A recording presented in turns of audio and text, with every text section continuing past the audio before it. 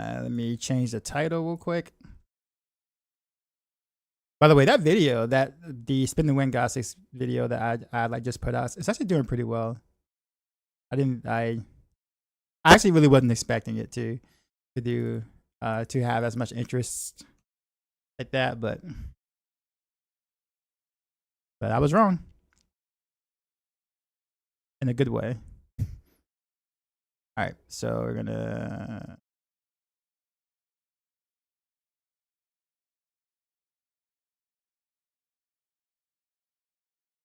But don't expect this many videos going forward like this from me all the time. Just because I have a bit more free time right now because it's the summertime-ish. But once like July, once mid-July, well, the end of July hits, like I'm gonna be incredibly busy for like the rest of the year. Not saying I won't do videos or stream and whatnot, but like the rate that I do videos will definitely slow a bit. All right, YouTube should be live now. All right, what we got? Escalation. I guess we can get the whisper on this one. You knew I was real before you even click the stream. Men's Gravis, appreciate the follow. Didn't know Minnesota looks like this.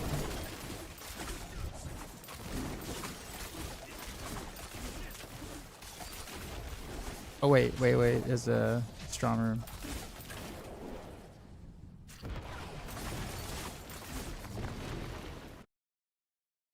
You have a Mephisto kill showcase with this build? No, I don't do showcases because it's the same thing. Like, there's not much like you don't play any build any differently when you fight like Mephisto. It's just the same thing, if that makes sense.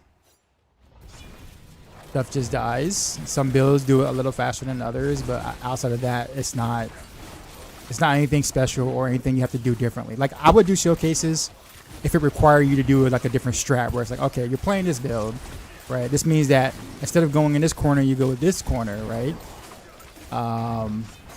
And then when he does this, then you do this. Something that people aren't gonna like, realize or see, right? But like, if it really is just, hey, I want to see, his health bar go down. It's like, yeah, I'm not gonna make a video of that. Like, that makes sense.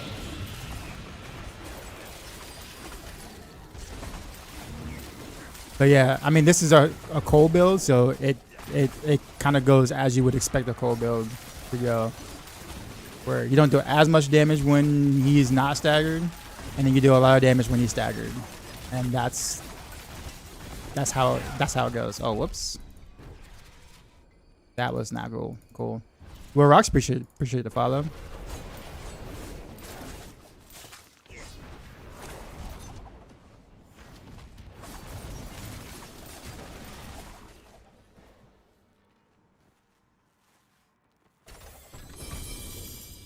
So that's a possibility I can do the button thing and we can raid PC row if the opportunity arises. Yeah, technically.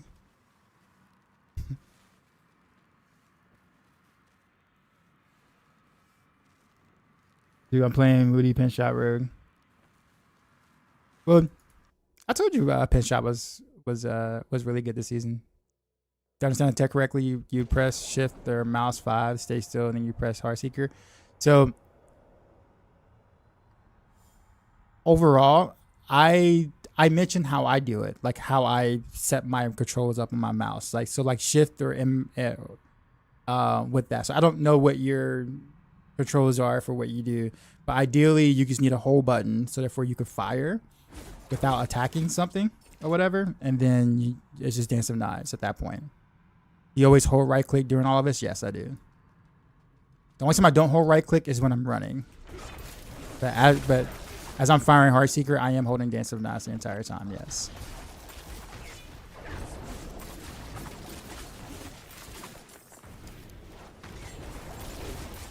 On controller is easier because there is no hold button. You just hold Dance of Knives and then you tap Heartseeker, and that's it. Okay. I had some comments on like my video that said, "Oh, you know, we can't do it on a controller because we don't have a hold button." I'm like, no, that makes it easier because you don't need a hold button. PC needs the hold button. Yeah, I don't need a hold button.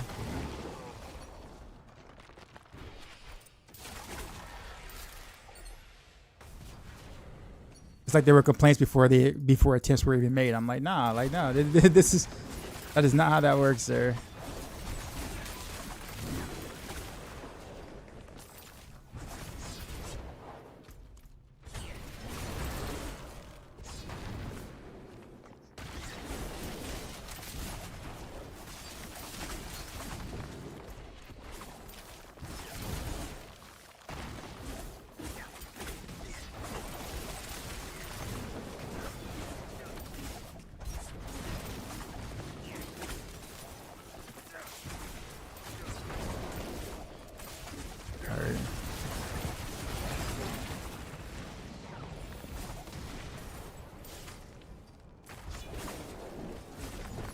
There's a key.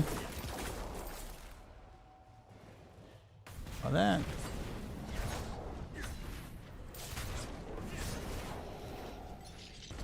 I'm gonna test out Flurry, right? Probably not. Probably not. I may not have the time to be honest. I got Rapid Fire, Barrage, and then I'll put together Rain of Arrows as well, just because I want to play it. And then we'll kind of see after that. I kind of want to do Twisting Blades, to be honest. It's like nobody playing Twisting Blades at all.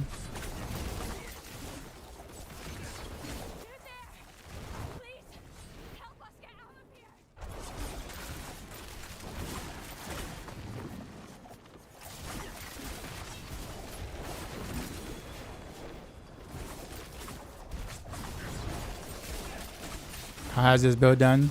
Don't know. No one's really pushed with it. Like, I just got this out like what, yesterday? And most people are kind of focused on Rain of Arrows, so. But like this isn't something that like, if you're like ultra serious about pushing, like I would just do Rain of Arrows. Ultra serious as in like, you know, fishing, leaving hundreds of times, fishing for the right boss, getting frustrated, you know, like the traditional like push type gameplay stuff. Like if that's what you're going to be doing, then I would totally do Rain of Arrows. Just because it is stronger. For like everything else though, honestly, I totally would play this, like by far, for like general content.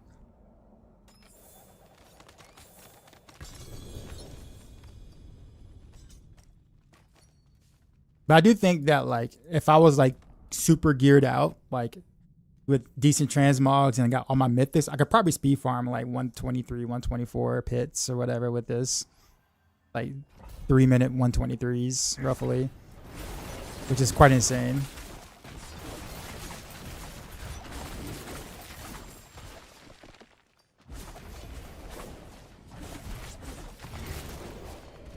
Got another strong room. I'm not complaining.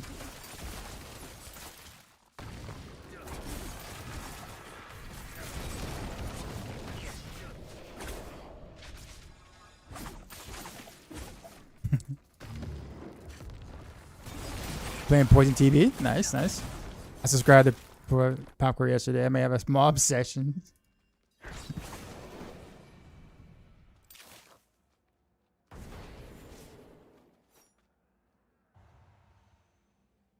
You said build looks fun. Oh, it's incredibly fun, which is why like I'm kind of sad that I did this before going with Rapid Fire and like Barrage, just because, not that they're bad by any means, but like it's hard to go from being as mobile as I am with this whole like spin to win Heartseeker thing, and then not doing a spin to win mobility sort of type thing. Like this is. I didn't really too much care for Dance of Knives, like traditional Dance of Knives, because I needed more to do, and this whole straight weaving thing with this gives me more to do. So it's exciting for me. But I don't know how I'm gonna feel playing the other stuff that isn't spin, spin Wii Heartseeker thing. So I feel like I probably should have did that first before discovering before discovering this, right? But oh well.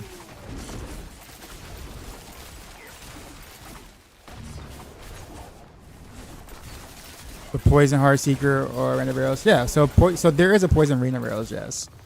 And I'm gonna have that variant on Max Roll pretty soon. But there is no such thing as a Poison Heartseeker though. It's not a thing. Like you really can't. So is found mode actually like an offline mode in Diablo 2? No, it's not. There is, in 2026 there is no such thing as an offline mode.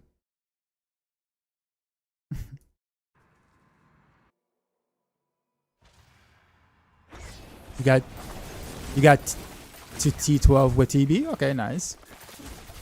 Is that fun but lacking? Yeah. I like to see people kind of play what they enjoy mechanically, even if it's not like rated really high on like a tier list, right? I get the the want to play something really strong, so you look at what's an S tier and be like, yeah, I want to play that, right? But like, I have a certain respect for those who, regardless of where their build ends up in like a tier list, as long as they can actually do the content, like they'll play that build because they like that build. Like, right, like with Picha and like Flurry, like he plays Flurry no matter what. Like he's a Flurry enjoyer. He doesn't care. I mean, would he like for his build to be higher in the tier list? Oh yeah, sure. Like no one wouldn't want it to be higher, but he's still gonna play Flurry regardless because he likes the mechanics of it, right? And like that's like super cool.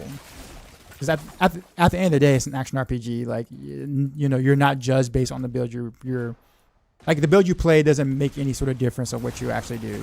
Like you log off, no one in the world cares what build you just played, right? Like not a single person cares. So I do find like those things like really kind of cool. Like for me, like I'll play Heartseeker no matter what tier it ends up being, right? Now I might do other builds too, but I'm probably gonna almost always start Heartseeker regardless of what tier it's in.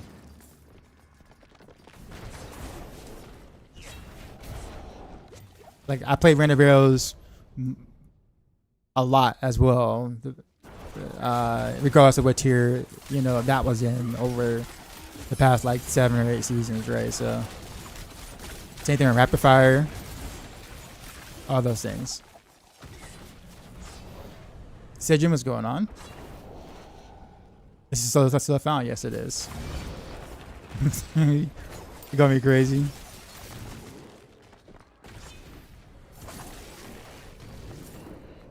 Oh, there's a goblin here. I didn't even see. Are well markers worth doing? I actually forgot they were in the game, so probably tells you everything you need to know about that.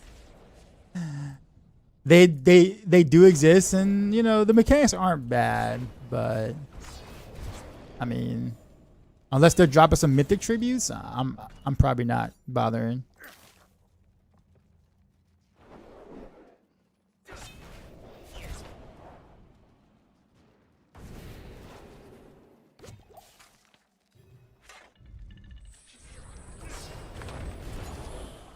Just finished pinch shot. Here damn it, date night versus TB as well. Yeah.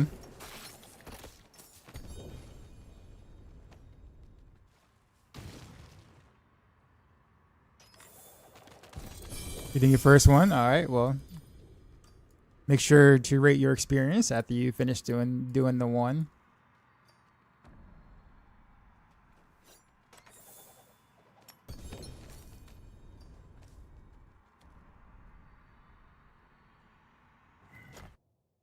Shaladro is going on. Thanks for all the hard work you've been putting into your guys. Been trying some of the new road builds this season. Nice.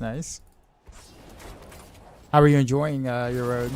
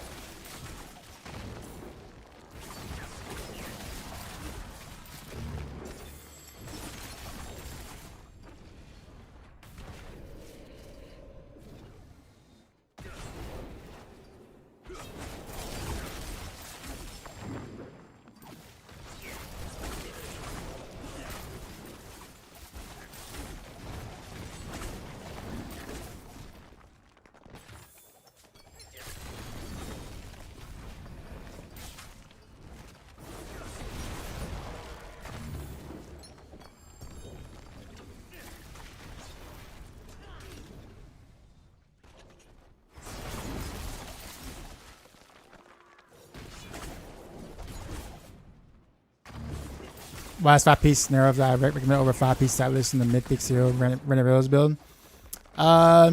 Primarily because the clone messes up your Azarath and Pale Gains procs. Primarily Azarath procs. That's why.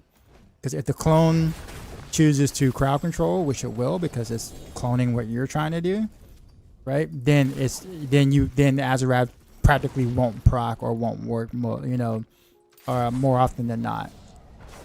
So it ends up like really hurting your damage with Azarath, basically. Otherwise, you probably would still go sightless, to be honest. But yeah. Is there a dot build with pen shot? Yeah, there is.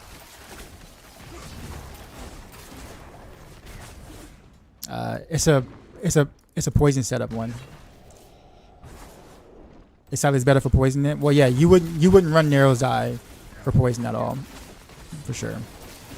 You would definitely go sightless because you're not running Azarath either. So on that, yeah, I'll have the whole guide out within a day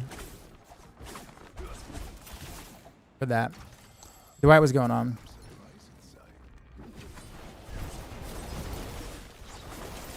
Is there a way to fix charms bug? What's the charms bug?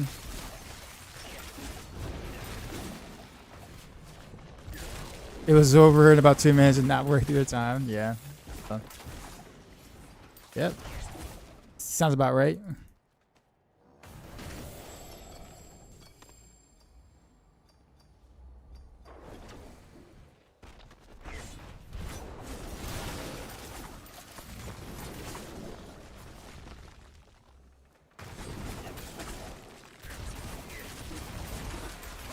That's what she said.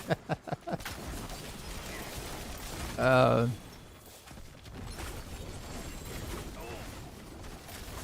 feel like that got me in more trouble than it really should have at work. I used to say that all the time, in like all the right times, all the right moments. And not everybody has a sense of humor, right? So, ow. I did not see that sword. I did not see that sword. I was looking at the orbs. Ow.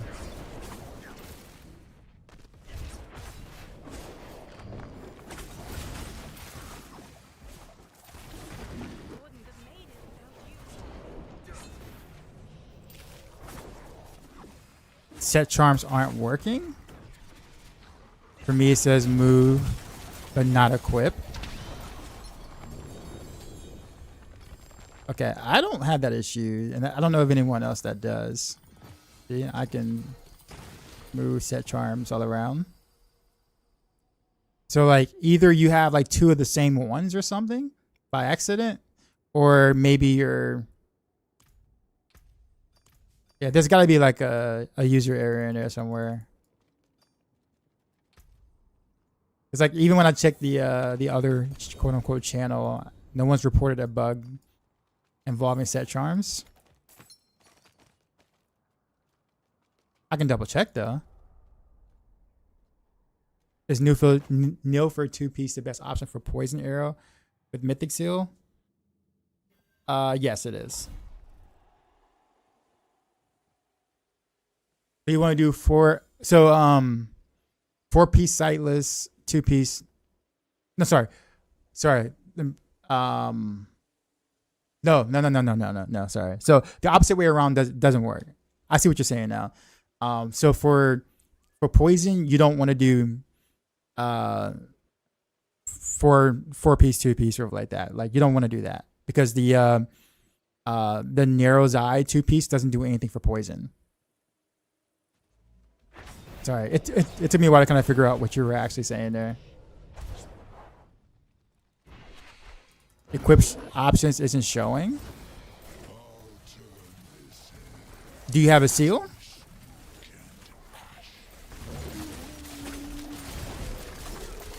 Like, do you have a seal to be able to equip the charms?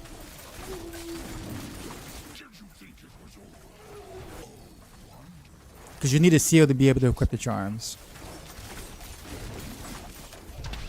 Oh no, not you. There's a guy on YouTube that was asking about it.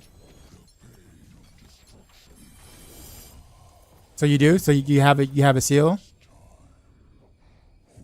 Are you not able to equip any charms? Try logging out and logging back in. I know that probably sounds silly, but for real. Not the bug that they're talking about, but I heard that the Mew set was fixed to work with Doc this season, but there's a bug where the set not applying the beam. There's a couple of bugs still with Spellbound that isn't working correctly right now. And some things that should work that don't, but it's intentional for some reason. Ideally, I would stay away from the Spellbound set, honestly. It's just headache for no reason at the moment. And it's kind of hard for me to trust them when they say they actually fixed the thing.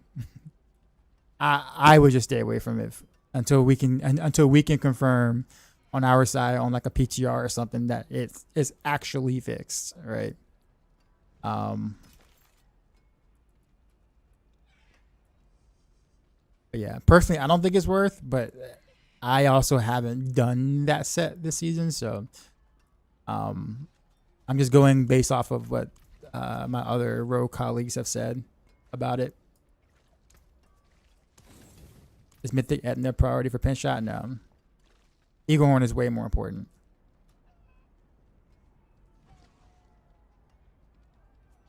Does increasing marksman skill damage from Nilford piece not help the DPS and the poison rain of Velocerup? Nope, it sure doesn't.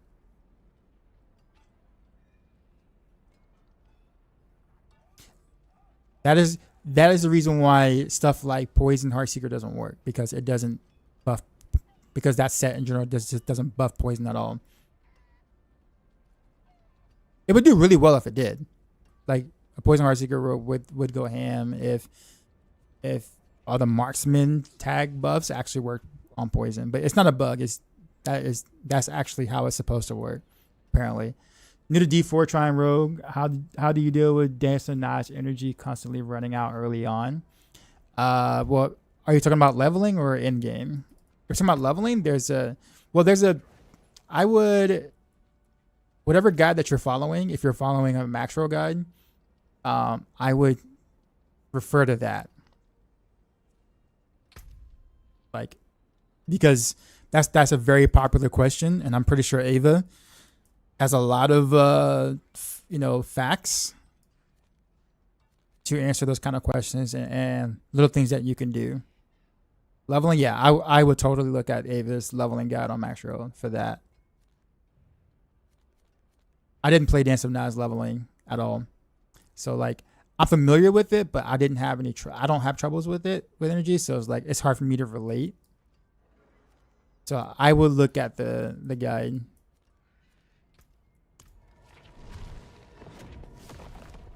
It is tough early though. I will say it is tough managing your energy early on. Like you can't perma spin for like the first 15 levels. So like early energy management is a bit rough. So I would look at the guide and follow those steps in terms of how to manage your energy early on before that.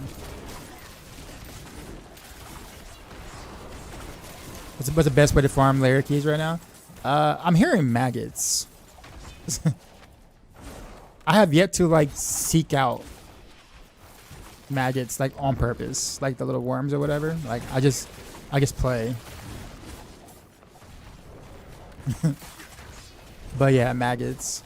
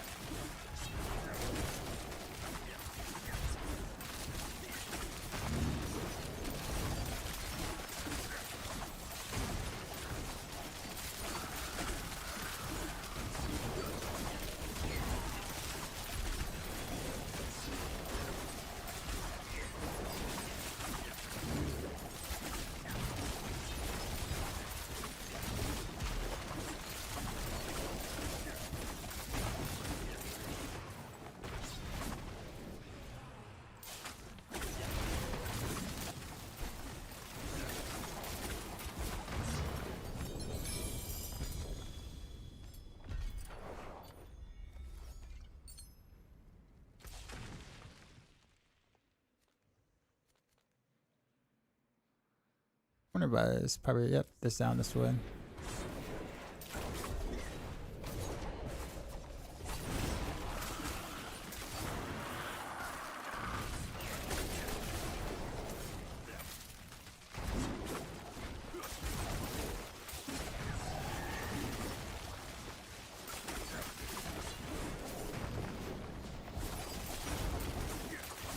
Okay, now you get this mythic armor and weapons. It's a journey. I put it that way. It's actually hard to get mythics, or to get several mythics. I'm wearing one, and that was a crafted one.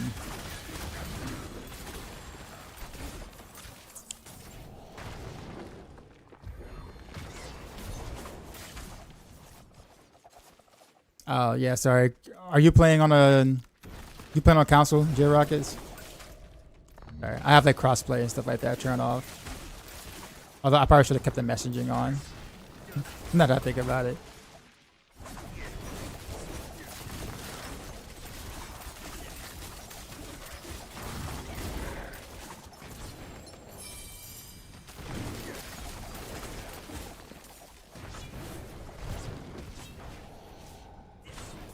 This is so fun though.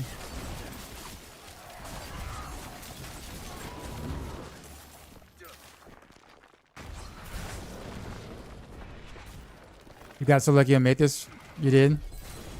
Yeah, I'm still wearing that one wearable one. It's a good one, but it doesn't have the stats I want on it. So I had to kind of settle. And it's non-GA, so I'm thinking honestly, I'm just gonna just keep redoing that slot over and over again for crafted mythic. Just because I guess maybe I should do a glove slot and see if I can get like and see if I have a better luck with getting a regular Scoundrel's Kiss ring or whatnot. But that Scoundrel's Kiss being mythic though, it's like big ups in DPS, so it's kind of hard not to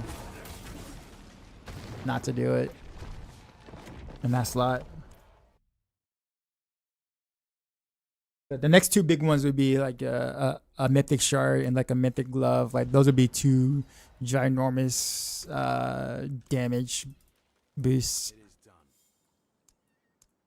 We're talking about like a ridiculous amount of like damage boost. Night Radiant, what's going on?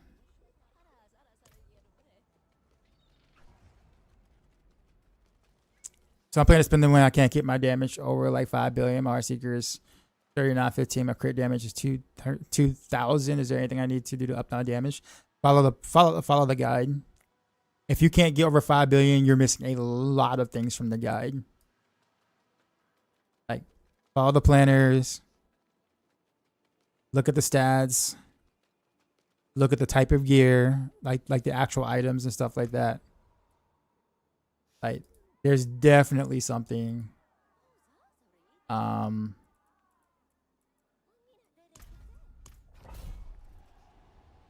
like 5 billion is like real low. That's like you just probably hit 70 sort of type low. Or I won't say just hit 70, but like, you know, you've been at 70 for like about an hour or so, kind of low. Is Torment 10 good enough to farm on? Yeah. There's so like realistically speaking, there's like no reason to do Torment 12 technically there's no reason to do Torment 12. Like Torment 10 is like where the devs have like designed for builds to be able to do efficiently or whatever. So like going anything past that isn't really benefiting you much at all, really. Like there's nothing that you're gonna get on T12 that you can't get on T10. If that makes sense.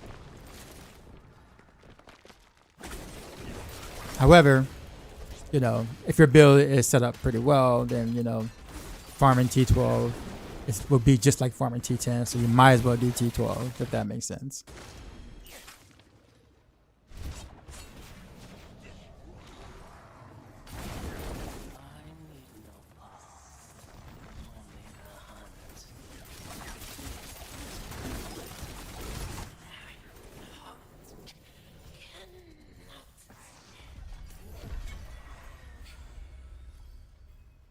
I'm not trying to get anything from Undercity right now.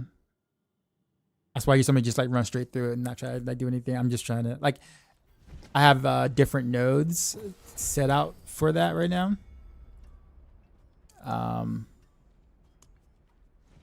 So I don't want to change them, but eventually when I am ready to run Undercity in like a serious way, then I'll change it back to the ones I want. But right now I'm more interested in trying to get more of these mythic tributes or whatever, and I need more of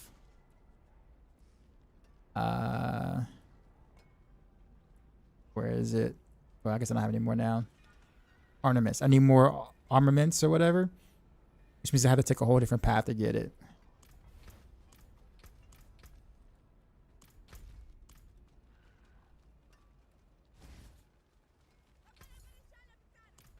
Oh, look what the tide washed up.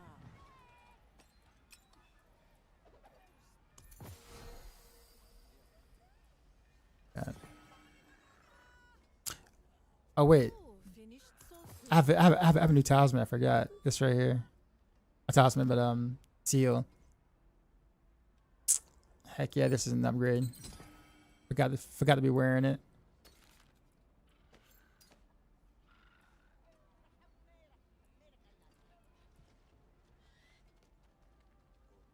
Feeling lucky, mainlander? And like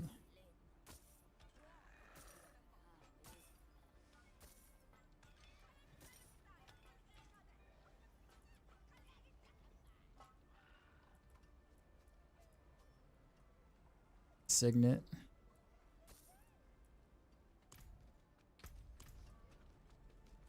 I'll be here, swinging away.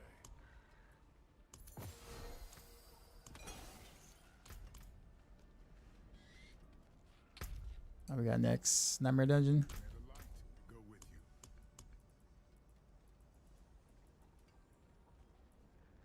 you. I might just run an escalation sigil for my Nightmare Dungeon. Yeah, I might as well. I'm sure it counts, right? It counts. Dungeon Devs, Style Splinter. Your guy shows Pangorger's glove, but you're wearing different ones, which I got so far.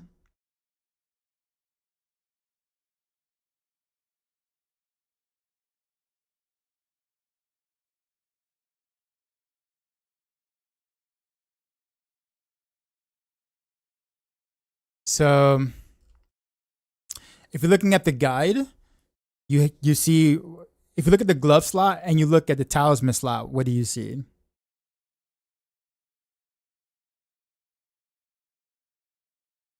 You see Pangorgers and the glove slot, and then you see what? You see Gladiator's Triumph as a charm, right? So when you think about it, if you don't, whichever glove you have that's better, you wear, and then you charm the other, and that's all it is. Because they're both gloves. So whichever one that rolls better is the one that you wear.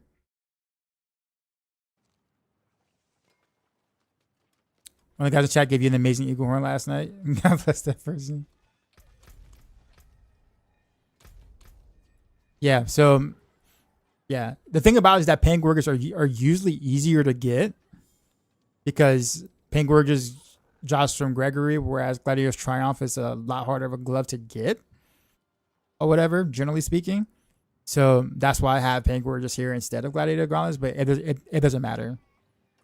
Like this one rolled better for me, so I wore it, basically.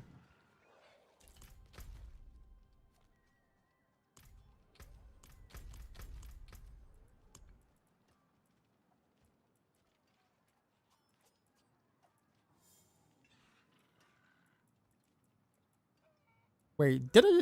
I thought I just opened up an escalation sigil, didn't I? Yeah, I did. Okay. I was like going crazy for a second. I'm like, I'm pretty sure I like opened up one.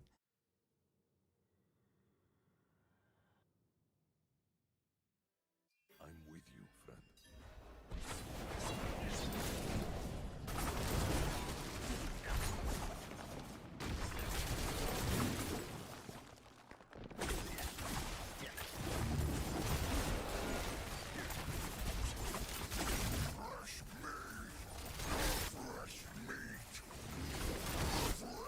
3 butchers. All right. Did this one have the Dark Omen affix on it or no?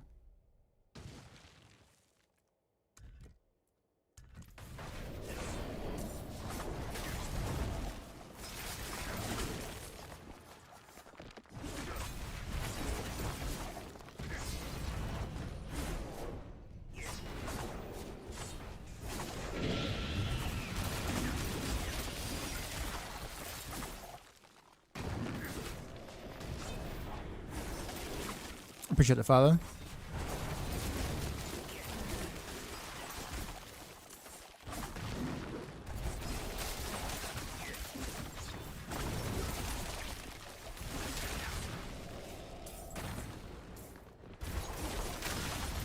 Wait, the chill vibes around here. Yeah, I'll try. And I appreciate it. 76 trillion prism, still not one of 2 choice, frustrating but fun season. Yeah. I mean, I will say at the very least, you know, they're giving you the option to force what you want onto your gear, right? So unfortunately, you know, RNG is RNG, but the fact that you can technically literally craft your gear from like one affix to something godlike is, you know, cool. Something that we haven't been able to do in the past.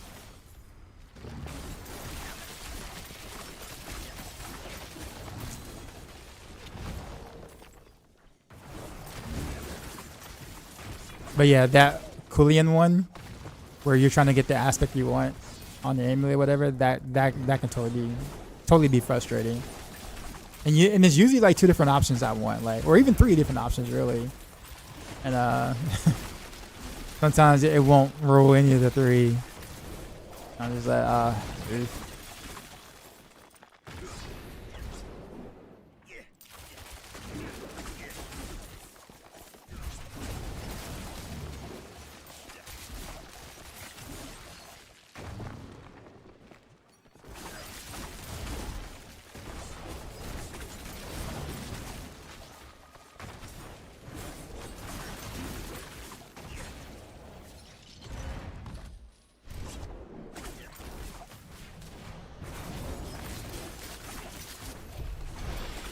the beach making the Amy move on.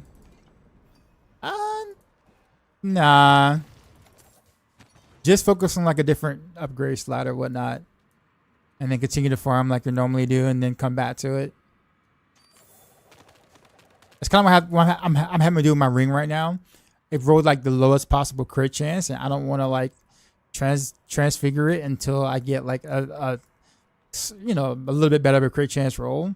But like right now, it costs like 25 or 26 million gold to reroll once.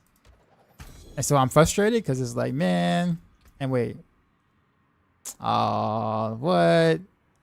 That's 4 GA, but like, I guess I can use this for poison setup though. Oh well. Yeah, just because it's 4 GA doesn't mean it's good. I can't use it, unfortunately. But yeah, so I have to kind of like not pay attention to this ring right now and just focus on other stuff, even though I really want that crit chance. But I guess when I have like a ton more gold or whatever, and I'm just chilling, not doing much of anything, I'm like, oh yeah, I got like maybe, like 4 or 5 billion gold. I can afford to, re-roll that or something, and then it'll be an upgrade later, right? So.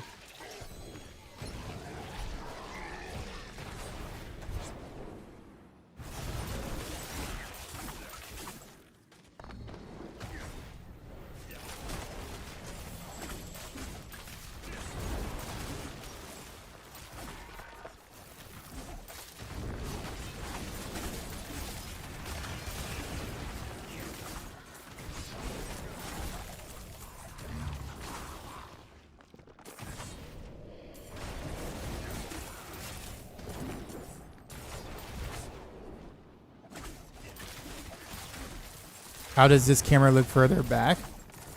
You mean like, do I look zoomed out to you? Like a little more zoomed out?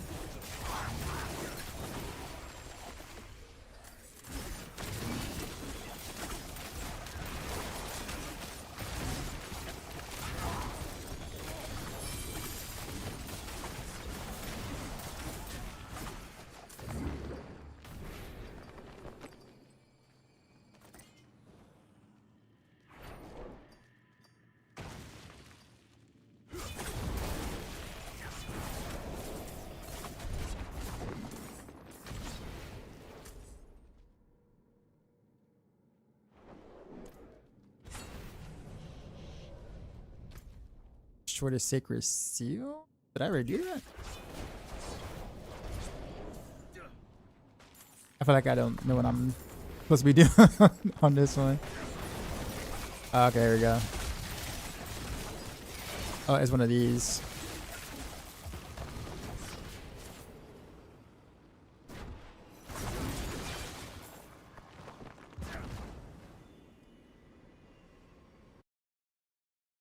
There you go. What Guru said.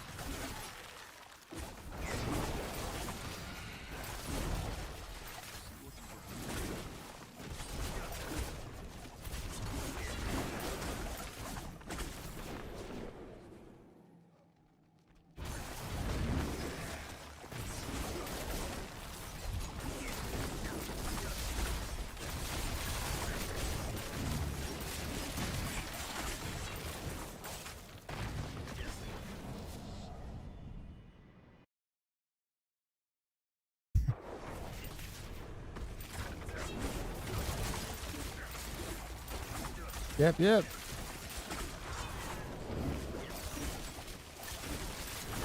I will say that not that anyone really truly cares, but the game actually looks better with the normal zoom because that's how the game was like designed from that angle, like that distance per se.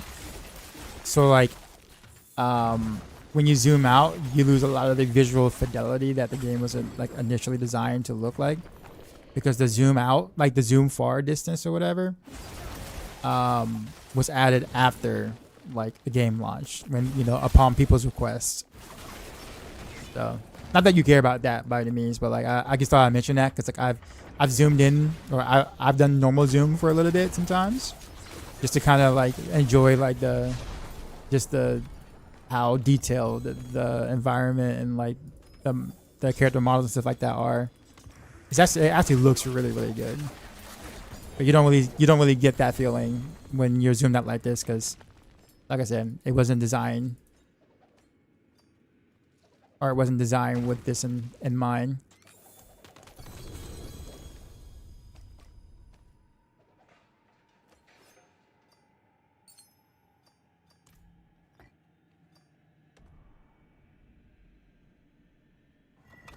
Pairings, what's going on, man? It's been a minute. How you been?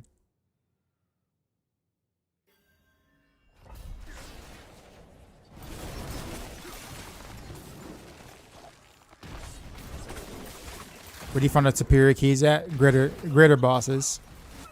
Greater layer bosses. Like Duriel, Harbinger, or Andariel. Or you can get them from like seasonal journey stuff.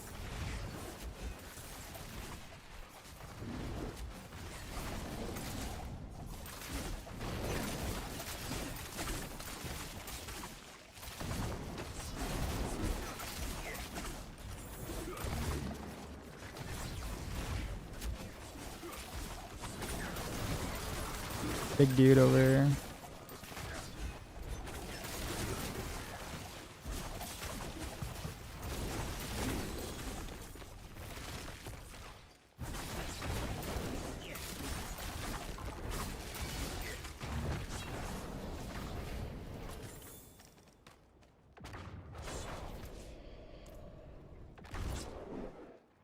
It's locked.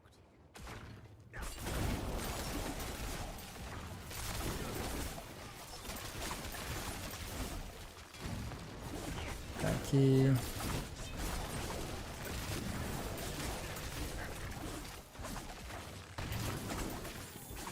Trying to get all the chests. There's the superior key from, and I didn't drop any in 14 chests. I got 2 blast bombs and you drop 4 each time. I wonder if like the Balau spawns would drop superior keys even in the regular layer bosses. Maybe not, but I'm curious.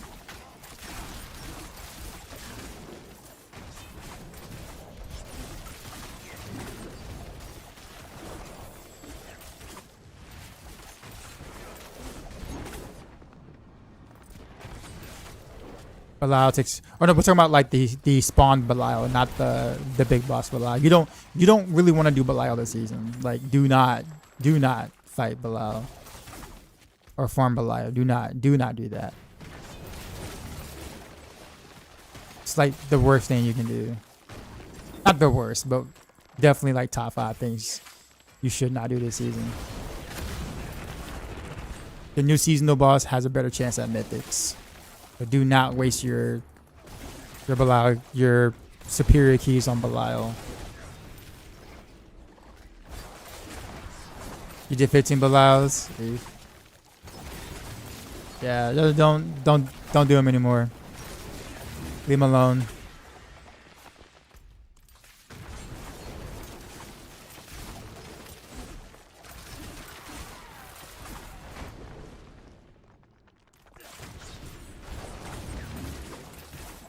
I was wondering, but there comes to a point where using either frozen memories or high velocity makes a little difference, right? Everything just dies either way. Yeah. I mean, once you're like strong enough, like you got decent enough gear. If you just want to run around a T12 with high velocity instead of frozen memories, then yeah, like you can do that.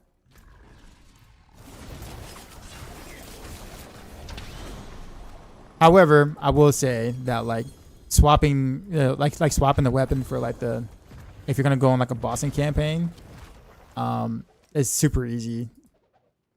So like I feel like for setups that like require like 4 or 5 pieces of gear swapping, then it's kind of like it's not really gonna be worth the swap. But here it's kind of like, oh, I'm about to farm like Duriel 25 times. Okay, right click, done, and then you farm your that kind of thing. So like but it is up to the player though. Like right now, I'm pretty sure I can just run with the high velocity now over frozen memories for like the T12 stuff I'm doing right now, and like I'm sure I'll be fine.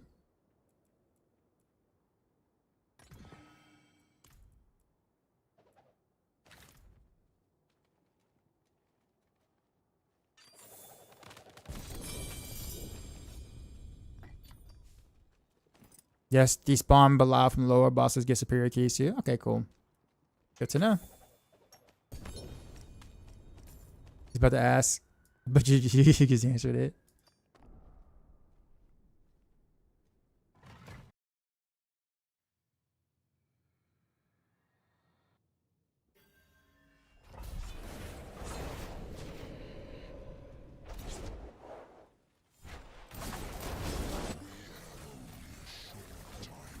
Do you need the newest DLC to play in game this season? No. I mean, the end game is the same.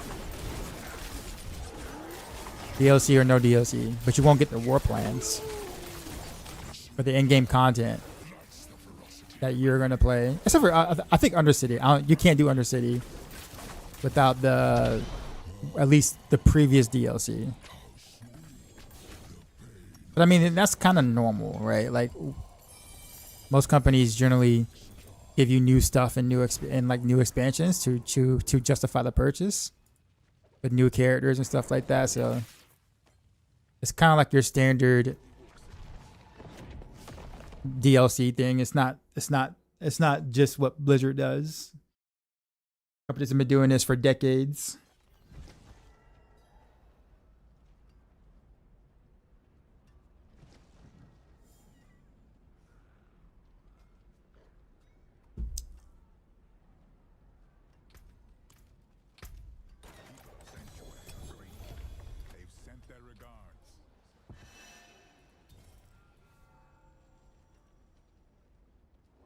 Oh, this is an upgrade. Okay. And it dropped. Like it dropped as an upgrade. Like sweet. The unique is actually maxed out. Now of course obviously this isn't whatchamacallit mythic, but that is a solid upgrade.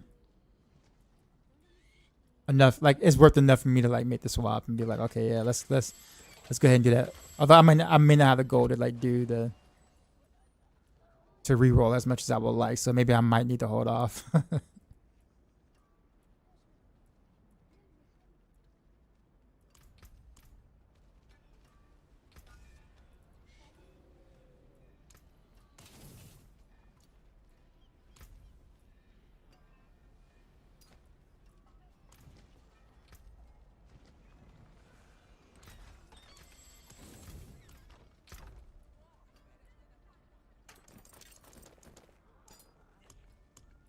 Gonna put this crossbow in here. Oh, whoops, wrong place. Let's put that here.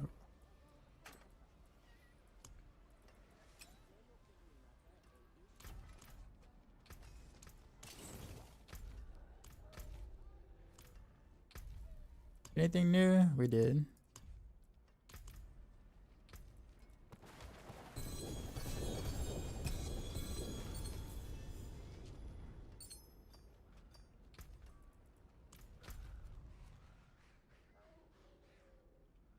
Okay, so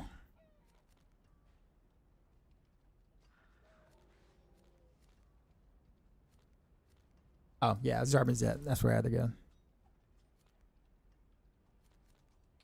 I need to start farming some layer bosses.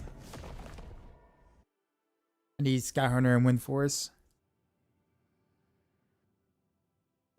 Another question about the build. Endgame version, you changed the runes and removed wolves for crit barrier with Prost Pain Gorgers in the endgame version. The in-game version should be left untouched. Oh no, it actually did change. I'm sorry. Yeah, let me make that. Yeah. I know what I did.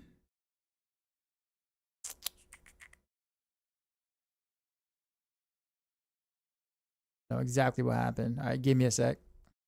Now keep the wolves there, Circe. Until you get to like until you get to the spin to win. Then you want to do Seth. Or then you want to do Gar there. I wonder how many things did it change with. It looks like just the end game one. Yeah, it is just the end game one. Okay, yeah, I don't know why that changed. Sorry. All right, that should be fixed now. Eric, what's going on?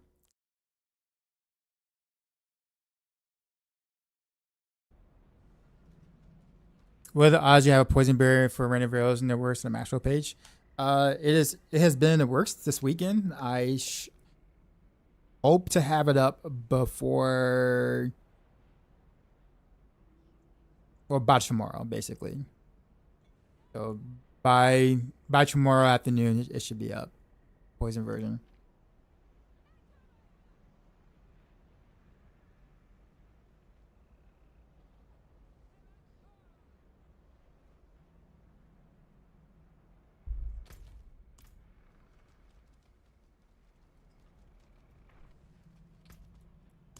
Got 22 of these saved up. Okay.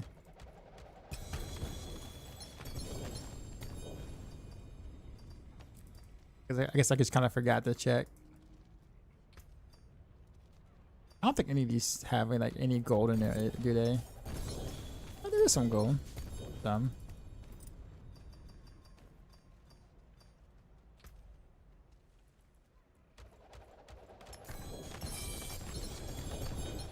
Just go ahead and just get them all dropped.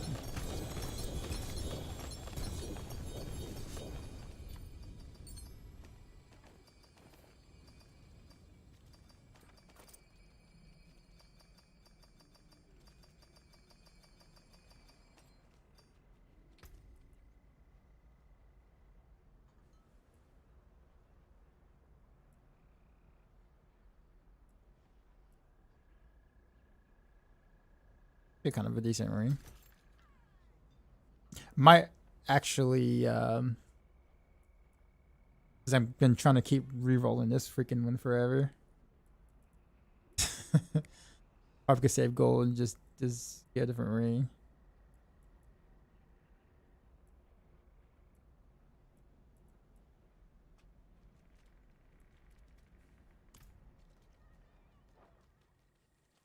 What are your thoughts on the season so far? I think it's okay. I'm enjoying the builds that I'm playing more so than like the season itself. If that makes sense.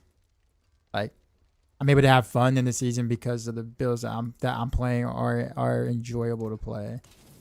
The seasonal mechanic is meh. I'm not really the biggest fan about the new mythic changes.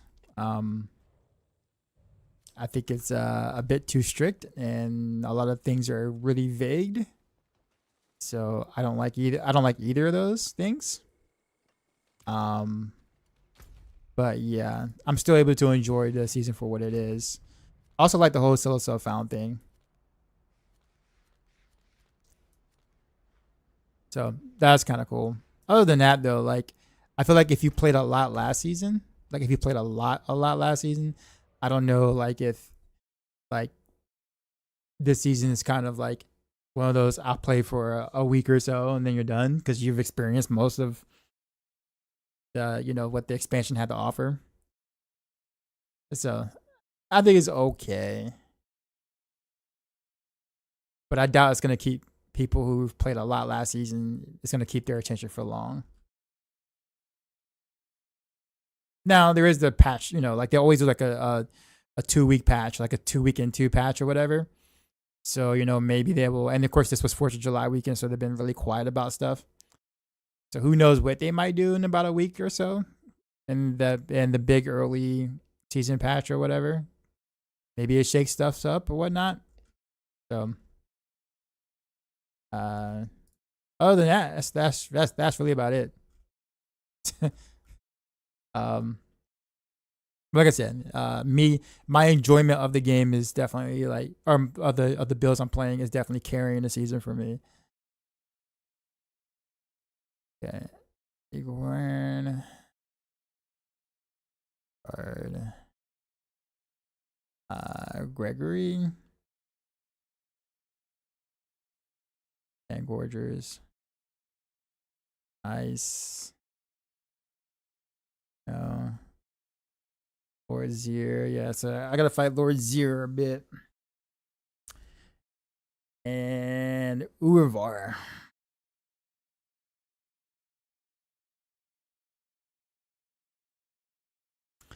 Yeah, so Lord Zier and Urvar runs. Let's see what keys I got right now.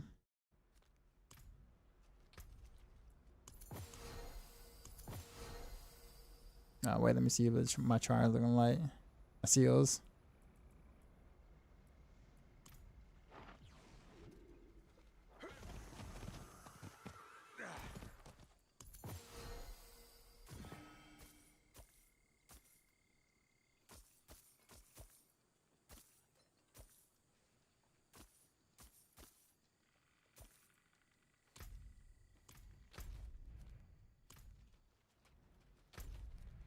All right. I did say I want to know how many keys I got right. How many layer boss keys? 78. Okay. 35 greater and only 7 superior keys. Okay. Alright, let's Lord Zero, I guess, first. Speaking of which though, let me change out here's my boss setup real quick. We're done.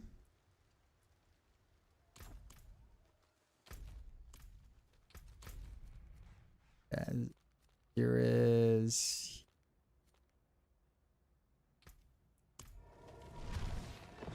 make any tweaks to spin? No, not really. No. Not since yesterday. Just Eagle Horn, rush on, yeah. It's gonna get to a point where we're gonna have all mythics in every piece of gear. Well, I mean, no, that's not really possible. I doubt it'll ever get to that point. But what up, King Titan? Also, Z Rips, I see you. Put the cold version together and Super Blaster better than like keeping up with the Nilfer stacks. Gotcha. It's been like your rapid fire build. It's great so far. Cool, cool. Glad you're enjoying it. Raven Hunter, what's going on? Just seeing you. Pewter, sorry. I see you. I literally looked at my stash and didn't look at my stream for like about 3 minutes and like all the OGs walked into the chat the chat. Streaming OGs, I put it that way. Oh, below.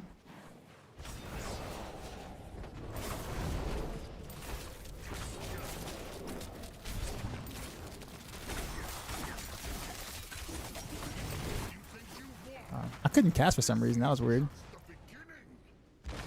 You got ambushed by 2 bushes and they spawn 2 more infinite fresh meat.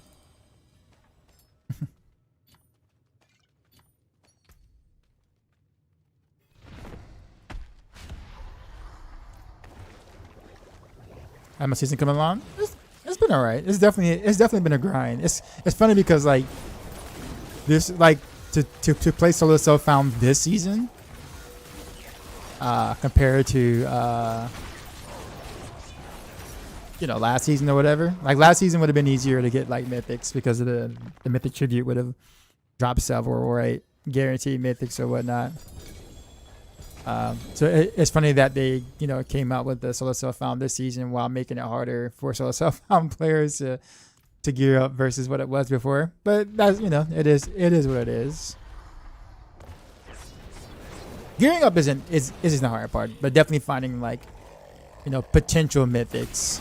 Not even mythics with the right stats or whatever, but just mythics in general has been rough or hard.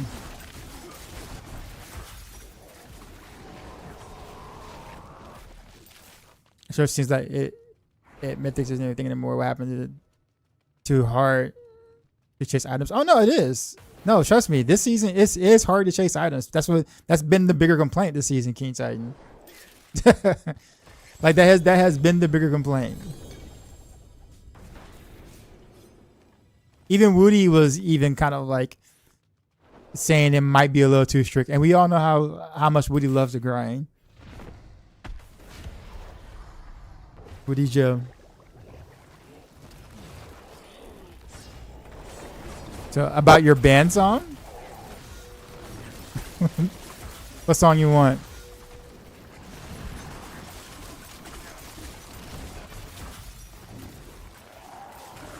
I gotta sing it. Oh no.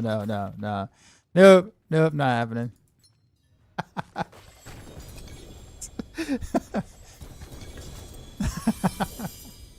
I think they're slowing us down because even the casuals are high level. Yeah, I don't know what they're trying to do. That's actually not a terrible Sky Hunter. Could be better though.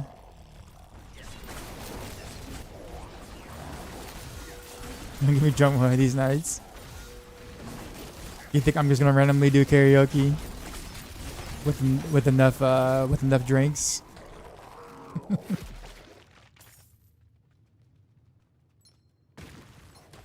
I mean, maybe. I got a sword. Aw. Ooh.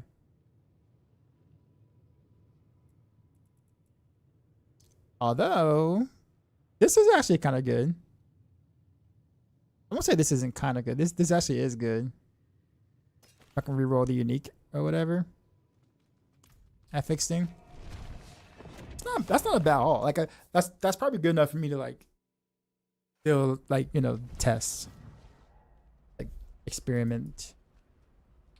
I guess I can go do another boss now. Yeah. The only issue. Actually, no, I wouldn't even call it an issue.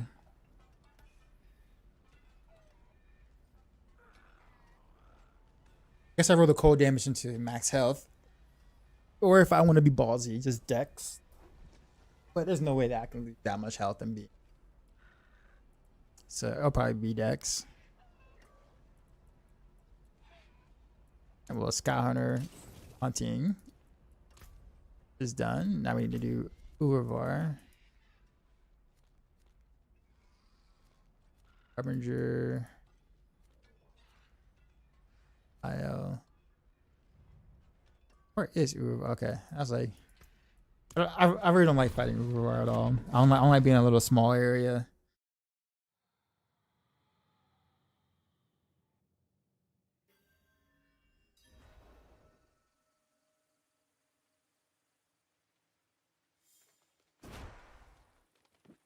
What am I playing right now? Spin to win Heartseeker.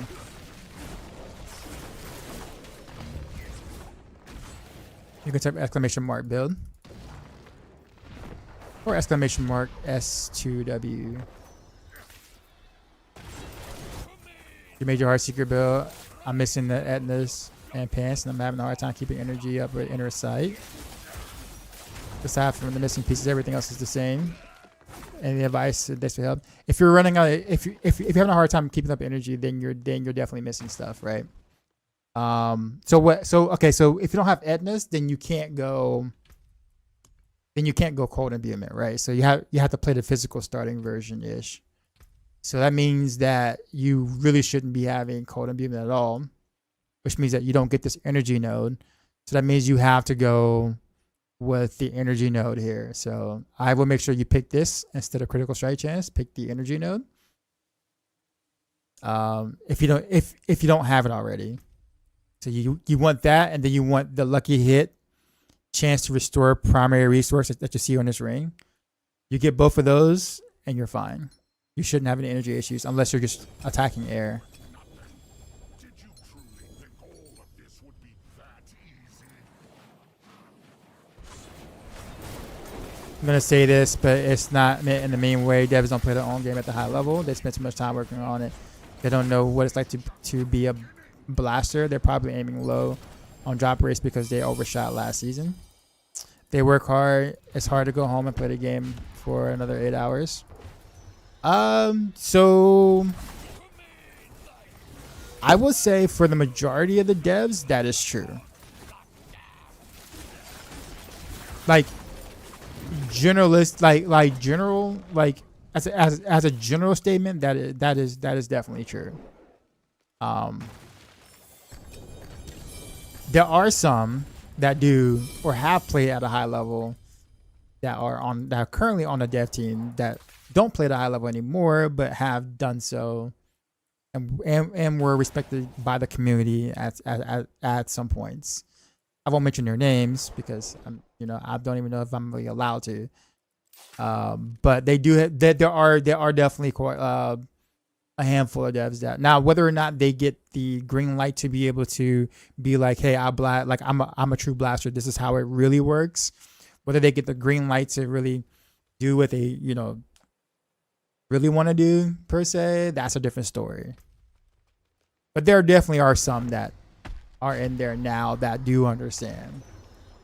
But it's not the majority, which is totally realistic.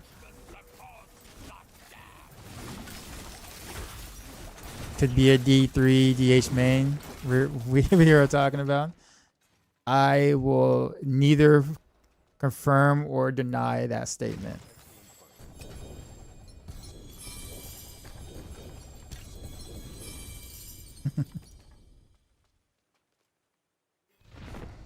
Sure. I used to work in a game studio, and those are the minority of devs. And if they're in the right position, they may not have a certain drop ratio. Yep, exactly. Yeah, that is 100% true. That's basically the case right now, to a T.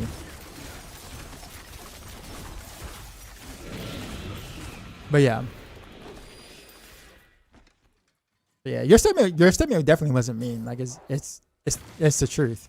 It is the truth.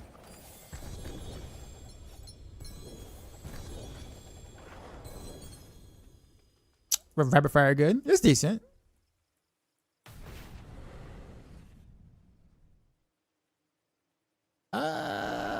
This might be good enough for me to start with.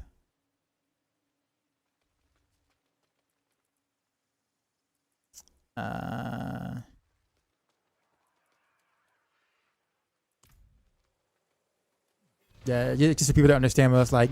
You know, it's funny because like I think people in my chat tend to, you know, some people tend to think that I defend the developers a bit too much. Like I think when people say certain things, because I had a chance to meet quite a few of the developers on Diablo 4 like in person, or whatever. So it's kind of like, you know, being able to chat with them one on one to really know what they know and like how they, you know, might come across things. It's like it's hard to just like listen to people who like that, you know, haven't really interacted with said people to kind of make blatant statements. You know what I mean? Sometimes, and I'm like, I can totally get the frustration, you know, when things aren't going right and things are bugged and things don't work or class imbalance stuff like that. Like I totally understand the frustrations. I'm in the same picture too, right? But it's like it's more of the, you know, the idea of like the fact that, you know, Blizzard, Microsoft, all that, like, you know, at the end of the day, it's a corporation, right? And there's only but so much that the devs are considered like on the lower totem pole of like this ginormous, you know, company thing, right? And so there's only but so much they really have control over and or what they can do. Like they understand the problems just as much as, if not more than we do. And also probably feel the same way, a lot of the same ways that we do, but they may not just have the green light to do certain things. Like I'm sure they know what all these bugs that we complain about and that we're pissed off about. They know, they're well aware, but they have to also get the green light to spend time and company resources to actually fix those things, right? And maybe they do want to go back and fix them, and then people on the higher ups is like, nah, let's just reallocate those resources to like new skins and you know, XYZ, right? And it's like the devs may not have a choice but to be like, oh, I guess we work on the next project now, even though we really want to get these bugs fixes or whatever. But people usually like shoot the devs as if it's all their fault, and it's like, sure, they do make, you know, just they're humans, they do make bad decisions too, but like everything is not in their hands, right? Like it truly isn't. Like stash spaces is not in the devs' hands at all whatsoever. that is not in their hands at all. That's why they're always so vague whenever they respond to stash space. People ask them for stash space in like live streams or whatever, because that's not their choice. That is a company saving move or resource saving move by people way higher up in the totem pole than the devs. But they can't say that. They can't say that on streams like, oh well, my boss's boss said no. Like they can't say that, right? They want to say that, but they can't say that. You know.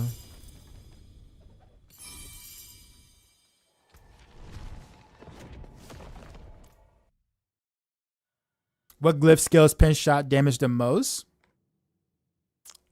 Are you talking about cold or poison?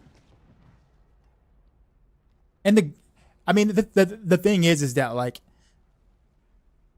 for glyphs, I mean, you get them you get them pretty early, and like leveling is not like hard. Like leveling them is not hard. Like if you level one glyph over another, you're not gonna like deal way more damage because that glyph is way more important. It doesn't really matter. They're all like roughly give you a similar amount of boost, to be honest.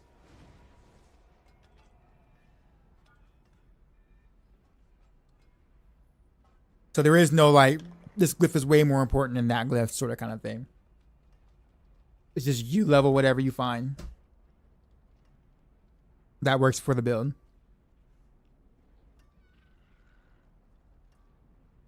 Yeah, the humans, and they want to make something awesome in the corporate office, make deadlines they have to keep. Yeah. I think it's so for me, was it Sajin? It was refreshing to kind of hear you say what you said earlier. That's why when it's about, you know, not trying to be mean, I'm like, oh no, like that you're not being mean. I'm with you, man. I take that stance as well.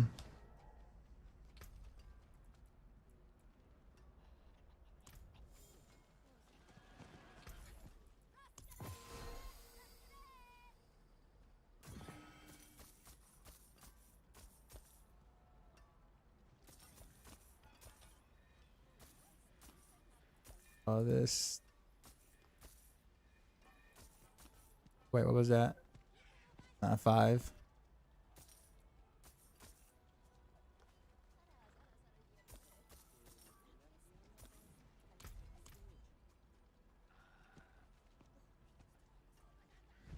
Wish DWK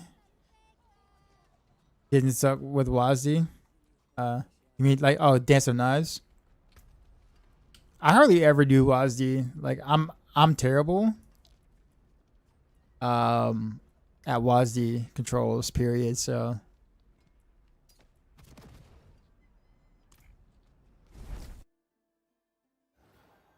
it's way too past better hit like crack in the 80s. I just saw that. Sorry. Yeah, I mean, the reason why they've been so quiet is because it's like the holidays, right? You know, they're off enjoying the holidays with their families and stuff like that. So, come tomorrow, you'll probably start like hearing things. Like this week is definitely like a crunch week for them to kind of like get back to office and like get to work on stuff or whatever.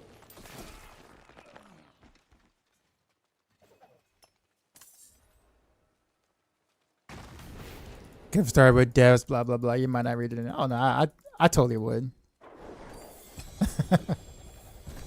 I totally would. But I get you. I get what you're saying.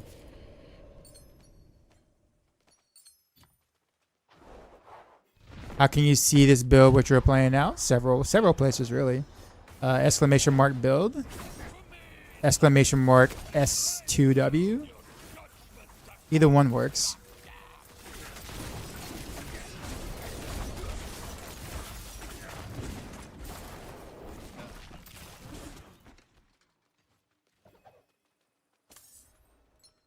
I enjoy playing because I enjoy character building process, but it has nothing to do with the season stuff at all.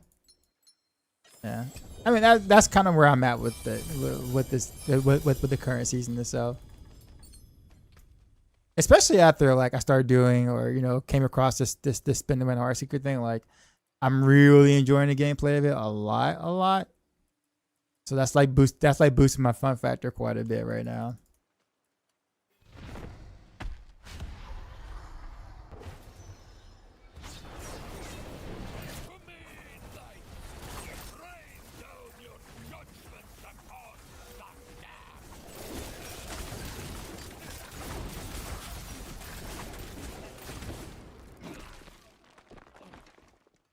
Is this the skill that makes your character spin? Dance of Knives does, yes.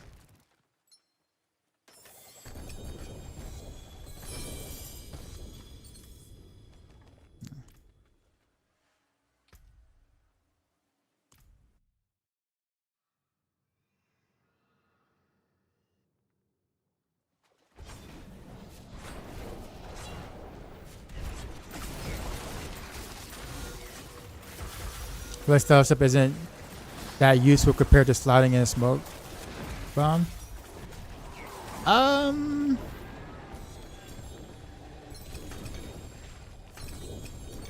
Sure. Yeah, you could do that instead.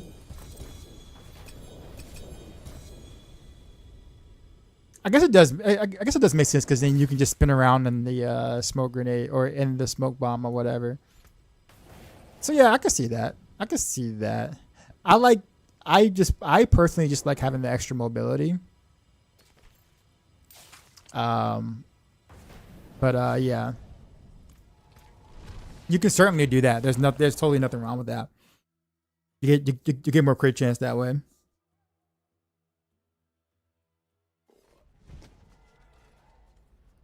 Can't play that Whirlwind and Dog makes you sick. I mean, you can just play the original version. I mean, this is just Heartseeker. This is the spin variant of Heartseeker. You don't necessarily have to play Heartseeker this way. You can play the regular way if you would like. In fact, that's what I've been doing most of the season, really.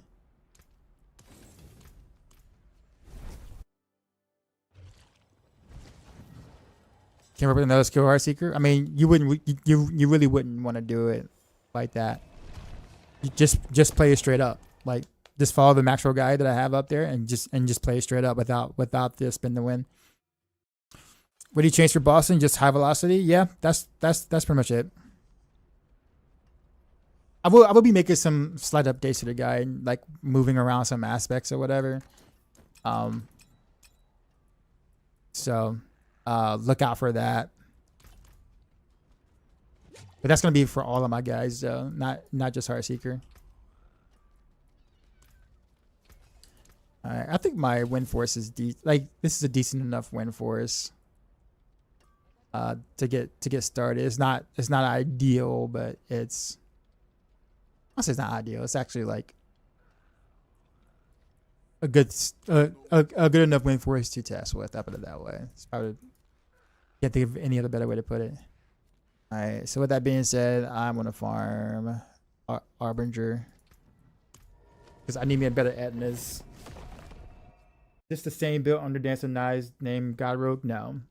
It is under my Heartseeker build on Max Roll under Spin to Win. I know it's confusing because it looks the same and has a bit of similarities here, but it's not the same thing. So yeah, look under Heartseeker directly and then go to Spin to Win variant.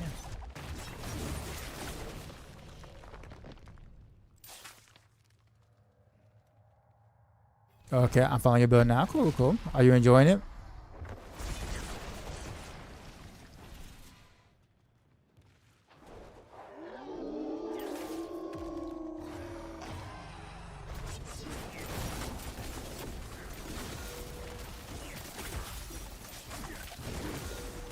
Oh, he's against the wall. Get away from the wall. Get away from the wall. Eating my Pierces.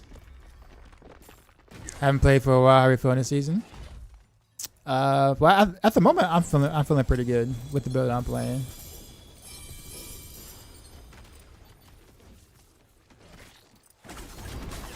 Did you just vomit at me? He just vomited at me.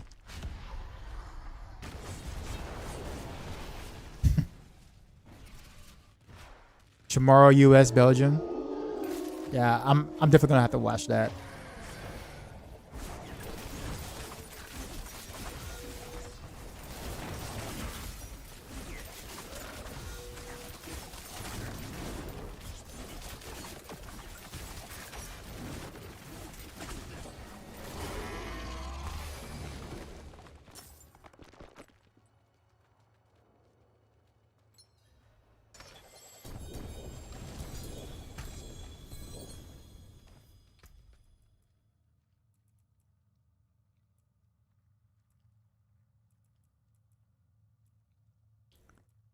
Madness.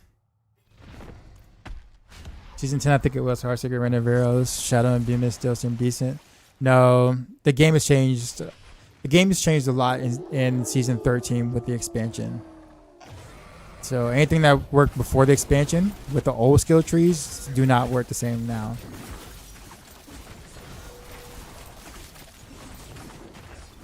Yeah.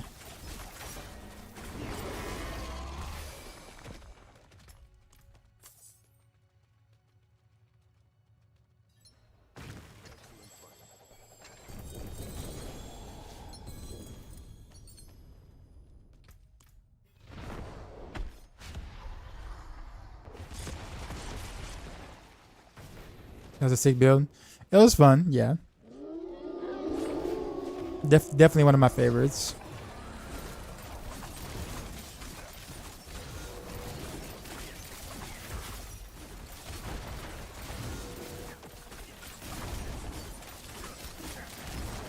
How to get 2 chests? It's a node for Nightmare for bossing. This little thing right here. So yeah, it makes farming a bit faster. Wait, what I get? Mephisto. You use a cube mesh to really upgrade your build. I do, yeah. I'm solo self-found. I have to use every avenue because you can't trade. So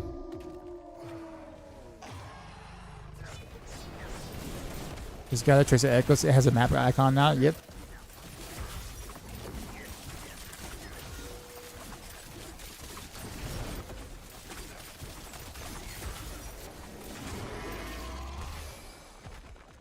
How do you bump up resistances? Other than getting them on like, I got another one. Other than getting them on like gear pieces, like actually just rolling them on their gear pieces, you also have gems you can use over here. And which you do that with. So you got this. Typically speaking, we do run like one ruby and one topaz because those are the two most dangerous affixes. So you oftentimes see people do that. I do that.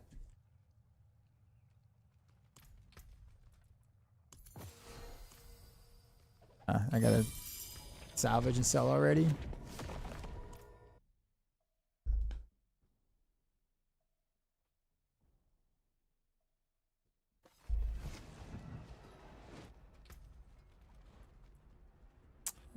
It's got that. My dagger's still non-ancestral, man. Like I'm still hurting over there with that. It's wild that I have not found a better one yet. Mainlander, what brings you?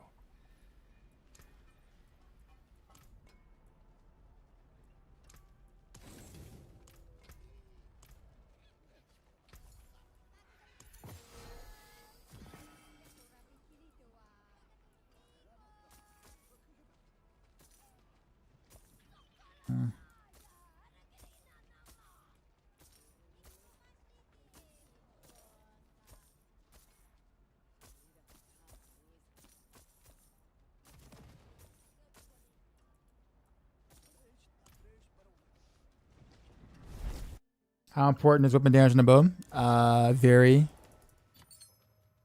very important. I'd probably say like the second most important thing on your bow. Outside of crit damage. Do I have War Plans Guide? I do not. I kind of do. I do my own thing and I switch around based on what I want to do. For like certain activities. So like I'm usually not the person that like I'm not my war plan isn't really the war plan, it's really the follow. I would just kind of look at what Woody Joe does or whatnot, like when they talk about the most efficient nodes to take. Because generally speaking, I think that's going to apply to like the average player versus what I'm doing. Like right now, if people were to look at my Undercity. Like this is not what you would want normally. Like you look at this, you're like, why did you do this? Why not go this way with the you get that salute and then eventually the mythic tribute over here? Well, reason why is because when I run under city, I don't do them. I just go straight to the end. And I know that means you don't get anything, but for the war plan, I'm just doing it in like 1 minute just to get the XP and then I'm getting out of there. Why? Because what I really want is this: the greater tributes of armament, which allows me to be able to get these throughout the world. And these are extremely important for solo Southbound, especially because you want this mythic tributes. And how do I get them? Well, I gotta upgrade these tributes, the armament tributes, by doing a 5-to-1 combo. So I gotta get 5 of these to make 1 legendary version of this, and then 5 legendary versions of this makes 1 version of that. So for me right now, what's most important is that, or is this. But almost everyone else would tell you to spec this. See what I mean? And they're not wrong. If I'm doing the mythic tribute, I remove all these and then I go all on this side when I'm actually doing the mythic tribute. But outside of that, I don't. So you see how that's like kind of personalized. It's kind of hard to like write all that, or write that in like a macro guide or something to make it very specific. You know what I mean? So that's kind of why I don't do that. 'Cause I feel like I end up confusing people more than like helping people. Man's out here jamming, yeah.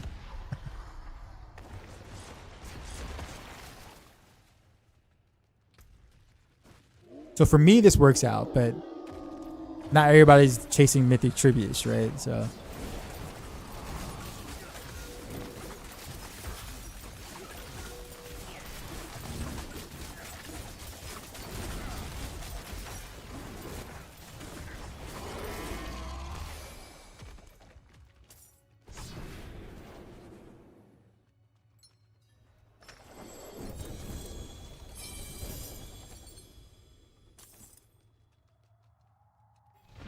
They're not smart to do the smart way, so we're told the simple way in the guide. I just think it'd just be a little, you know, especially to it if I give like a generalized version, right? And then people see me do something completely different. They'd be like, "Wait, did you change your war plans, guy, or did you change thing? It's not written in the guide what you're doing, right?" So then you start confusing people even more because it's like, "Oh well, I'm choosing to do this at this time now," and it's like, "Well, why don't you put that in the guide?" And it's like, "Well," and then it starts to become like a cycle of like a little circle of things. So sometimes the easier route is like the best route to take.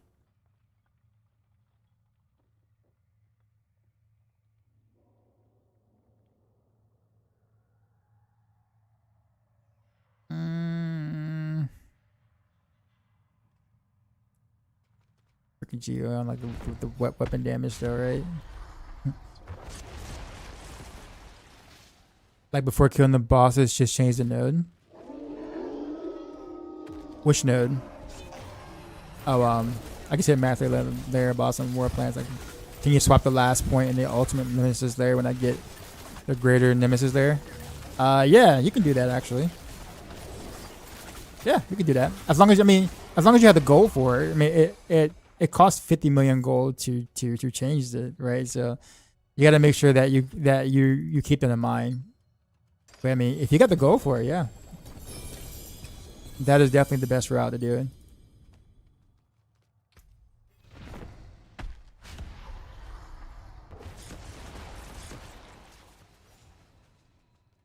Two back-to-back escalation dungeons to end your war plan. Nice. It's funny because it's like very rarely would we ever be like, yeah, escalation nightmare dungeons, yay, right? Like we used to hate them for like the longest time or whatever, right? And now they're like goated, and everyone wants to do them. When do you use the layer key ring?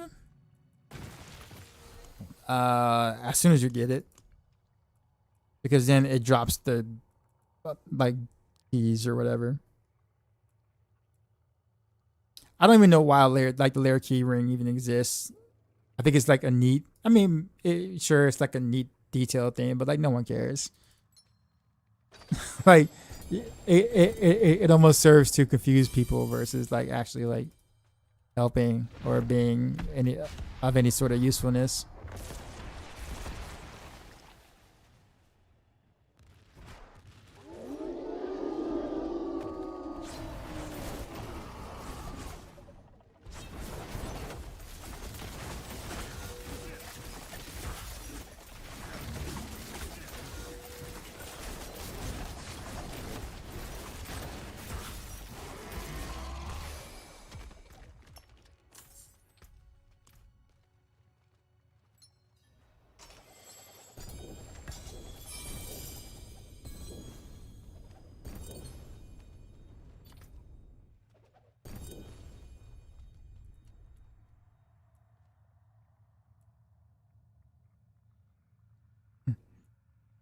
I guess that might be worth keeping.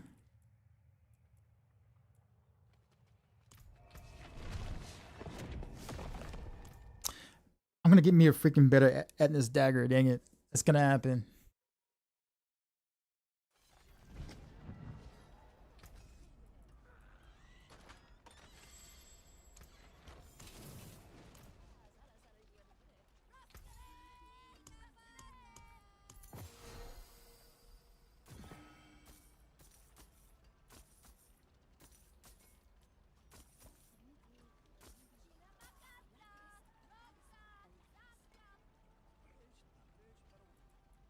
Yeah, nothing good.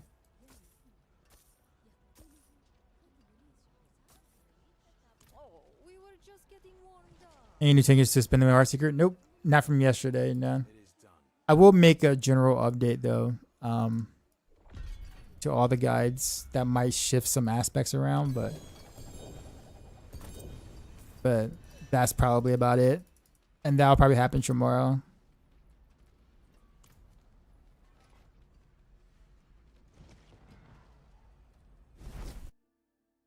Can you interaction between campaign gorges and gladiator triads? How is it double dipping?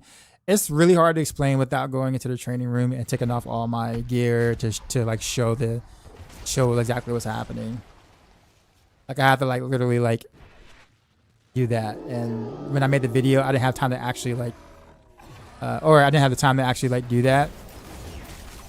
But just know that when you're fighting in the pack, for whatever strange reason, the Pangorger's mark, which should not get the gladiators damage per se, is getting the gladiators damage hit. That's pretty much what's happening.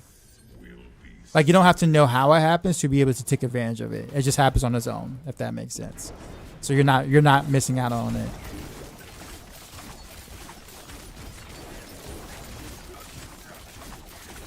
Just make sure you have a lot of crit chance, and that's it. But yeah, the mark proc isn't supposed to get the gladiator's bump or whatever, but it does on the 3 additional basics for things that are surrounding the targets.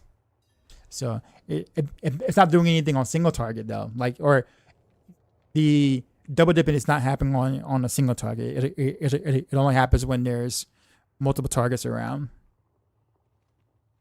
So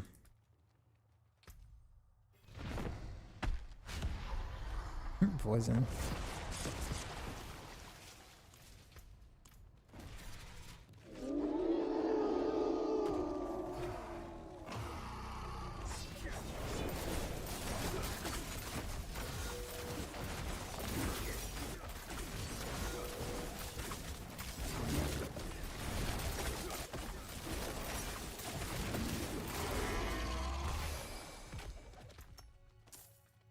To possibly swap it out for Azure single target. No, because the damage is still high. Like you're still getting the gladiator's damage on a single target. You're just not getting the double dipping part of it, if that makes sense. So it's still really good even without the double dip. It's just better with the double dip. Honestly, I wouldn't play Azarath on the Heartseeker setup at all. Like, it's best to just avoid Azarath in general. Like if you don't have to use Azarath, like Random Rose kind of has to do, in a sense. Like it's a godsend and a blessing that you don't have to on Heartseeker. Like you don't want to try to fit in that mess into your build if you don't have to. But thank God Heartseeker has a lot of big multipliers, so therefore they don't have to rely on Azarath.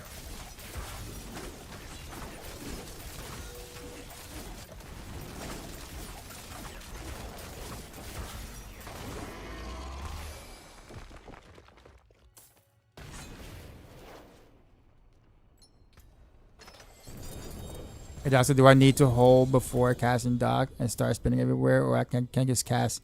Which is just before you cast Heartseeker while spinning. You can do it just before you cast Heartseeker while you're spinning, if you want to do it that route.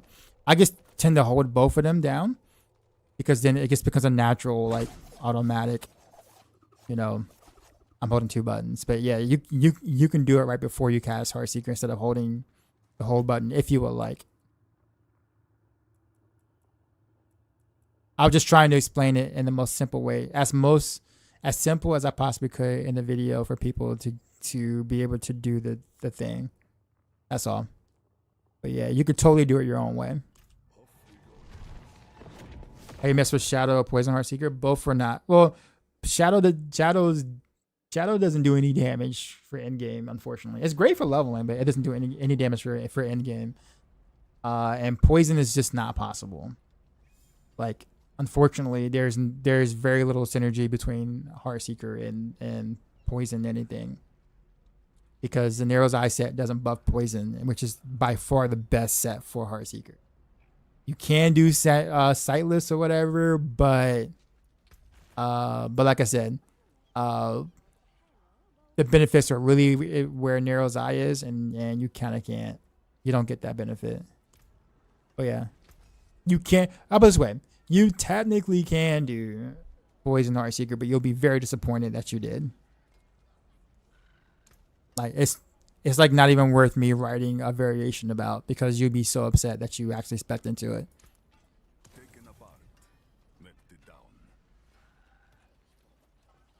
And I'm not gonna do that to people when you can play the code version and like be way stronger.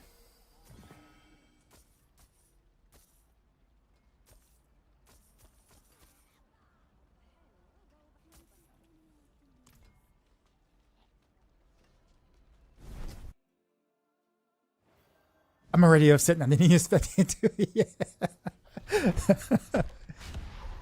I got a Starless, guys, with crit attack speed, crit damage multi, and cold multi. That's actually really good.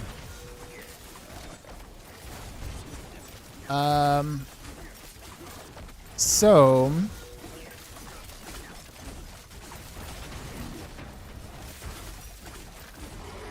I mean, you can. So the thing about it is that you can go Starless. Like, did it drop that way, or did you craft it? Because if that's your crafted one, I probably wouldn't use it. Because then you just kind of, I'm gonna say wasted a slot, but like, if you're gonna use your crafted mythic, you want it to be something that's like really good to craft on, like a Scoundrel's Kiss, or like a glove, because those are really high multipliers, or even Shard of Arathio, right? So if it's a drop, you can use it, and I can tell you what you can do with it. It dropped that way? Okay, well, congratulations. You can use it instead of Moonrise. It won't be as good as Moonrise still, because Moonrise also gives you attack speed and the 60% multi, whereas Starless Skies just gives you a 50% multi, but it helps you with your resource management, right? But if you don't struggle with resource management, then the Starless Skies is just only a 50% damage buff, right? But the stats are good. Like, the stats you got on that is good. What you can do though, if you want to be fancy with it, you can, instead of like a regular helm or whatever, you can go Crown of Lucian, because now you have Starless Skies. So if you want to go Crown of Lucian and Starless Skies, you can do that. But I wouldn't go Starless Skies by itself. So if you have a good Crown of Lucian with like a, you know, a good top roll or whatever of that, then you can open up that avenue if you would like. That's how I initially had Heartseeker set up, honestly, was that setup back in PTR. But then I realized how hard it was gonna be to like get like iconic mythics or whatever, and then having to rely on Starless Skies that much is really, really hard. That's why I kind of opted out of it.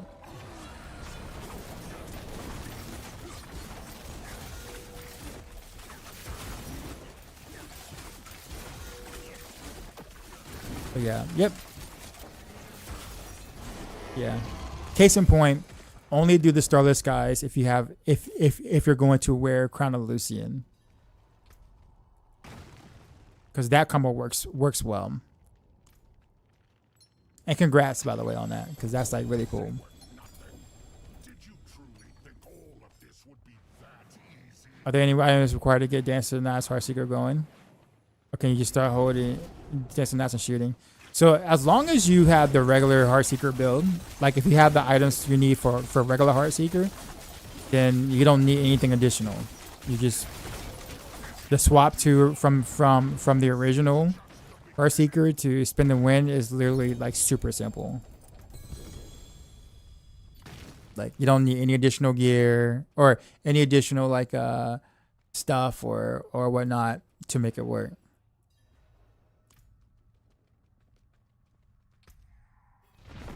How many keys I got left?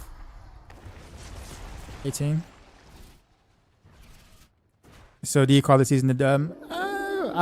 I would not say that.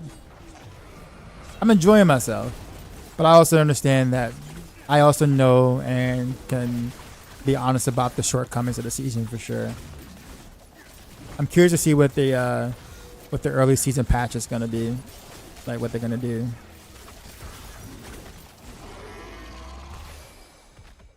I guess got boosted to 70, have nothing. Oh well, then yeah, you're gonna then yeah, good luck on any build you're you're trying to play.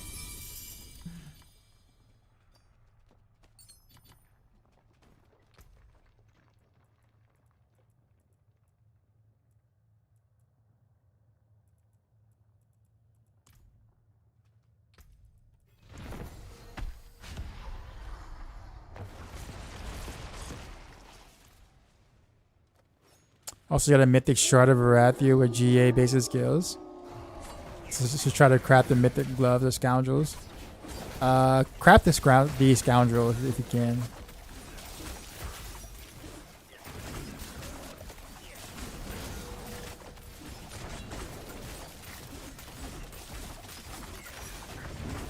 Scoundrel or the gloves, either or.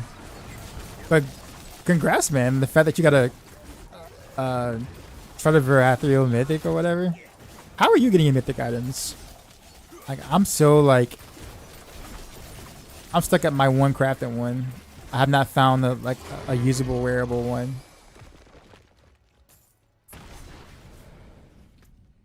Like I've never seen any mythic of any of these any of my uniques I'm wearing right now, like at all.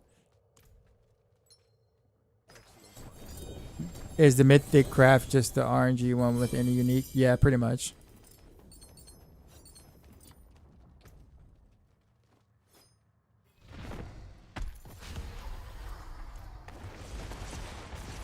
Season of Construct was the worst season that they came out with. Yeah, probably.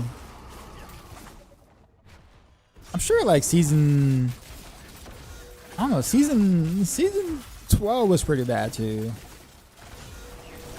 Although it was really short, but it was also bad, really bad.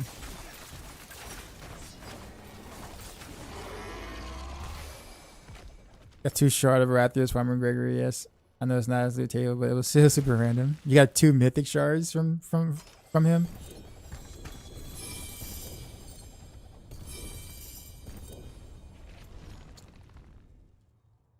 Yo, okay, now this Sky Hunter is good. That is a Sky Hunter. This is not even his loot table. Now that I think about it.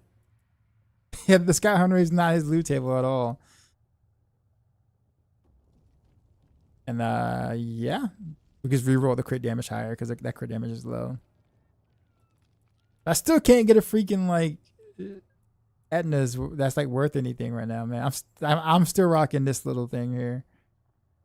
So bad. Just like that. It's only a paladin. Keep getting there from the new boss, and I've only been killing him in T10. Yeah. Probably need to do some of that new boss farming myself. I haven't been doing a lot of that. I did some, but not a lot.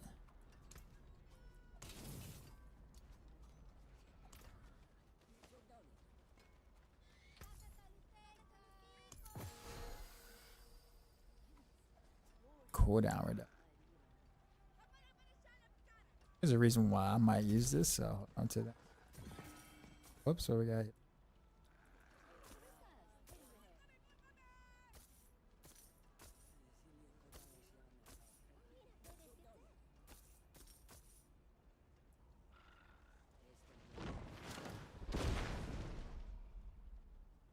If that was a 6 slot one, I might have actually used that.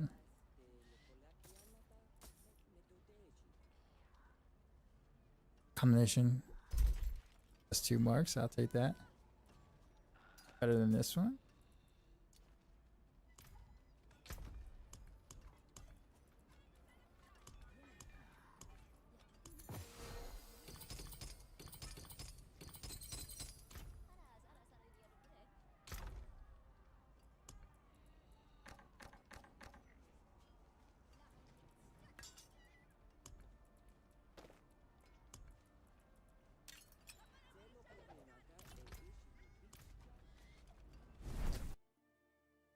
What glyphs should you level to 100 first? Honestly, it doesn't really truly matter. I prefer to do crit or the combat glyph to 100 first, but it honestly doesn't matter.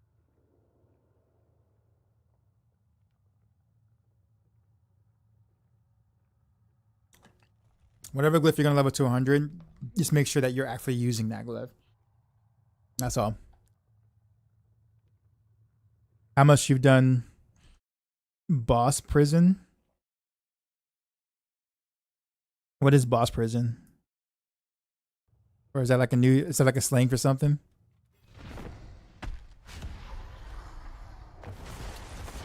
You just killed T12 Uber Meth and you got Mythic Locranes and Mythic Skylander. Not that bosses over and over. Yeah. I mean, I tend to like stuff like this. It's like gets pretty mind numbing. So like I'll do like a maybe 30 minutes of it or something, and then like go on to something else. But I can't do like a 17-hour stream of boss prison like Woody can. Can't do that.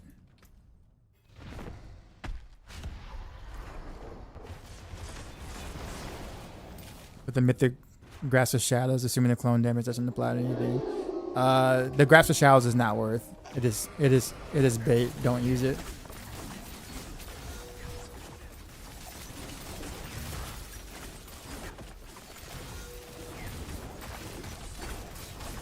But the thing about it is that like even like in the boss prison that Rudy was in, he barely got anything he could wear. He still hasn't gotten any like wearable mythics that he likes. I think maybe one, and he's done like over 1,000 something bucks. You know what I'm saying? So like even he was kind of like, there's just a lot of there's just definitely some luck that kind of needs to be involved here. You either get lucky that the game decide to roll you the mythic drop that you actually wanted, or yeah, that's how Woody gets paid the big bucks.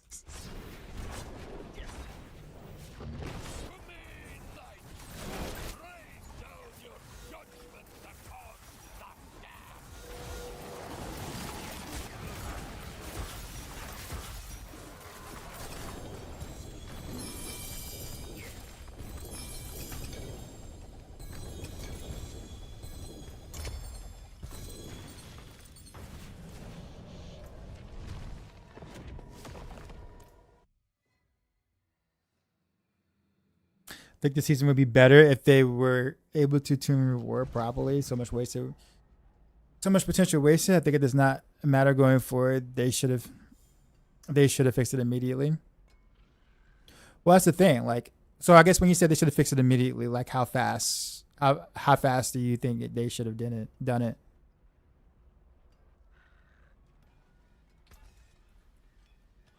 First week, they were out of town the first week, right? Like, because holidays, July 4th, those kind of things. The one of the very few holidays they have to let their workers actually like take off and like go somewhere. Like, and since that that is their jobs, like if it's the other way around, you would want your holiday off too. I'm not saying you're not wrong and that they should fix it. Don't get me wrong. I am totally with you. But like expecting them to work through the holidays like that, yeah, probably not. Through the weekend, nah. They're just not in the office right now. But I guarantee you, come Monday, they will be back in it, and hopefully we can expect some changes that we like There'll be some changes. Just the, you know, the question will be is it going to be changes that we like, right? Yeah, so I would expect the patch to be out like the following week, not this week, because this week is when they'll be doing a lot of work. I would expect it like next Tuesday, roughly.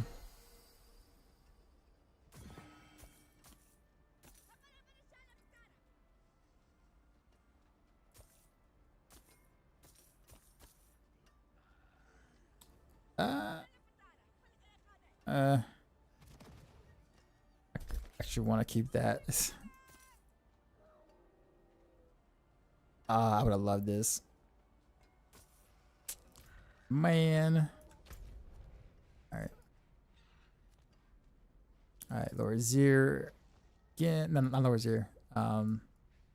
Harbinger, right?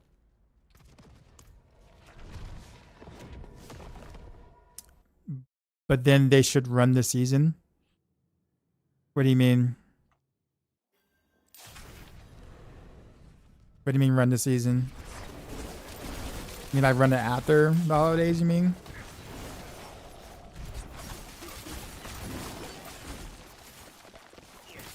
If you're not allowed to season early. Well, I mean, that's definitely not up to the devs at all. They don't control when the season launches. But sure. I mean, that's not a terrible take at all.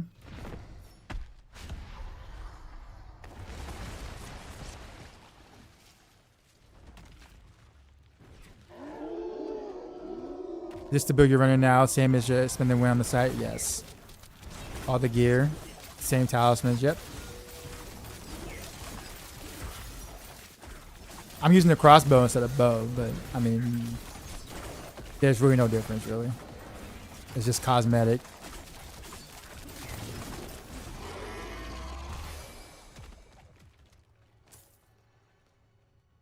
They also can't make changes unless Sony and Xbox are in the office. Every patch needs to go through them for approval. Yeah, that too. The whole crossplay thing also makes things take longer because you need several companies, worth of approval. I don't feel sorry for them for that though. Like they did that to themselves, right? But yes, it is a process.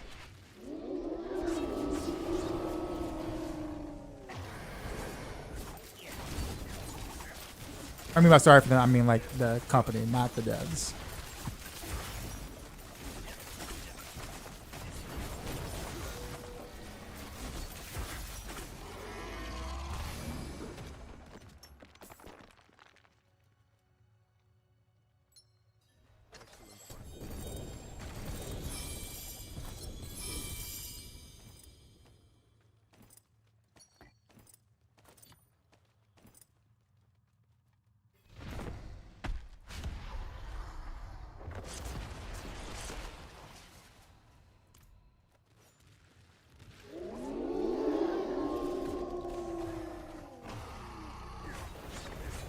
Yeah, but more on the whole, like launching the season early.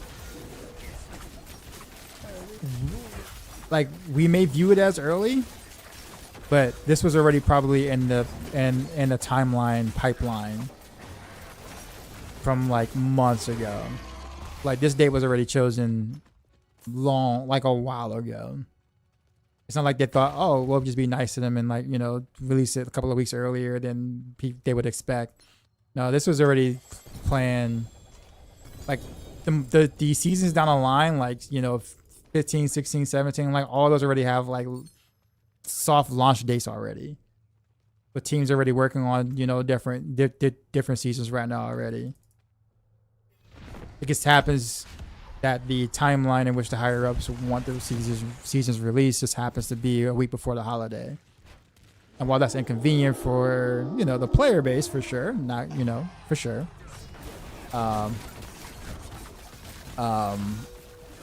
Unfortunately, that's just kind of is what it is. So we have to, you know,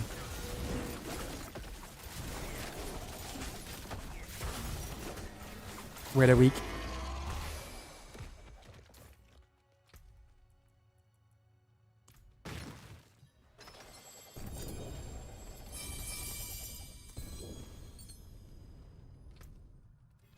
Working hard to make this power aura set.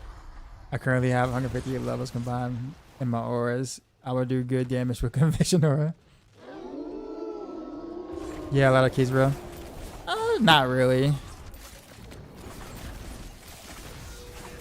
I don't really consider this a lot of keys. And I got the double chest too, so like, I'm burning through. I got like 30 something keys, I think it was.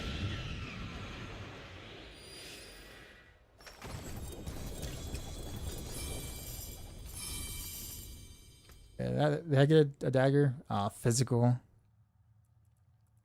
I've only gotten 2 GA daggers this whole like boss run. Or 2 1 GA daggers, sorry. Peace. We don't die. We multiply. Decoy.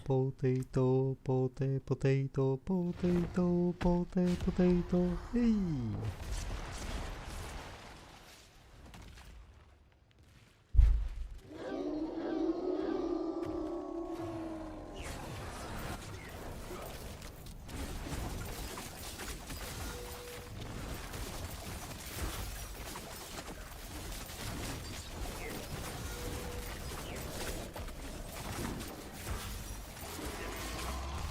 Seal of Diamond, Mythic Seal, plus Crown of Lucian Charm.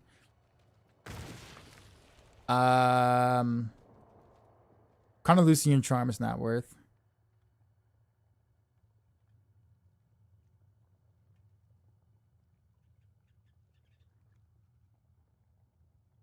Also, how would you do how would you do that with the Seal of Diamond? Like, why would you do a Mythic Seal with Crown of Lucian Charm? It's locked. Oh yeah. Oh, I ran out of keys, I guess.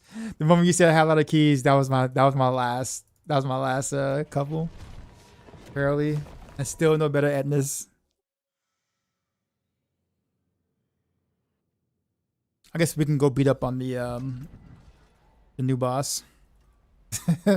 someone jinxed me out of my keys. That's what happened. That's exactly what happened.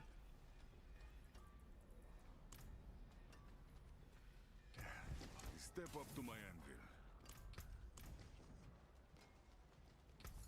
anvil. I made decent gold though from all the seal or all the talisman item drops.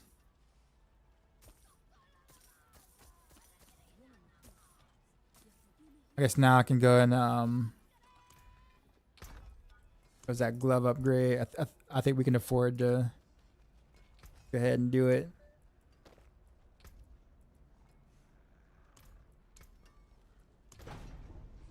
Was just an aim god mode in Battlefield. Took out 8 helicopters in one game with RPGs.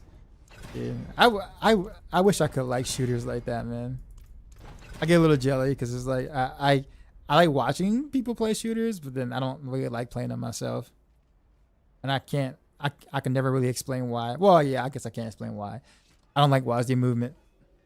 The other team was raising their stuff so much. It was great.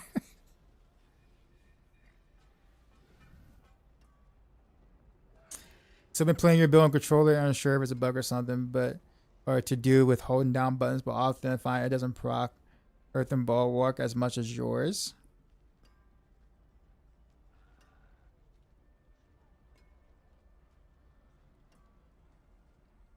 I mean, you're not trying to proc Earth and Bulwark. Bulwark. You're talking about the rune. Okay. I don't know. You can try a different applier. You can go Neo. Just try a different top rune. Not sure why I do Neo. There was a reason, I think it was, but I think I have it Igni, right? Igni is probably the thing. But yeah, you can try Neo. See if that does it better for you. Jimmer Party, appreciate the follow. What should I use to get plus imbuement skill? Office and Prism. I think that is. Yeah, I think that is. Well, no. Well, you can. There should be another prism, right? Because that's like skill ranks, right? This right here, right? The skill and core stat. Adapt tuning prism. Because that is, since you're trying to get a plus abutment skill, then you want to use the tuning prism. This one.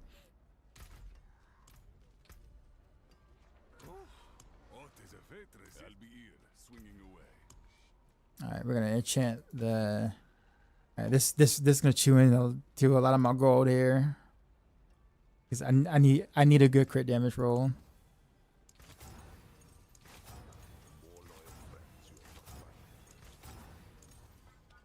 %36%. Could be worse, but no, those 47%. I was going too fast because I didn't think I was gonna get it that early. Dang it.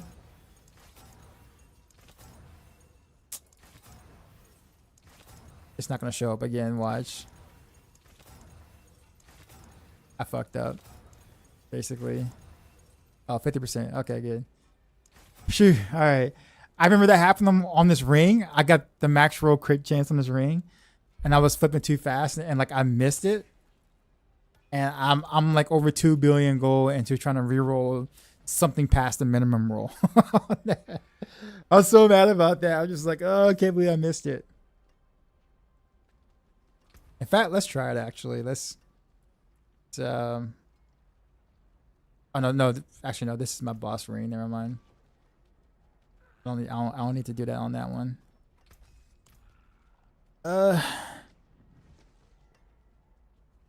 It's always having it when I answer your question. What was your question? You missed all. Can you hear me now? You still playing Snap Frozen Barrier? At the moment, yeah. The thing is that it doesn't really matter which damage reduction you choose. You can go Snap Frozen, you can go Might, you can go Debilitating Toxins just for the initial 30%. Literally anything. Like legit anything. Just as long as you can have it up. It doesn't matter which one you use.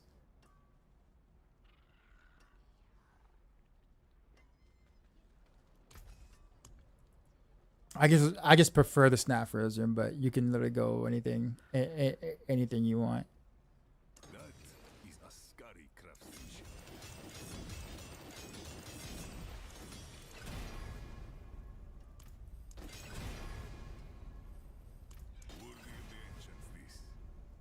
Yeah. All right, so this is definitely an upgrade. Now my thoughts is, do I full send it or do I just like play it safe?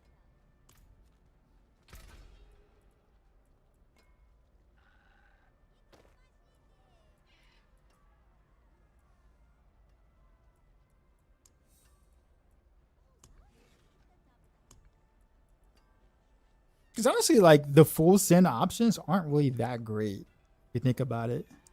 Like the best I can get is cold damage, I think. And if I don't full send, then I can get like, you know, the worst. Like there's still Dex, right?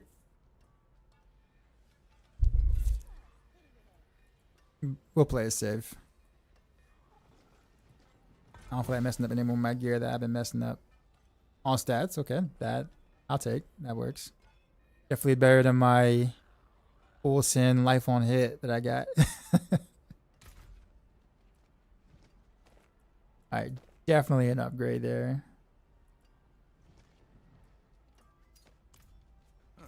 Mainlander, what brings you?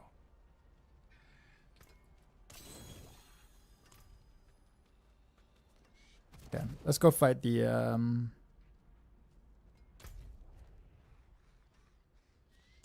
see how many did I get for that? 20. Alright, yeah, we'll go fight the main boss dude. Or do that.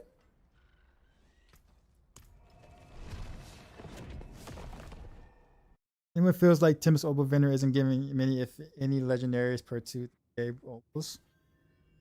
Uh, yeah, it's not. Although I think with honestly from like the Opal vendor, I don't really want legendaries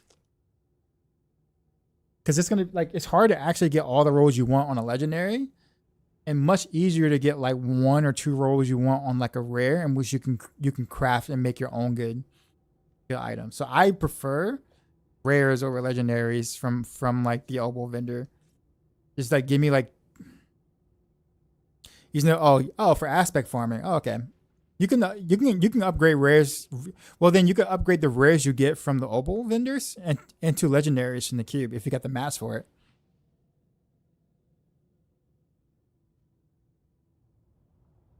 For aspect farming.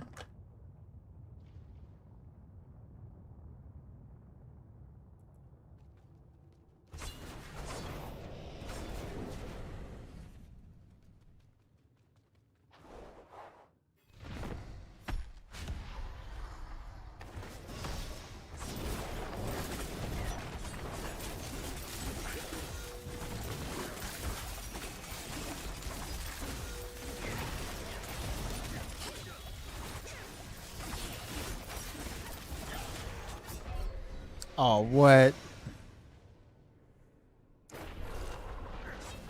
I got cocky. And going well for two aspects of Heartseeker. Number one for pin shot, so swap him for to pin shot.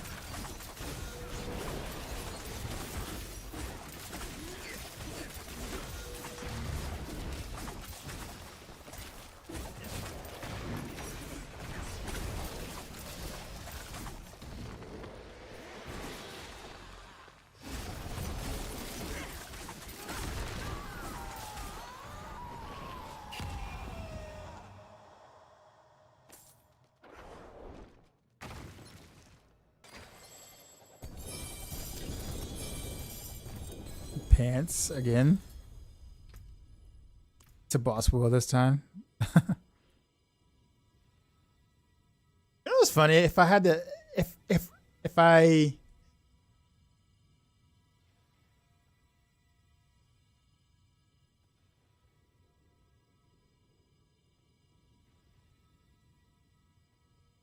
I'm not gonna touch it. Still no. I thought about it. I was like, I can pick up some extra damage. Like, nah, I can use it aspect and get bit and do it better.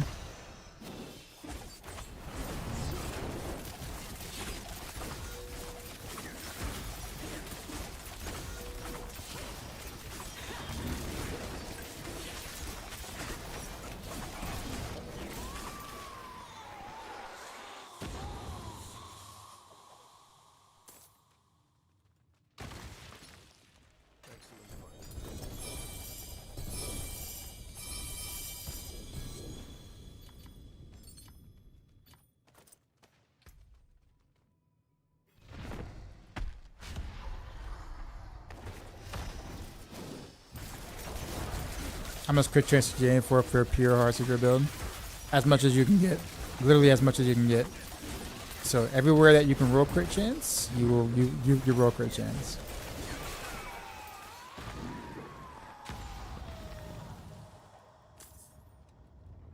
Playing poison pin shot and Boston looks smoother on Heartseeker. Yeah. I mean, for a cold build, Heartseeker does not perform bad at all versus like bosses. As long as you're using like, the boss setup, quote unquote. But yeah.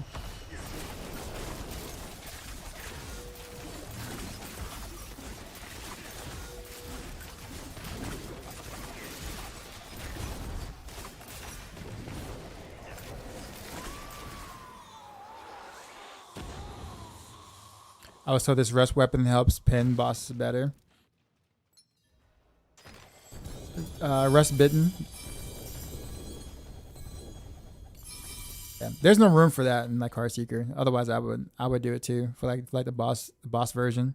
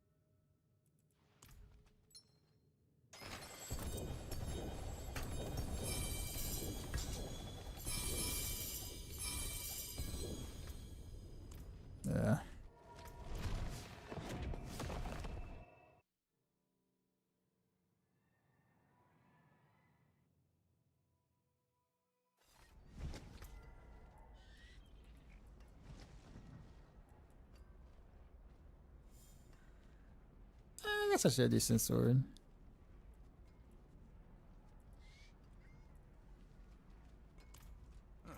Mainlander, what brings you? You know where to find me.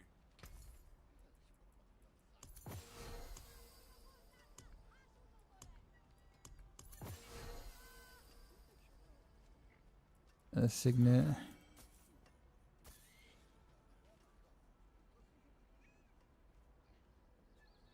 I was wondering if there's any reason to ever keep the Fist of Fate. I actually totally forgot about that item.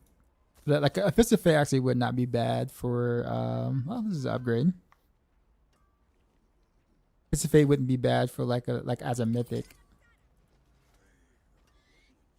Before that you wouldn't want it, but as a mythic it's actually not bad at all.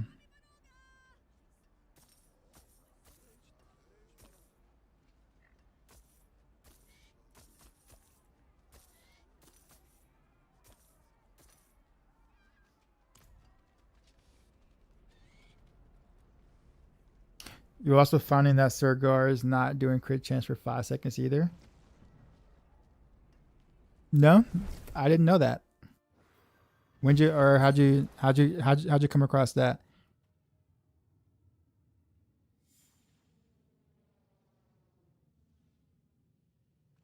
I'm about to go into the training dummy to see. As long as you're using all your skills all the time, it should be active the entire time. Should be.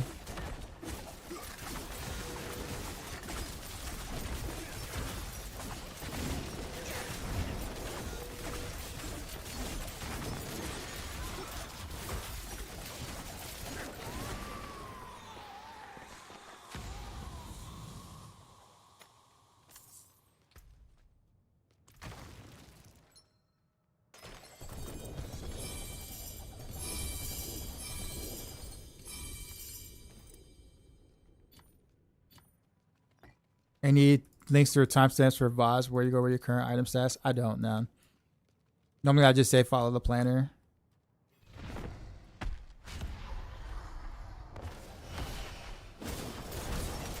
Because my gear, for the most part, matches the planner just without the mythic, the mythic version of him, and no Shaco.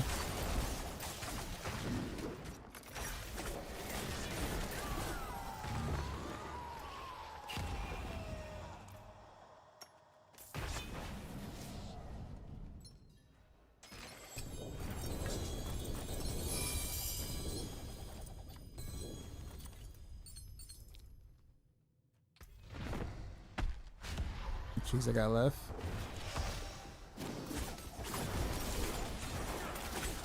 I can open or kill her 3 more times, including this one.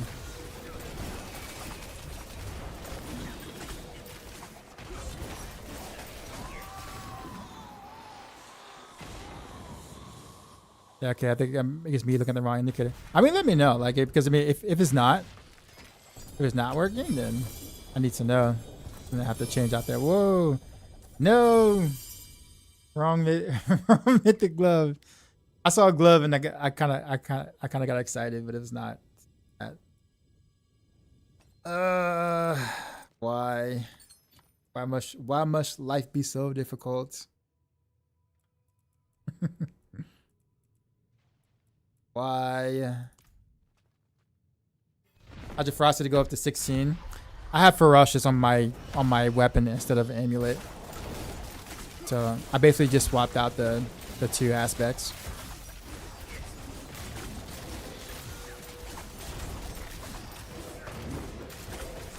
There's more of like an experiment, so it might be a possibility where I actually do change those 2 aspects in the planner, but only after you get a mythic Scoundrel's Kiss. Because then it actually is worth doing that. But yeah.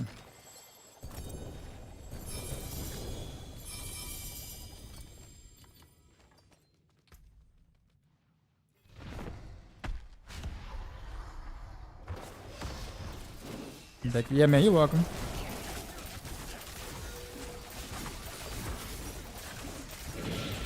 Appreciate the follow.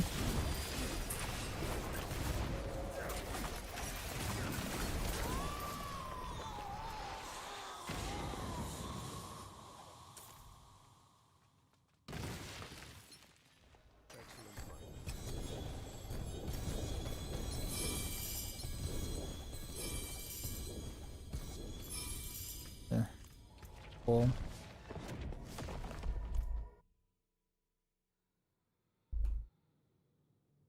I think that's most of my greater keys, and definitely all of my superior. Oh, all of my greater keys and all of my superior keys are now tapped out.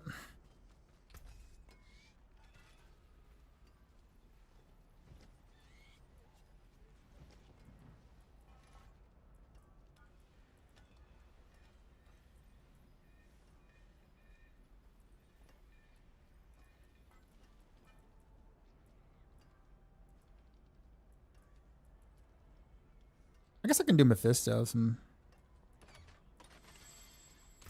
I'm kind of like in my little bossing setup anyway now. Might as well just farm him a little bit.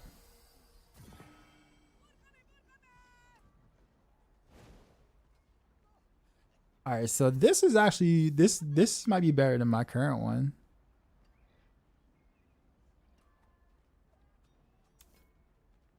I mean, it's really the same thing. 18% damage, 18% damage. It's just one doesn't require a crit.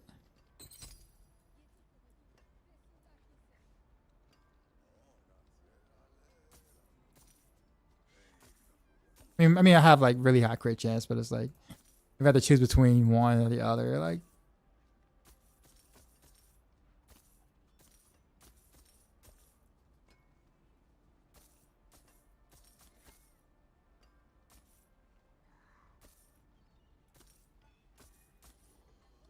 I should make that a golden. Sorry, this keep is insane. It is.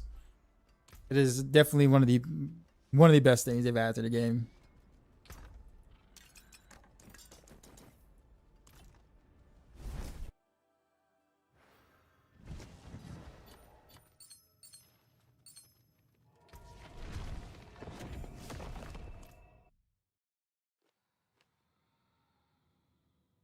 And your mythics, uh, you mean from that run? I got one, but you know, obviously not usable. So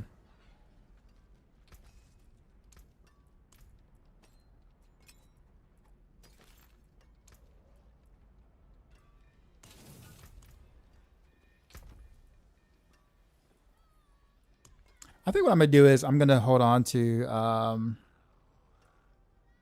this got them. I'm gonna hold on to.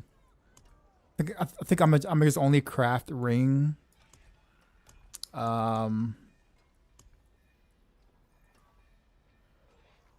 ring mythic upgrade unique things or whatever.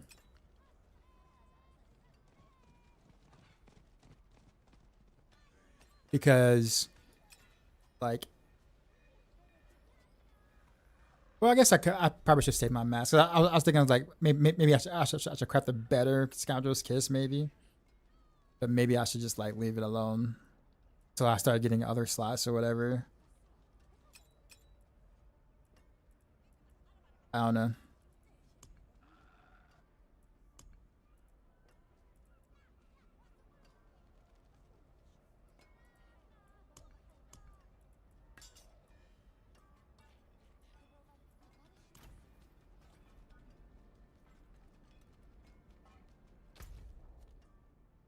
Okay. I'm gonna have to change out my gems here. Because, you know, Mephisto.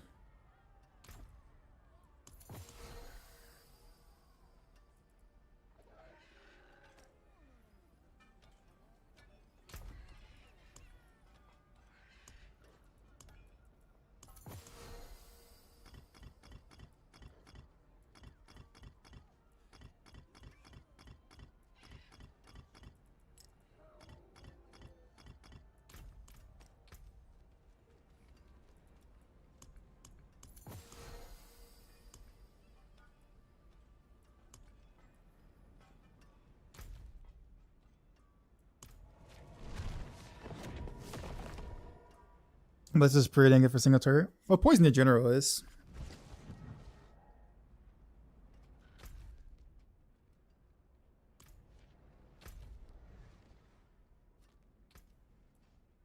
Wait, why did it send me back to the thing?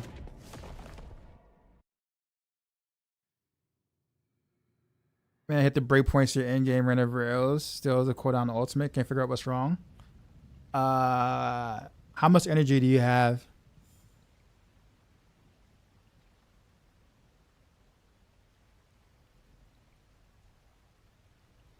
You know what it might be though? I would check your aftermath aspect. If your aftermath aspect is like a pretty low roll, you're gonna need more skill points.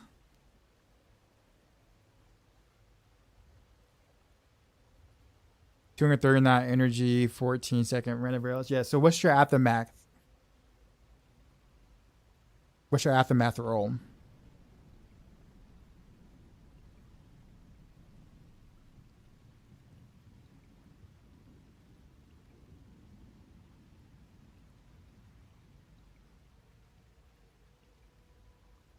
Because if you got the energy, your random rails 14 seconds. Then the only thing I could think of is just your aftermath. Is that 7.5?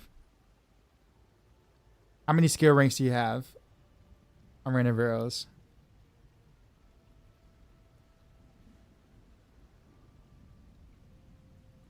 The breakpoints should be listed on the build itself. So going down.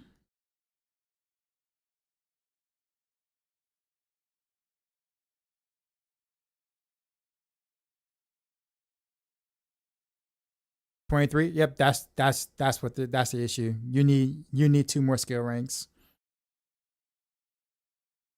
because you're not generating enough energy. Please play. I'm about to, sir.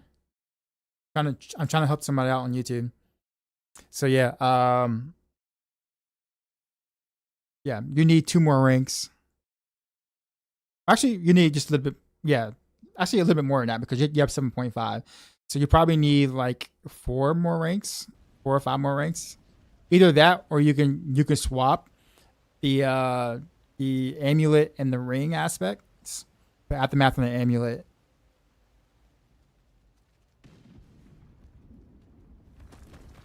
So either you get 4 more skill ranks, or you put aftermath on the amulet.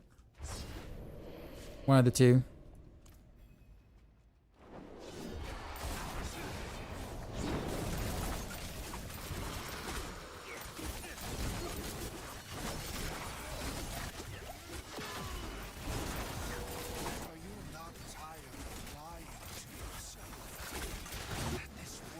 Oh, that barrier, really?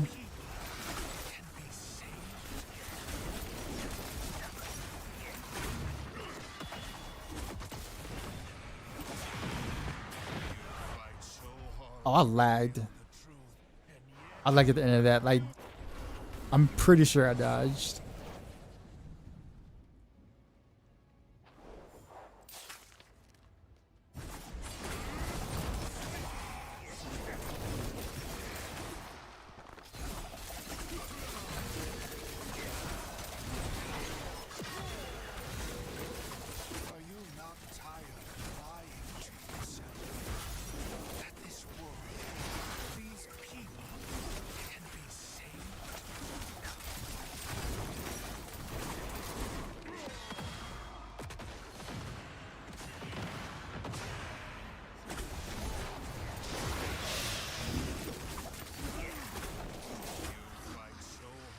I forgot this little thing.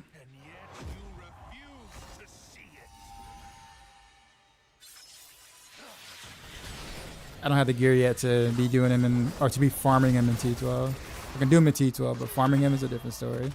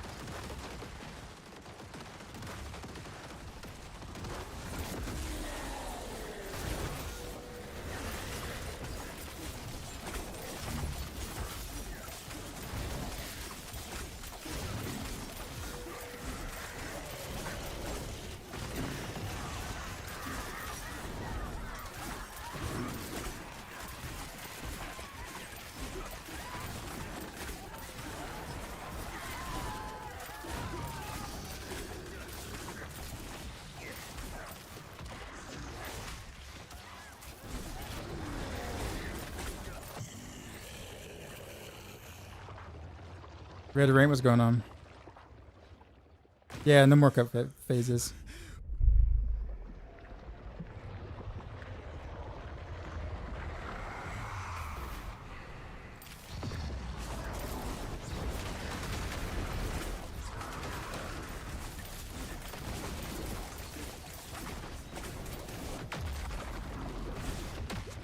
Whoa. I walked right through that. Yeah. All right. For farming purposes, we will drop him down until I actually get my actual mythics.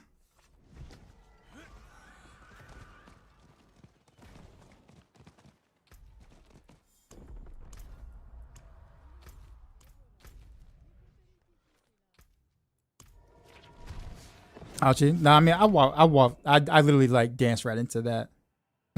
I danced right into that. That was totally my fault. But for the sake of time, until my gear is better, it's just literally better to do it on T10.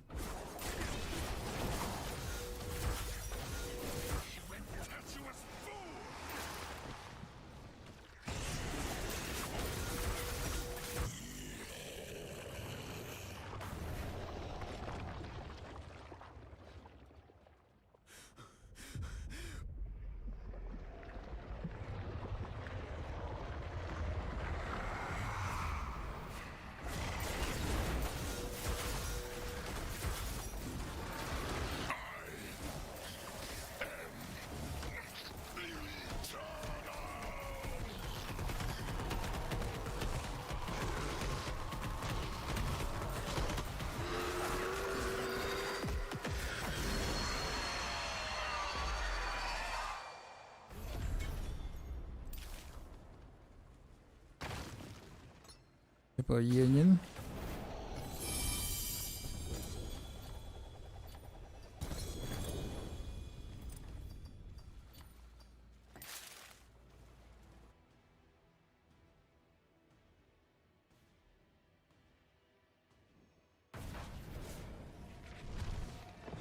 That's kind of fair. I actually kind of like I want to fight him, but I also don't want to take too long. I think T11 is probably like, like the midpoint for now.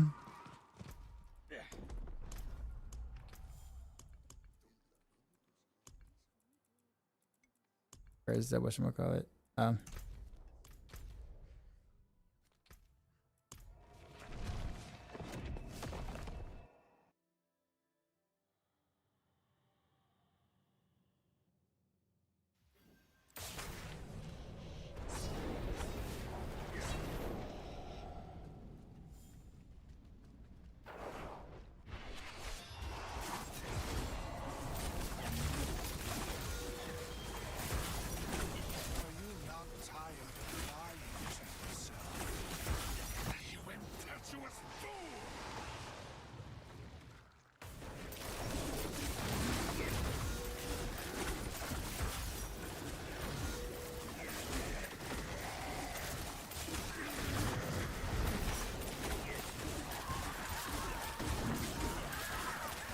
It's not gonna let me.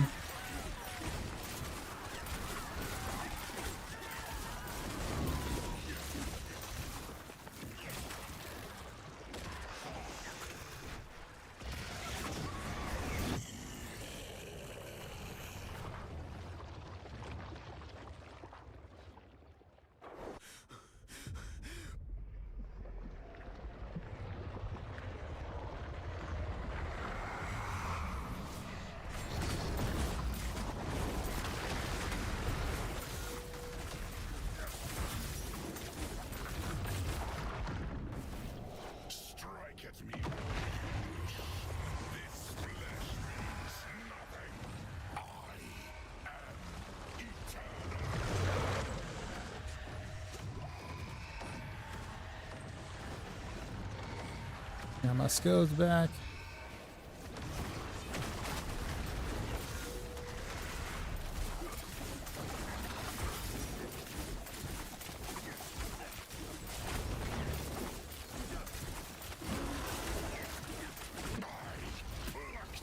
From the wilderness. Ow. Ow.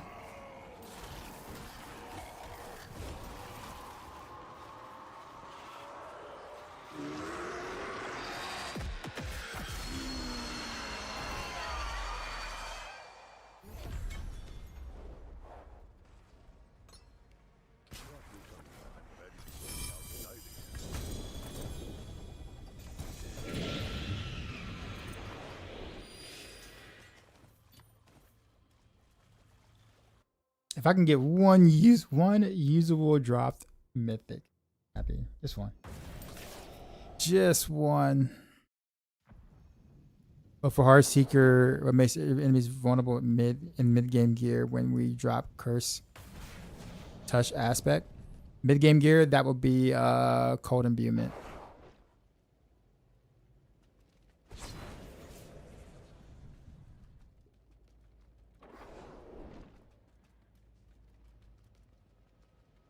I have to reset. That's right. Pretty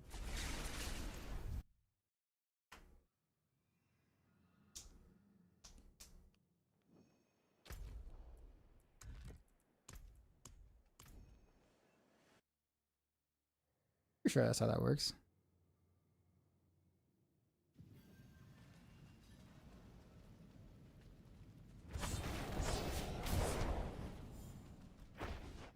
Yeah, there we go.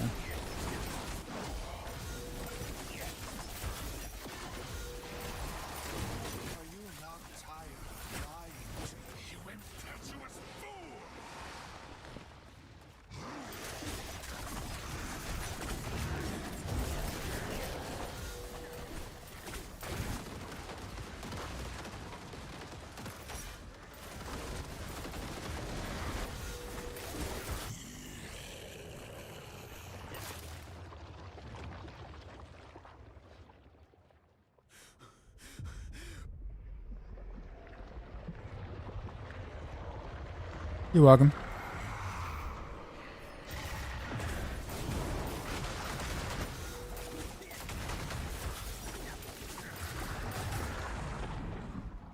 Strike at me. This flesh means nothing. I am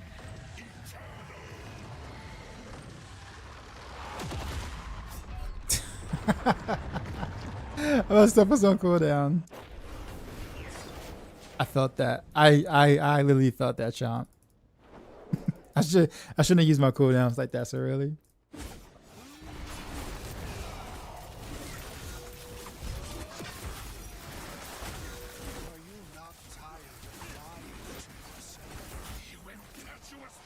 he just literally. I could feel Decoy's laughter through the screen.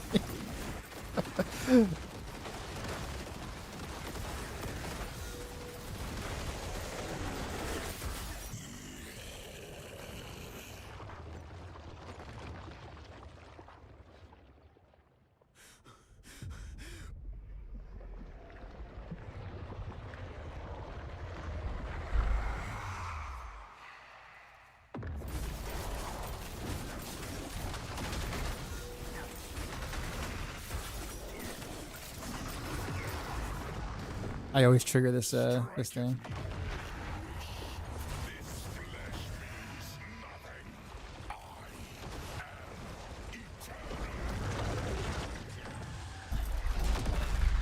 What?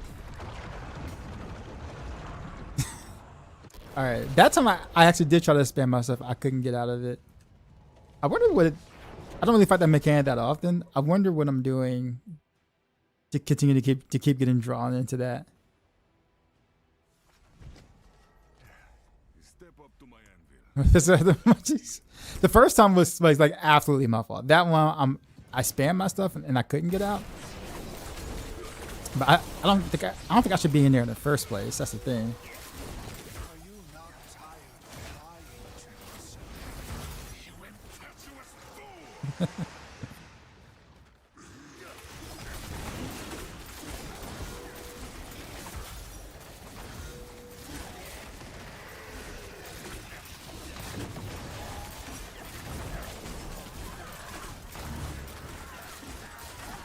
Really?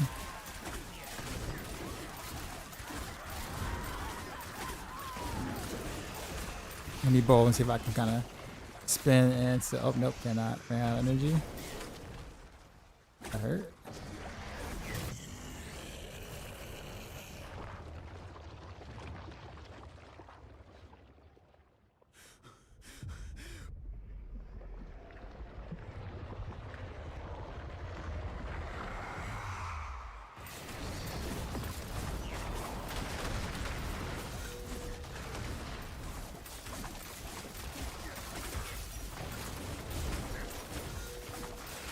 Oh, he didn't do this one last time.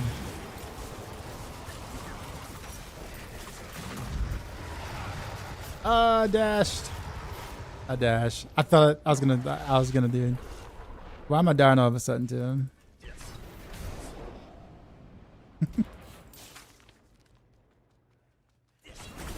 Okay. The light. The light. What's going on? Yeah, what's all this extra light?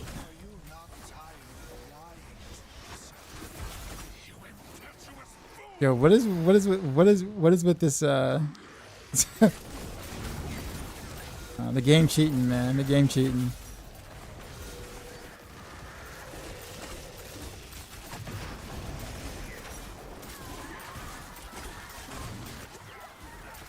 Yeah. I'm not gonna be able to see the shadows. I'm sure I'm gonna die here.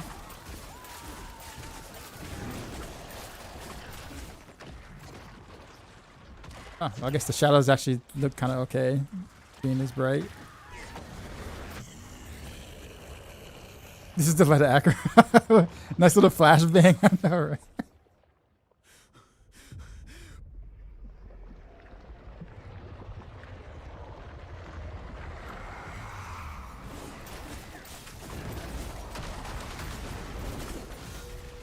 Oh, what? Oh.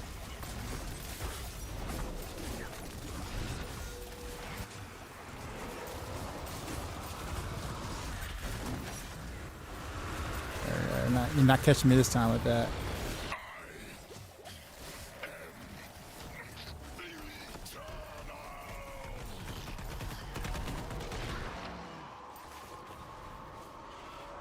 Okay, this feels so much better to play in the DT. Yeah, awesome though. Thanks, man.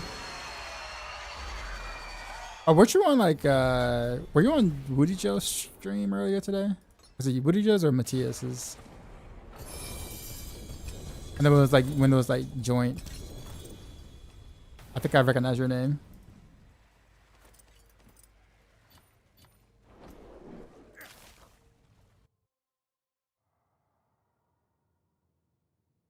Different bows in your bank, 0 yours. Oh, whoops. Matthias's stream, gotcha.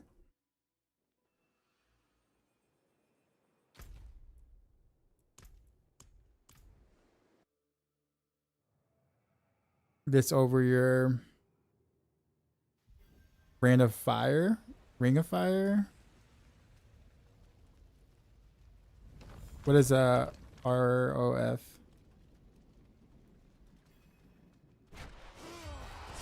ROA, gotcha. I guess it depends on what you want to do, right? Like if you want to push, like if tower leaderboards, stuff like that, like if that's like important to you, then gearing for Rain of Arrows is totally the play. But if you just want to do like a decently high tower, but you're not really caring about like rank per se, and you want a really good T12 and game build that can do everything, then like this is the play, in my opinion.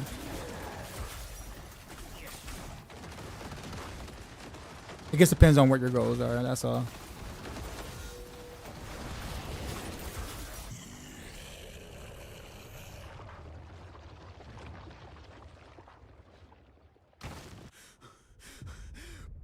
All right, so I'm gonna wait a little bit because I don't feel like dealing with that other mechanic. So I'm gonna purposely not like kill him too fast to force that thing. And wait till he does something. Okay, now I can do the thing. Okay, yeah. I'd rather deal with this mechanic than the other.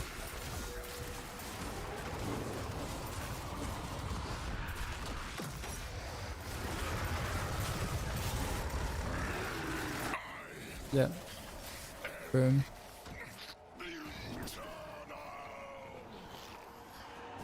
I'm not getting attack on Titan anymore.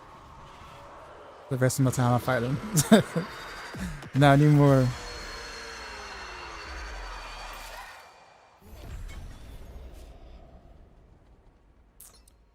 How many do I have?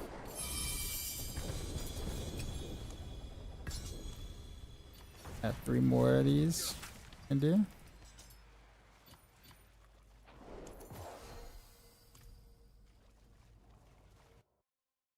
Did you bite? What's going on?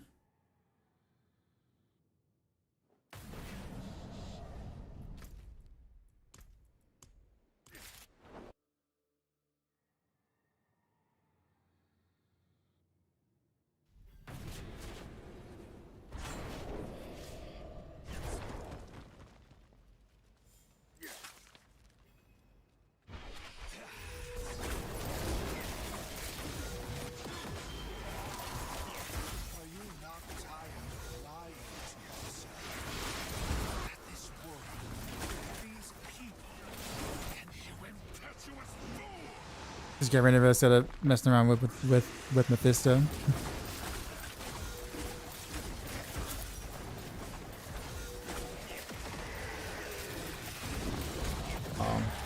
I triggered his other. Yeah. I should stop attacking after a certain point, so I can just let him finish this meteor thing, so I don't have to fight this thing.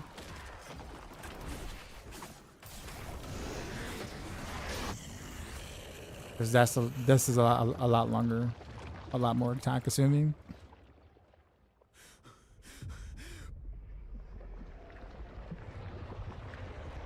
I'm still impressed that like I was able to come across something like this, the whole spin to win thing, like how well it's working out. Okay, do your mechanic. Okay, good. Now let's go.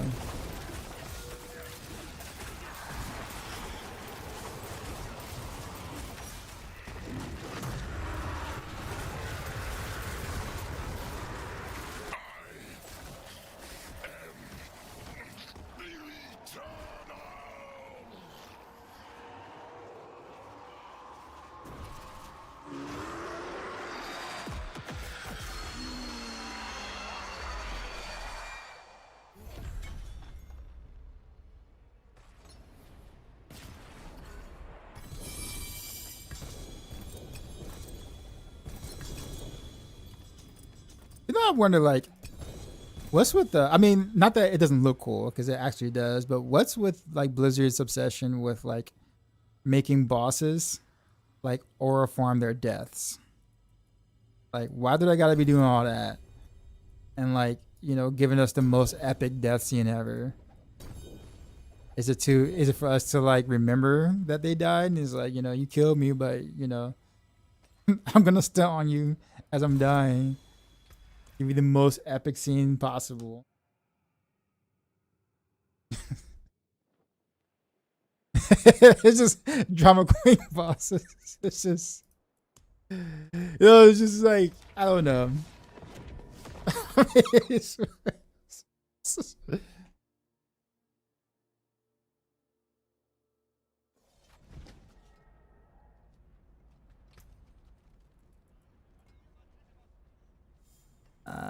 poison damage. I would do a couple of poison bills probably, so I do want to save one. Bad GA.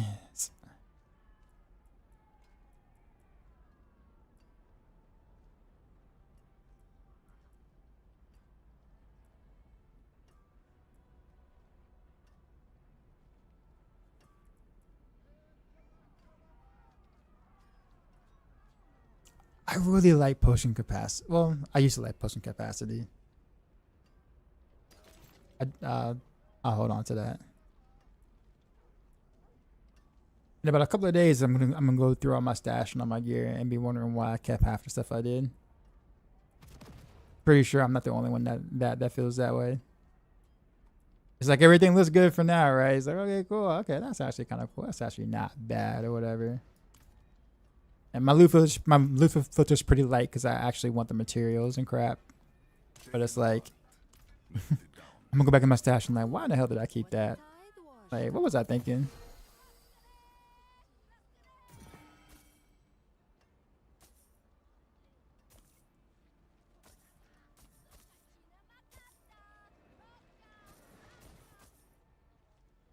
Iron Rose.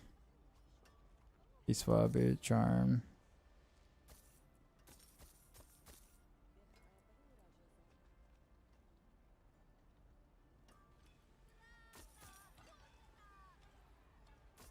Poison days.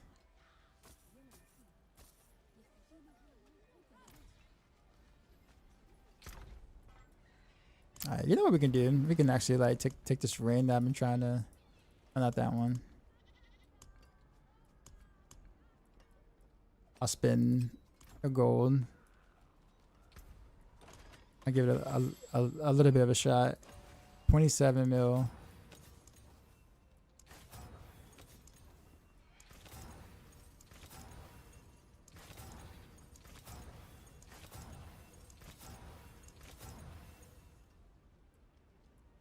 What is that? That's still 4.4. Yeah, that's still the base. 5. Slightly better.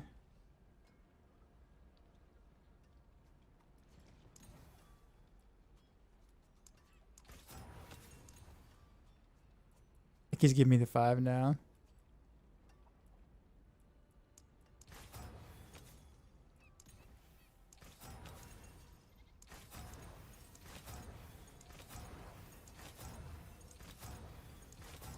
I'm gonna stop at some point, right? I'm gonna stop at some point, right? 5.6. Okay. I will stop at that. Is there a lot of change if I want to do poison random arrows? Yes. Poison and coal are basically completely different gear sets. I'm gonna, after I get off a stream, which will be probably pretty soon, I'm gonna actually take the time and put that on max roll. So before so by the end of Monday, I guess you could say, by the end of Monday, it'll be up on max roll. The poison variant is also the one that I probably would recommend.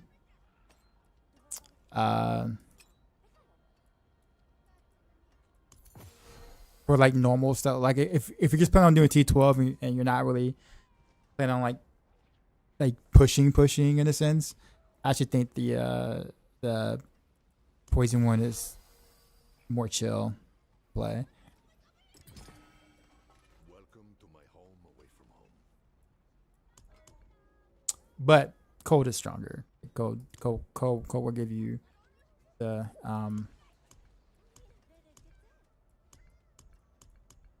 we'll give you the numbers.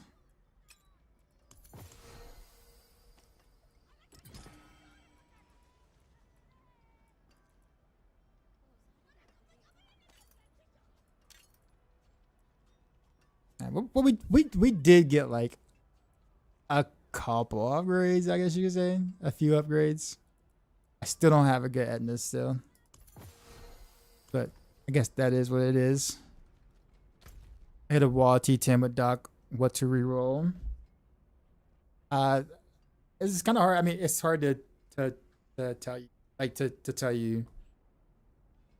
Like that's a really generic comment, right? Best thing I can do is just look at the guide you're following and then try to get as close as you can to that.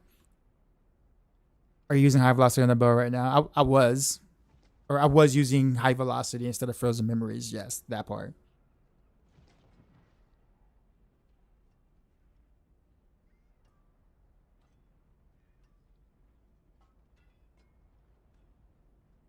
You just see that lucky hit poison damage on one trauma master still must be relevant for the Etna's proc. Yes.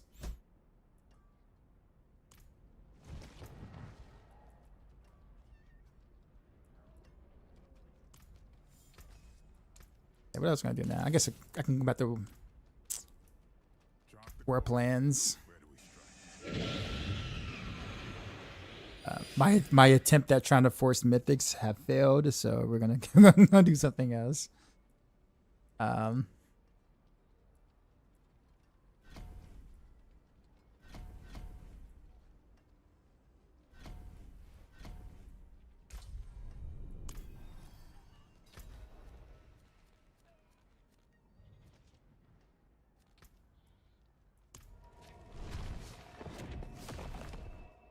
Bubblegum, appreciate the follow. Edna's, yeah.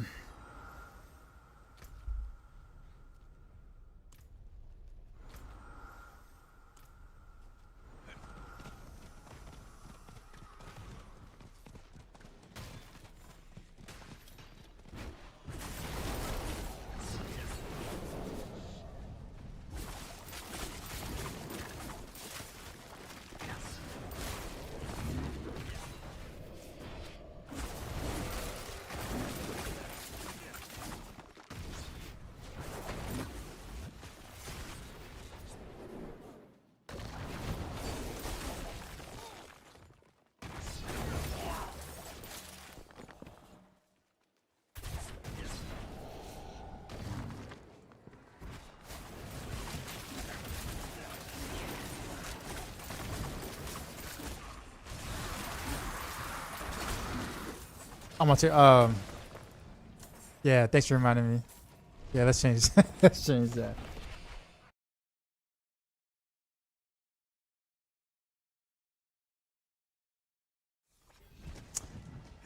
Thanks for the call out.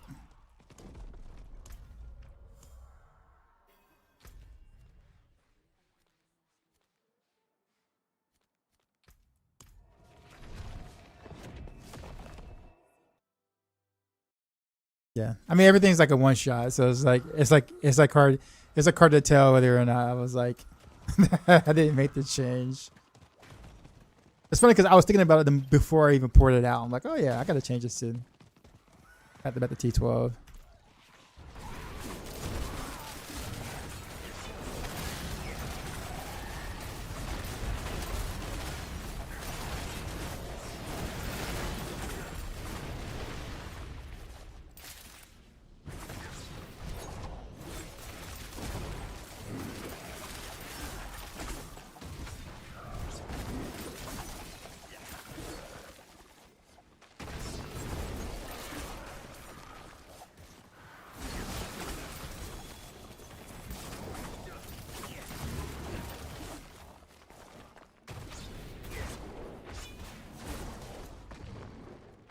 This is over there.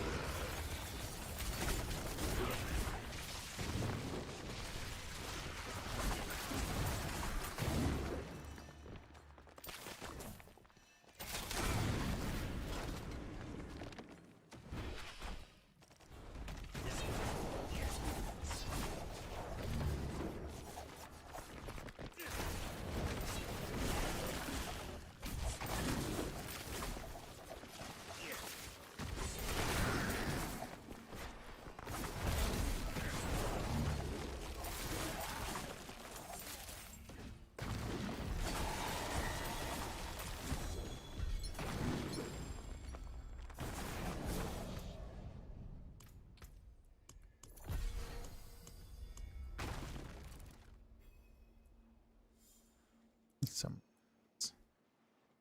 gem reserve. Sweet. I think we just start doing like. Wait, do I have is that bat the bat nightmare dungeons?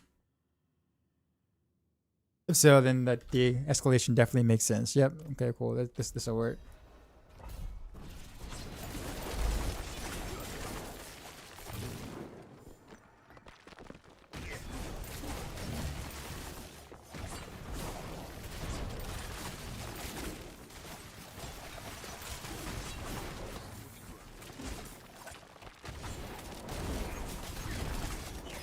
Champion's Demise, used to be my favorite dungeon of all time. Kind of still is. I just like the layout, the mobs.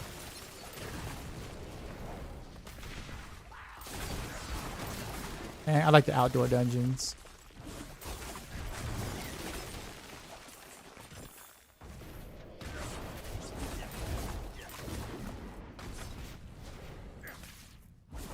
You say, man, you both, I live in this dungeon. Yeah.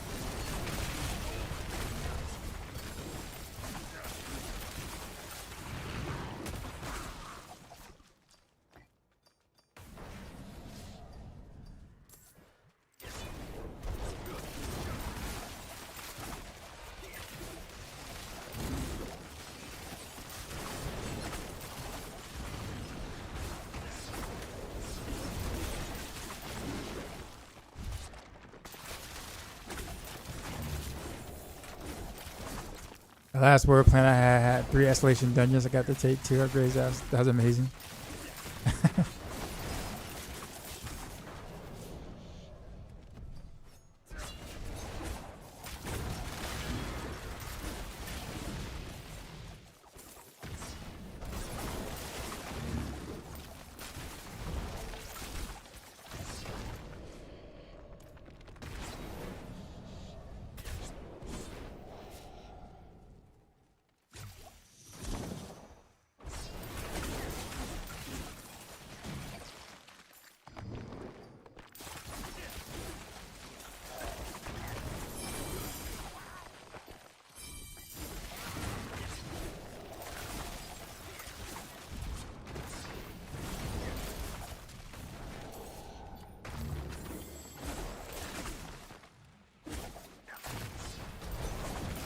I hope they fix the fire set bug soon. This work is super annoying. Is that one of the bugs that they said they fixed and didn't, or they just didn't fix? Because we have a couple of those on our on Rogue 2, and we're just like, oh yeah, it works now, and it's like, nah, what? Do I have my own loot filter? I use the ones on max roll basically, like the max roll basically filter. I could be more finicky with my filters, but at the same time, given the fact that I'm playing solo self-found, I think having the mats from salvaging and stuff like that is very important. Like later on, I'll be more strict, but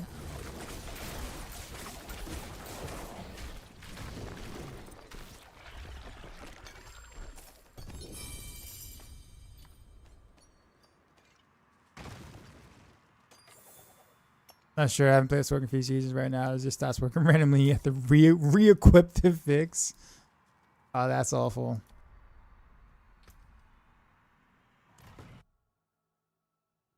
Now, yeah, 60 sets of ferocity, so he's using ferocity on the weapon. Yeah, but I'm still using high velocity. It's just on the amulet, which is why I like said it like that specifically. So I am still using high velocity, just on the amulet.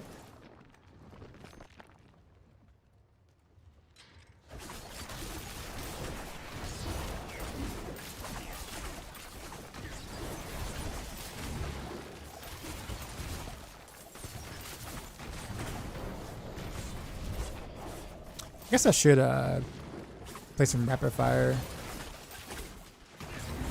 I already have like the cube set up and everything for it.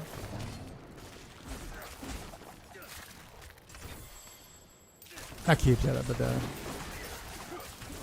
armory set up for it. Just gotta roll the bow. Maybe change up a couple of aspects.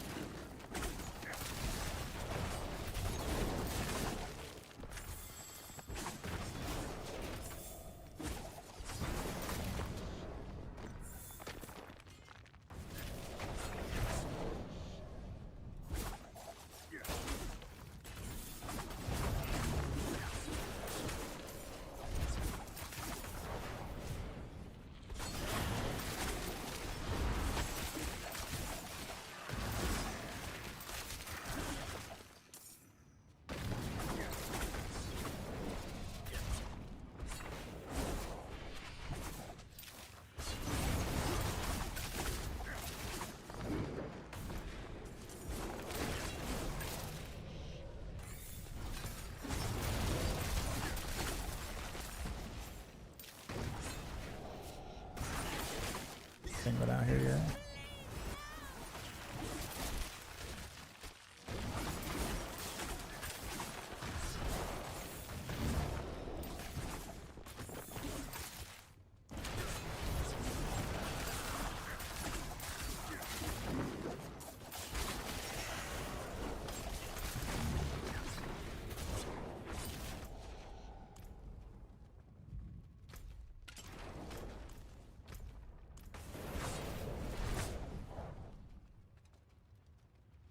Easy problem to fix just for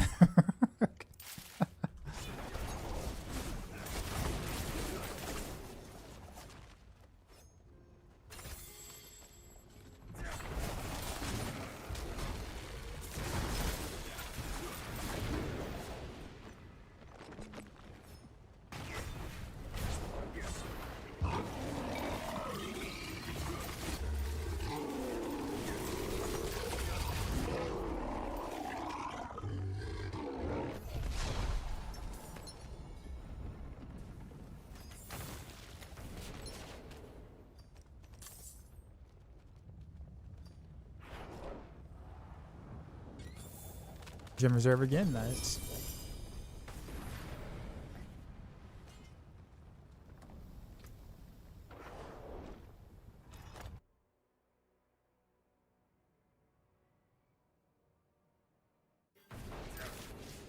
Whoops.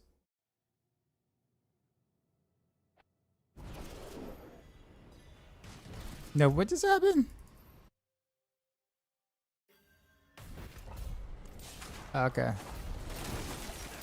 I was going to say, I'm like, did I just mess up everything?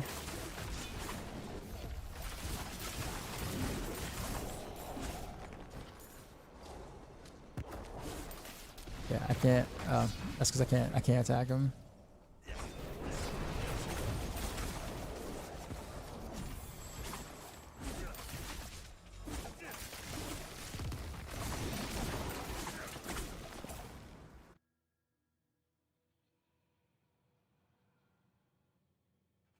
Nobody's been poison pen shot first, whereas it doesn't look like you're doing that.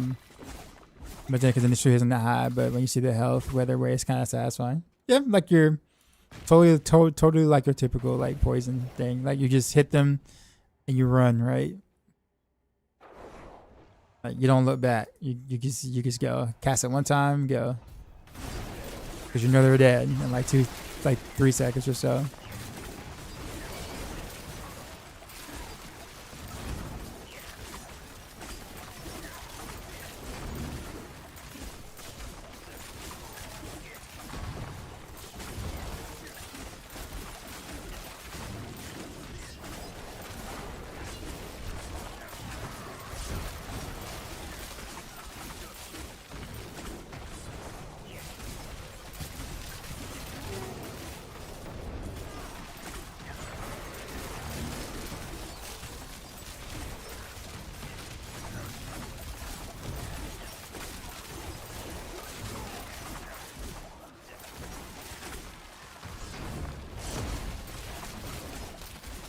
Love dot bills like that.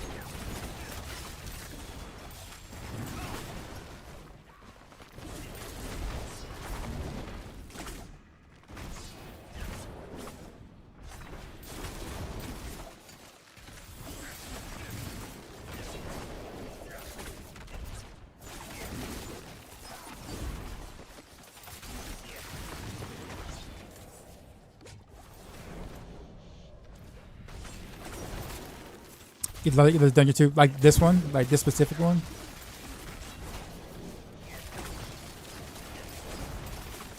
It's got a nice open layout, yeah. Above sight.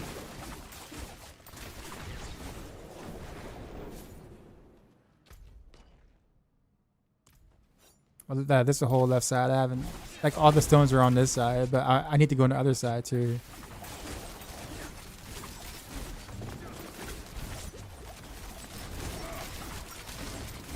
Oh, he's unstoppable.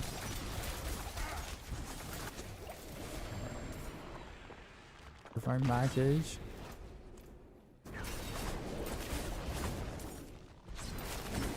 Yeah, because I got chest to open up, so I need to go on the other side too.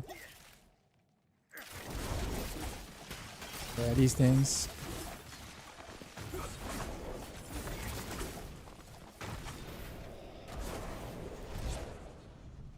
Do I use Eldrin in this build? Nah. Nah. I'm quick enough. Cause I'm always, since I'm either always walking or I'm always spinning, so.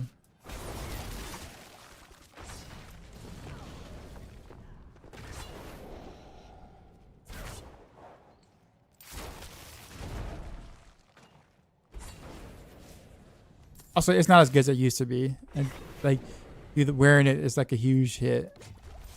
Whereas before it was like, yeah, no, it's a slight hit, but wearing it now is like a huge hit.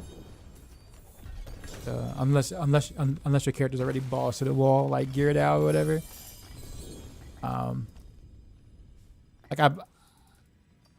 Like for Heartseeker, it'll be hard for me to do anyways because I have to give up like shard. And the build doesn't work without Ednas, so you cannot. There's nothing you can do here. You can try to put one of these in the charm slot, but you also give up your Pain Gorges or Gladiators, which are also massive multipliers. So it's like, it's kind of rough trying to do that on Heartseeker.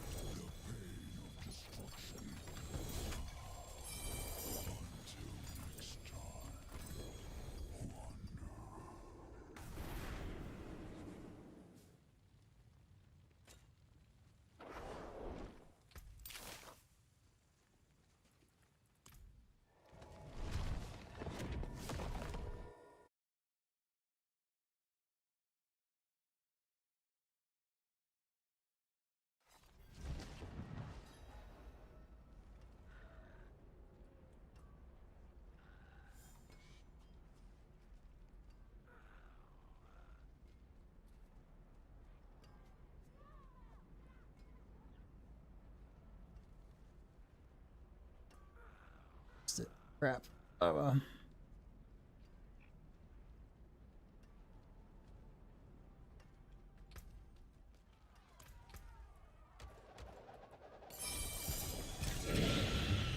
Aaron Jaegers for sure, for sure to follow. See Attack on Titan fan there.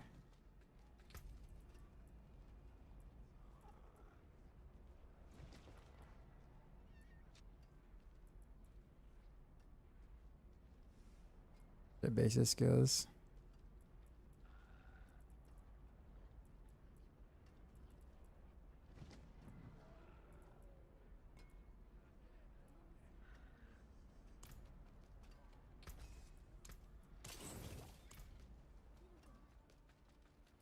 Feeling lucky, mainlander?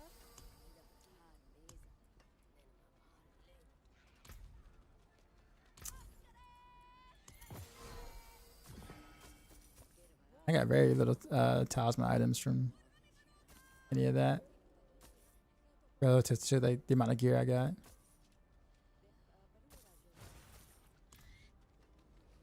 Overdrive was going on. I find it hard to use Heartseeker because I always have to aim at a monster. Is there a control binding to ease that? Yeah. So are you using controller or mouse or keyboard?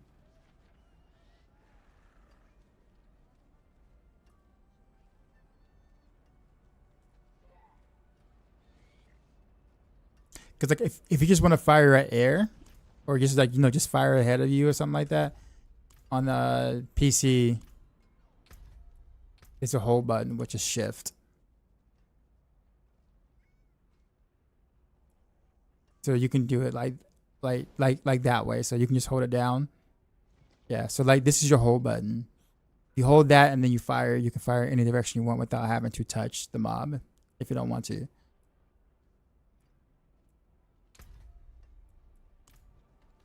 And the passionate they said that it will all secret now. He's not talking about the 5-piece. He's talking about this. I'm assuming he's just talking about just attacking. Or melee. You can just make Heartseeker on right click instead. So like if you don't want to use the hold button, just change Heartseeker to right click, and then you can right click like that and you'll attack anywhere. It's just that your left click is also bound to move, attack, and interact at the same time, and that's why it's doing that. So either way it works. You're welcome.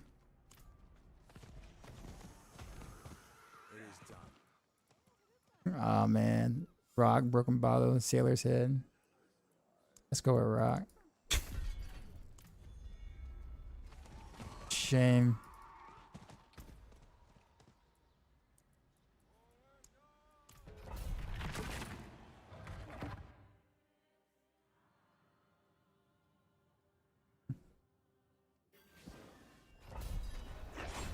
I hate this map.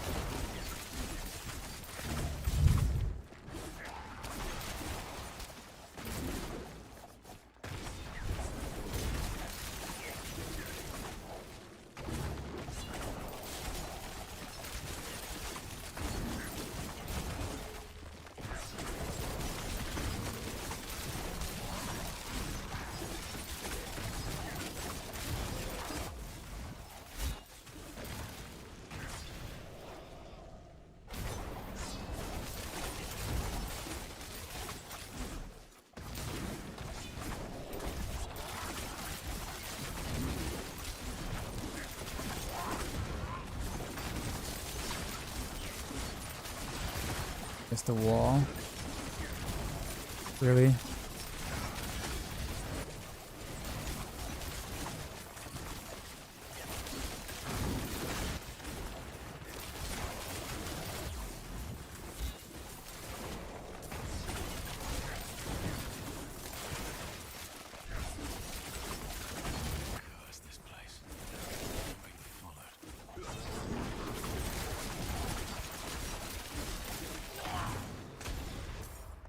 Ow.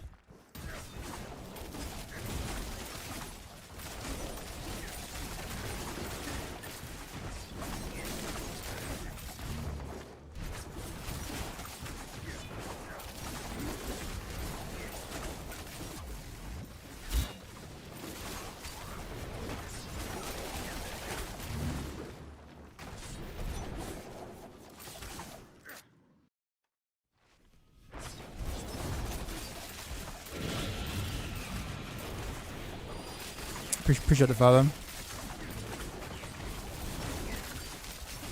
Honestly though, I've gotten some upgrades, but they felt like minor upgrades, but they're actually pretty big. Like they were bigger than I thought.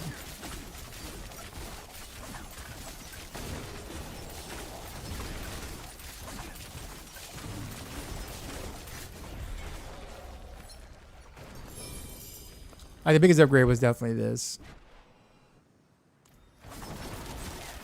I mean, I had a good glove, but like obviously this one's better, but I didn't think I'd actually like feel it. But I do. Now, if only I can get like a Edness, it'd be nice. This absolutely shitty Edness right here.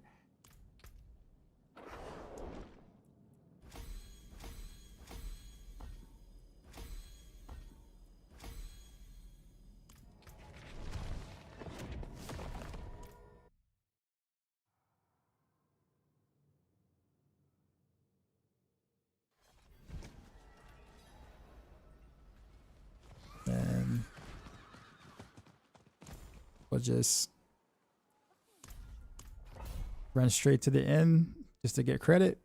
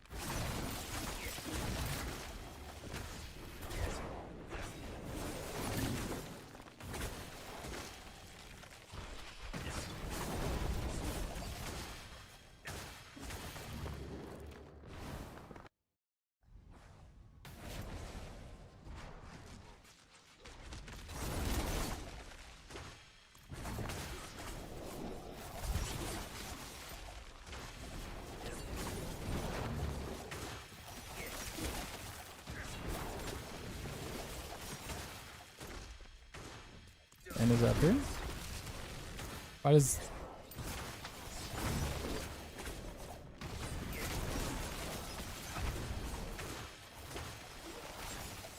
Okay, now I want to show up.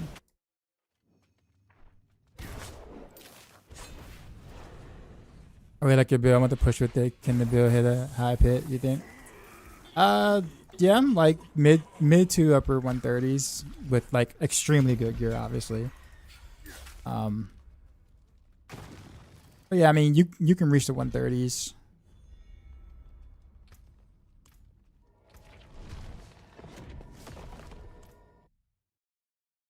I mean, you can just take the tower push setup and just swap out smoke grenade for dancer knives, basically. In terms of like the skill itself, and you can just do it that way.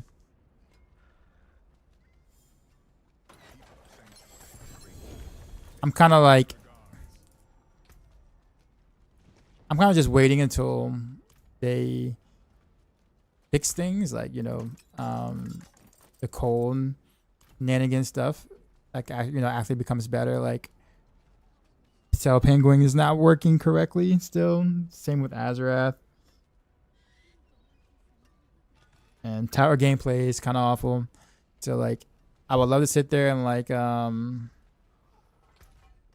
would love to sit there and actually do a push, or like, you know, represent the build or whatnot. But like, with all the bugs and stuff like that, I just don't find the push fun at all. So it's kind of like that kind of stuff for me is like on a wait list. When things are better, you know, I'll do it. Okay, so save and the armory. Overspin the win. All right. Boom. All right, so now we're going to equip rapid fire. We're going to do rapid fire real quick.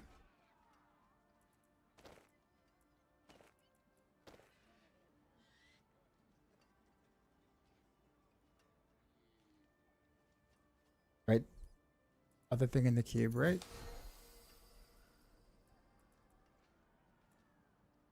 I don't have a combination dagger in there. It's supposed to be there. Arm.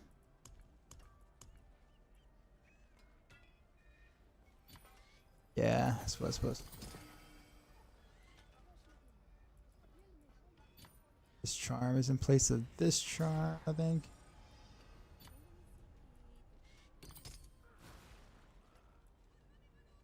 Get my lightning. Okay.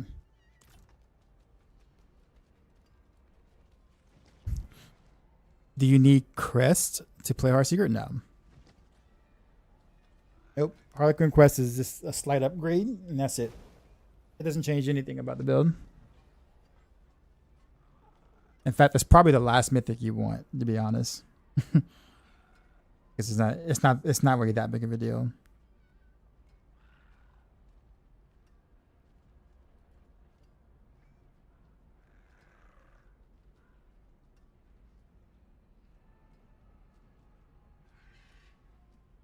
What was that sound I'm listening to?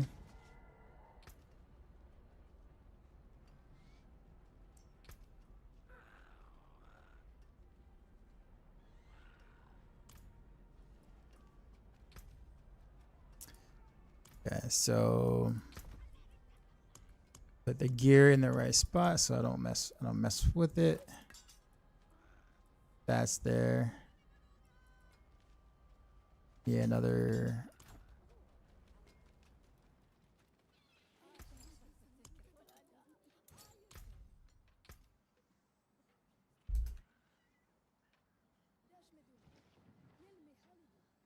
Damn, you spelled weird, right?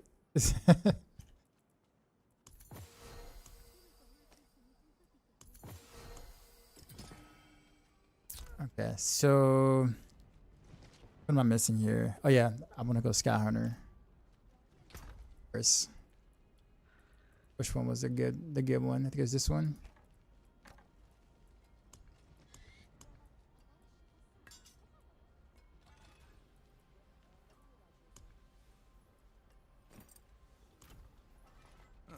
Mainlander, what brings you?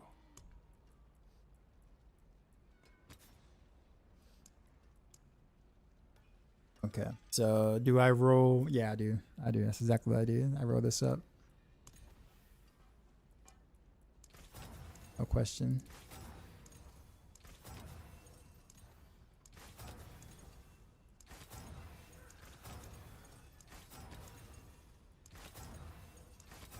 Expensive already with the reroll. 40%. Probably the best I'm gonna be able to do. We'll leave it at that.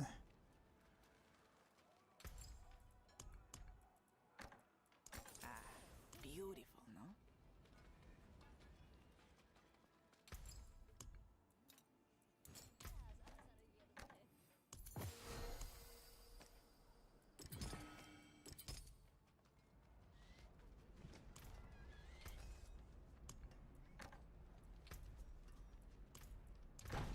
Thanks for the stream. Yeah, man.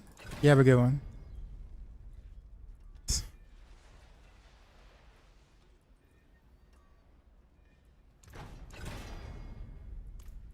Cool, cool. Masterwork. Anyone ask, tell them it's from Scopes.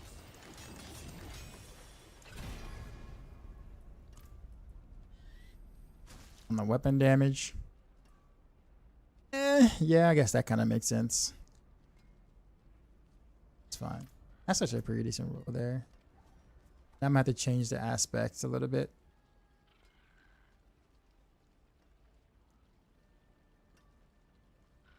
Actually, did I have I gotten an upgrade on Frozen Memories yet? Can't see any real marksman skills in the Nero set. It takes time. it definitely takes time. Still 14.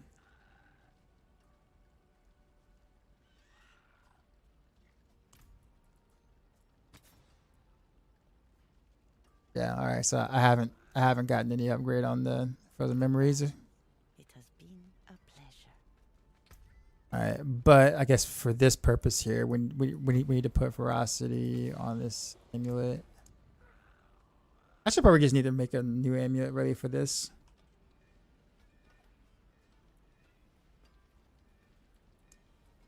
So what was there?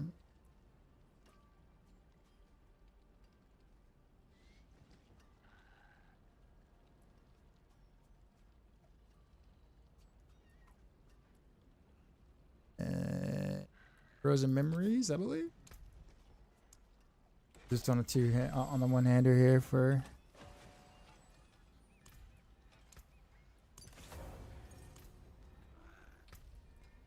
All right, so this should be everything for rapid fire.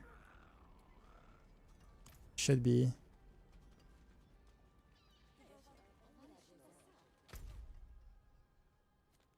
Let's go to training room to make sure I got my stuffs.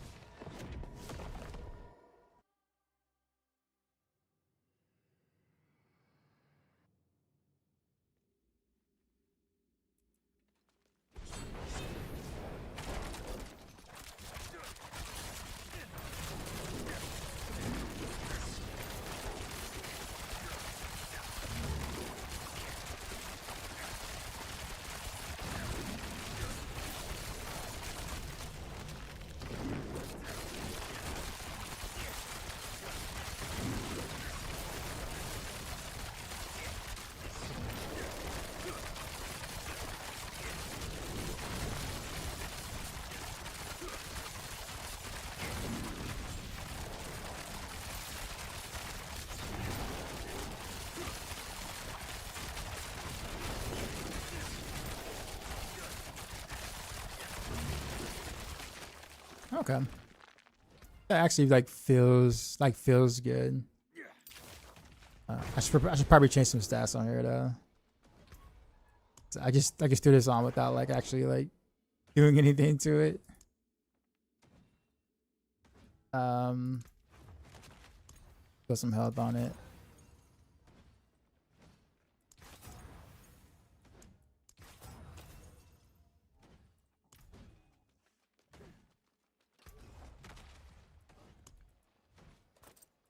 It's really not even a good helm stat wise, but it just has the damage on one, so on the unique affix, so we're just gonna roll with it because I don't feel like investing in it any more than that.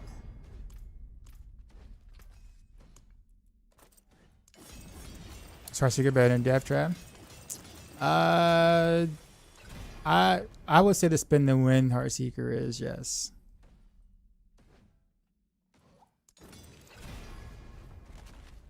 Like if I had to recommend a build to play, it would be Heartseeker over Death Trap this season.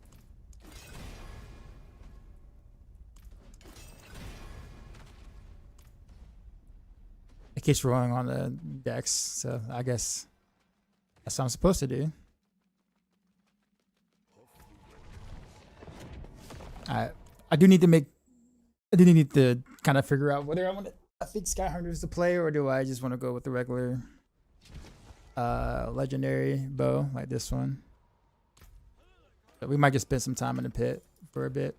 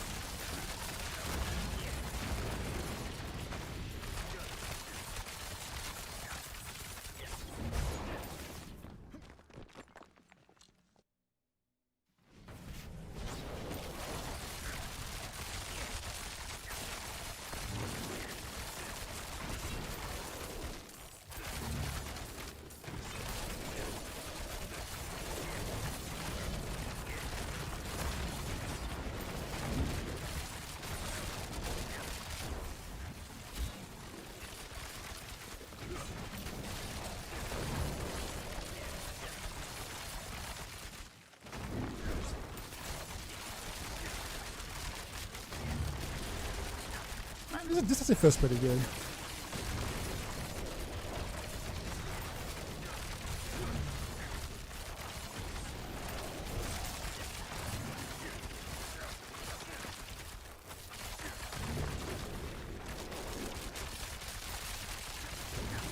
I don't have permanent code out on my Golden Beam it though.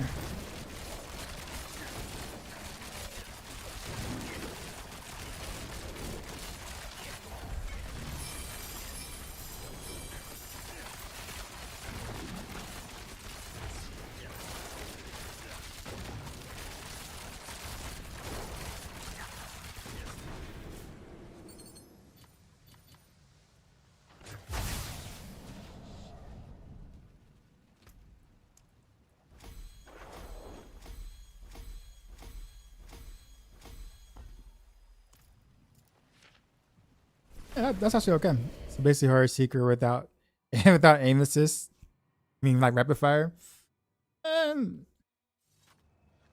I I probably wouldn't say that. I would actually say pin shot is closer to that than like rapid fire is. There's also like this little like hiccup in your um and like the animation, like you're kind of locked into the animation with rapid fire. Just kind of makes it a little annoying in a sense. If you like the stutter step, like if you're like me, you like the stutter step, that can be rather annoying. Oh, I'll step over mobs. Screw that.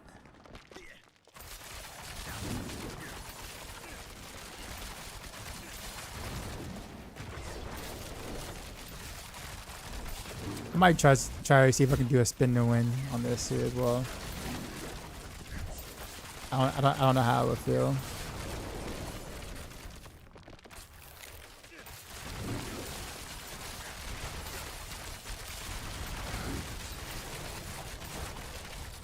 Just like the mechanic technically still works, but I don't get as nearly as big of a benefit out of it as I do with like Heartseeker.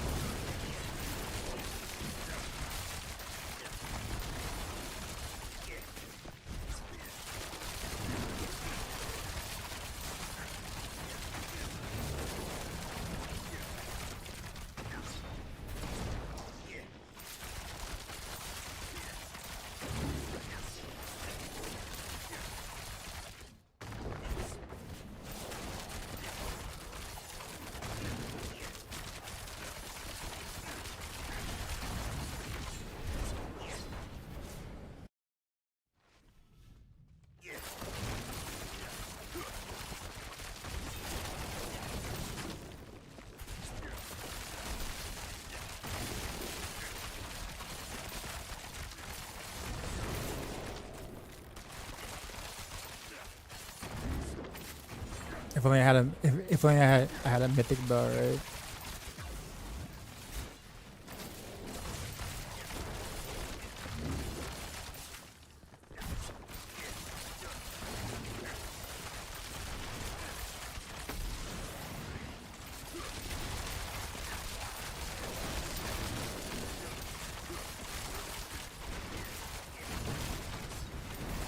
Yeah, there's too much going on right now.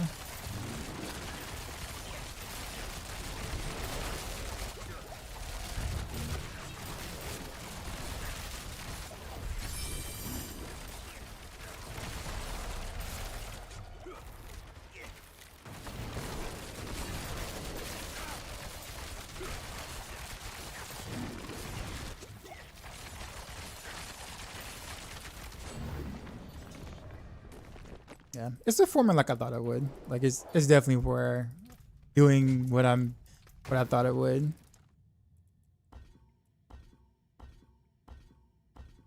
Janek, what's going on? You just go Renoville's builds. It's so fun to play. Your guys sent me the season. Thanks. I can immediately be run 110s with sub optimal gear. Yeah. Yep. the moment that, so the thing about it is that like everybody was asking me to do Rain of Rails last season, right? It's like you gonna put Rain of Rails in? Because like out of any content creator or guide writer, I think I've had Rain of Rails up as a guide or a video guide or something, or played it myself probably more than anyone else has. Back when it wasn't like considered like, you know, meta, or like it was the second best build or something or whatever, or people didn't like all the buttons. So like the fact that I couldn't play it last season was like rough, because I kind of really wanted to. But the moment that I knew when the beast ball boosts were fixed, I'm like, all right, it's go time. It's go time. Because the math was always there. The math was always there that it was actually our strongest build. We just couldn't do it because of the whole stupid beast ball boost thing. But we're Gucci now, so that's a pretty sick bow to not be mythic though.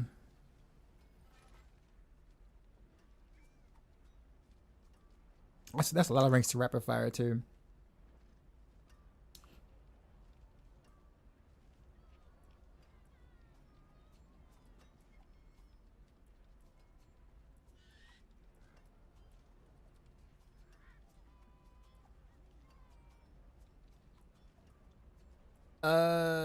Hmm.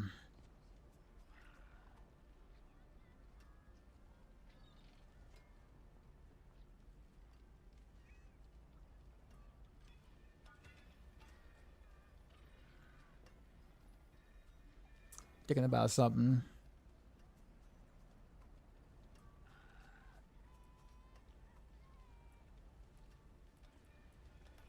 Because technically speaking,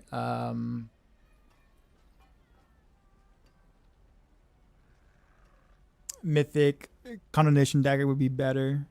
Which I don't really. I have one, but it's actually quite badly rolled. But then you have to kind of like think about what you would put in the cube instead, and that's the hard part.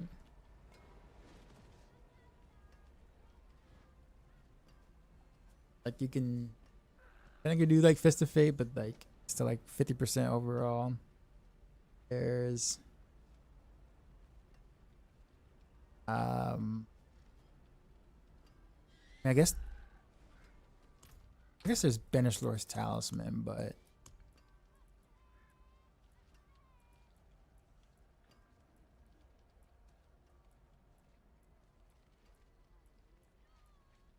I thought I kept one like randomly. I didn't. Okay, I might have. But I probably sold it off. Oh well. I'm thinking. I mean, Banishlord's Talisman I would say kind of makes sense. I don't know. There is also Crown of Lucian, but worth. So the hard part would be more of a figuring out what goes in the cube if I choose to go that way. Because like I really want to try to get rid of the Azarath thing. This for the in-game version. Like the push version still will have Azarath, but I think for in-game Azarath is more annoying than helpful.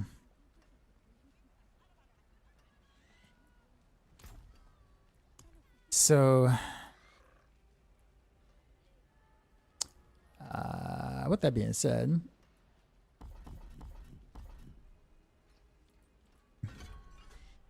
I don't think it's gonna work as well, but we'll try it with the spin to win just cause.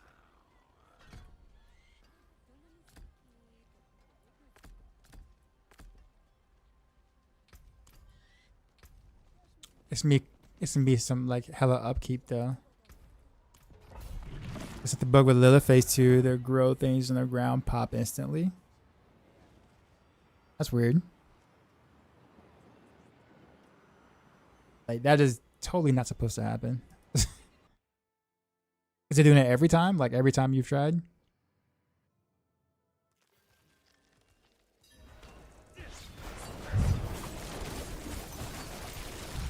Oh, whoops, I forgot to get my...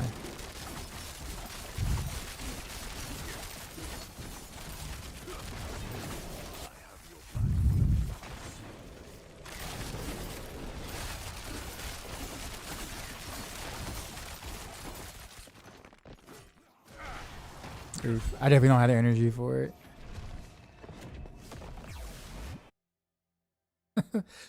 I was blocked so hard from doing anything. Actually, wait, is it because I got energy there? I think it's because I went this, didn't it? Wasn't it? That might have been it.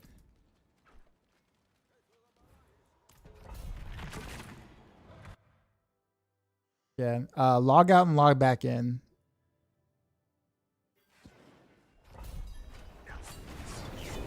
See what happens.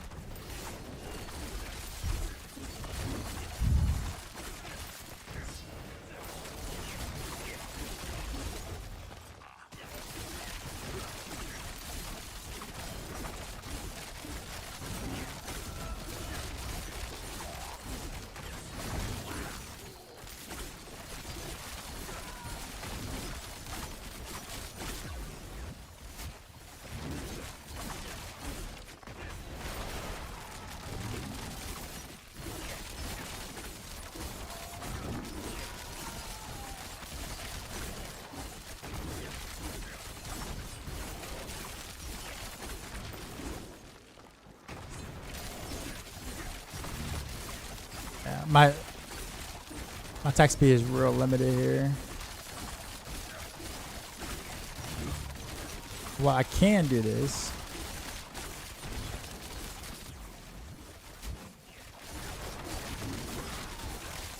It doesn't make as much sense to.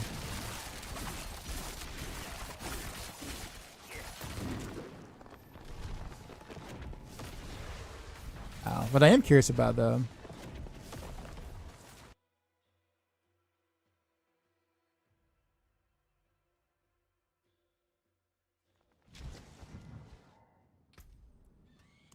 All right, so we will not do that.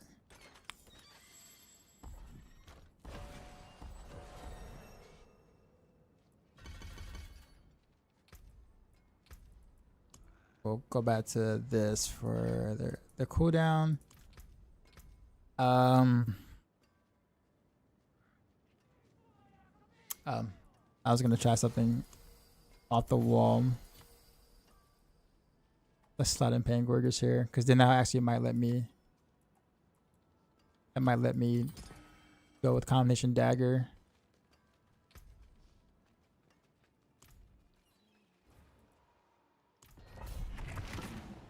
Oh, whoops! I forgot to put a skill in there.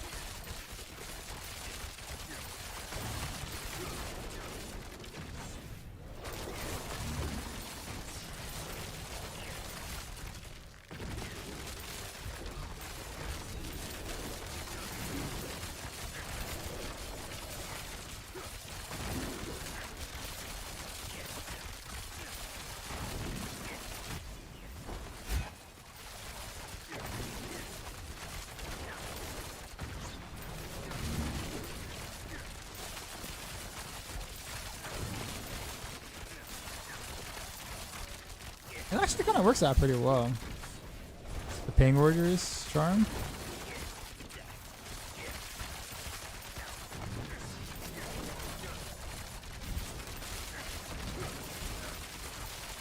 Because it gives me some AoE that I normally don't have on Rapid Fire.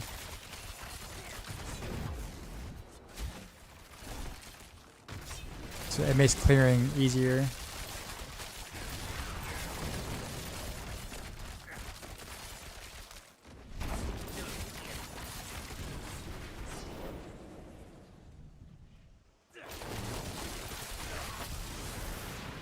The Barrage virus looking a little lackluster compared to Heartseeker, to be honest with you.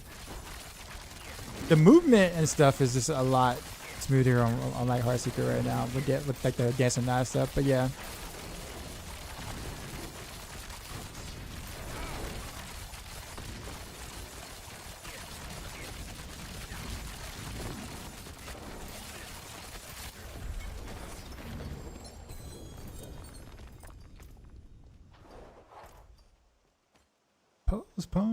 Posers.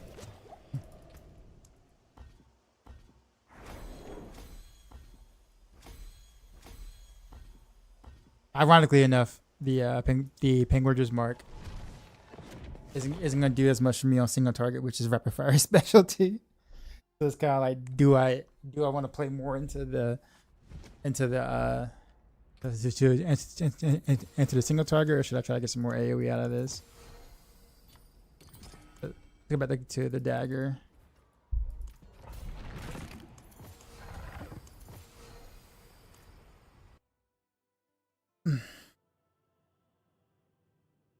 Does everyone agree with use mind cage for it to be effective for you? I don't think so. No.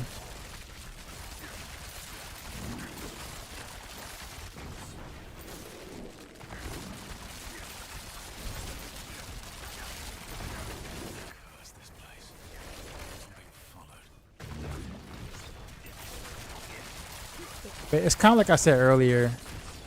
Like I wish I would have played like Rapid Fire and Barrage beforehand, because like the mobility of like spin the wind and stuff like that is just so hard to like give up once you've just gotten so used to it.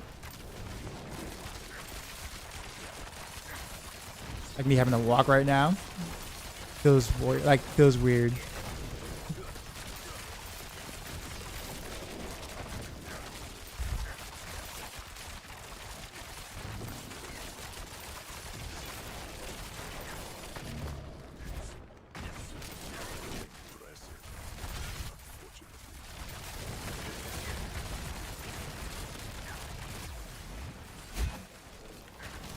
Unstoppable.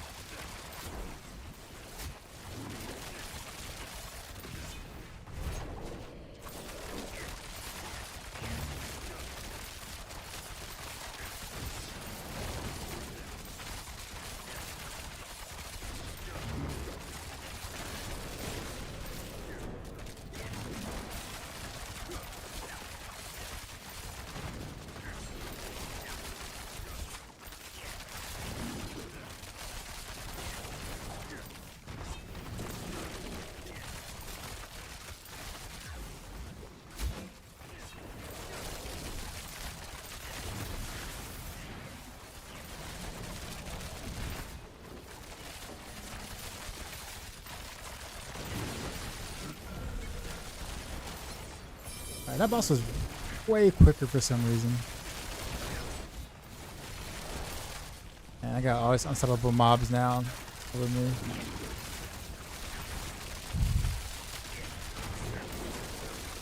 Nah, I can't even upgrade my glyphs because they're all.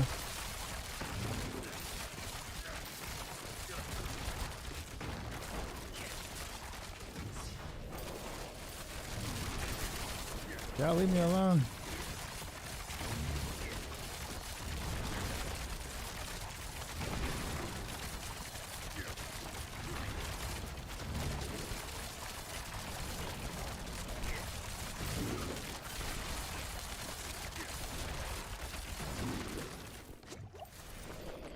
I still stand by the fact that like inherent unstoppable mobs should not be a thing in this game. With this funky phase 2, the growth things pop instantly in this a one shot.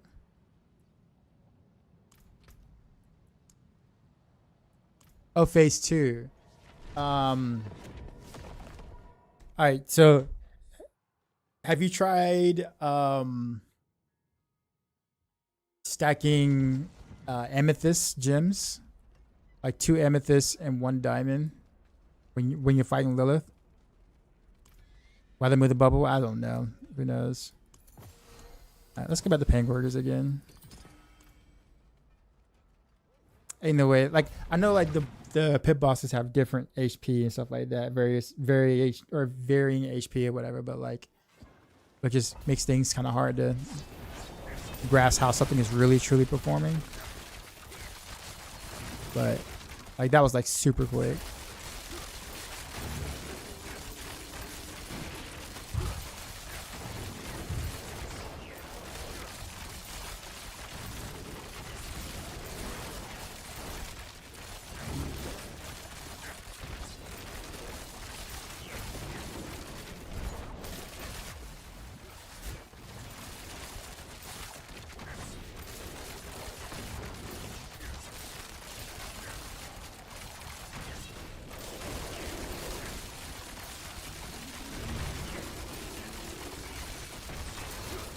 Yeah, see, they're unstoppable mobs.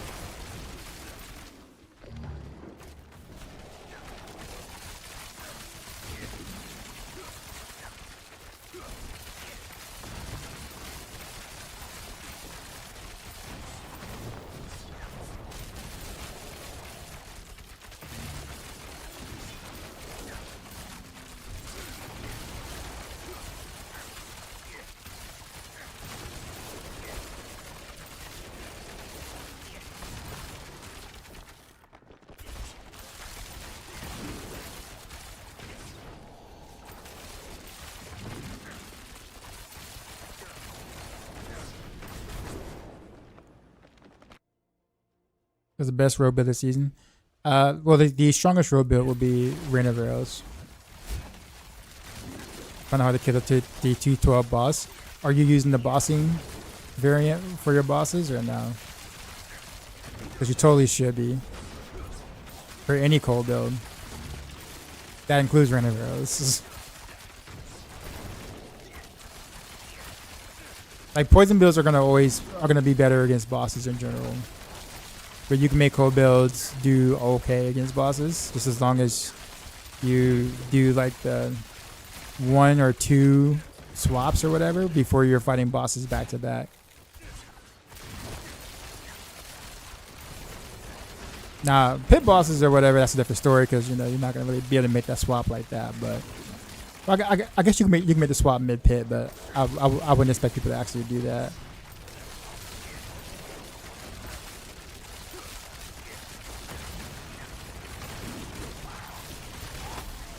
But nah, I do just found out my Heartseeker for bossing for sure. Like for like Lara bossing. Okay, yeah, the mobs took my freaking arrows. The ads. Can I just get a clean one-on-one, please? Please? Guess not.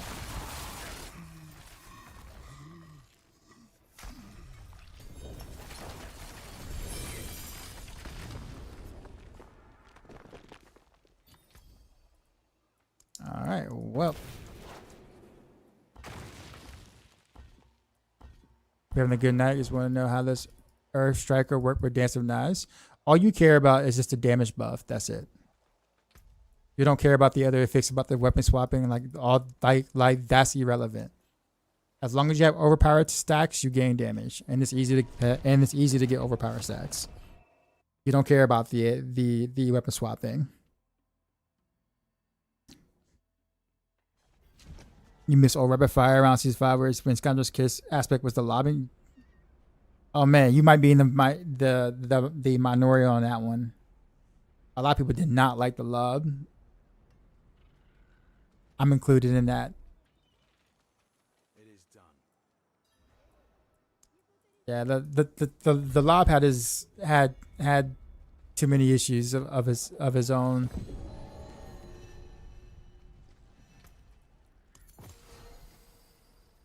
Alright, now it's time to try it with legendary weapon now instead. But now it means I have to switch to the aspects.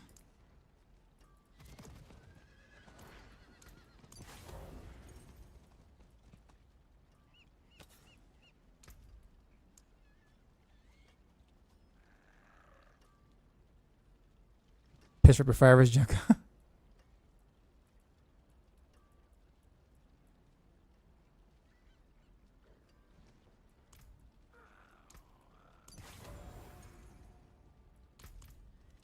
This should be Yeah. interesting.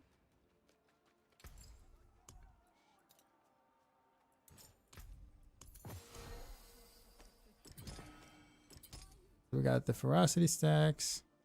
There's memories back here. Do this here. We'll keep vanquishing.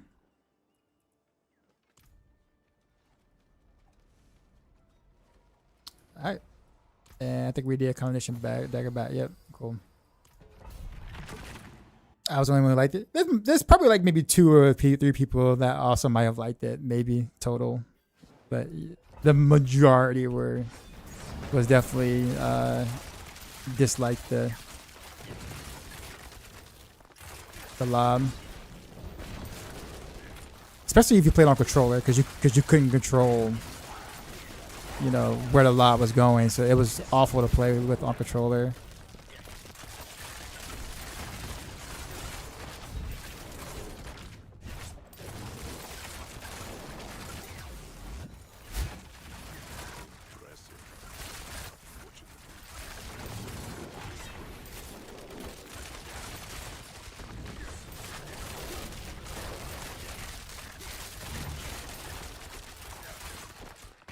Wow. Yeah, my huh.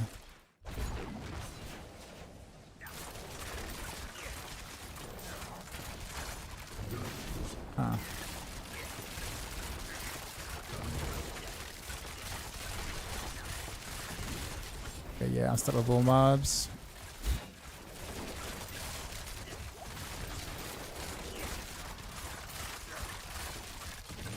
Unstoppable again.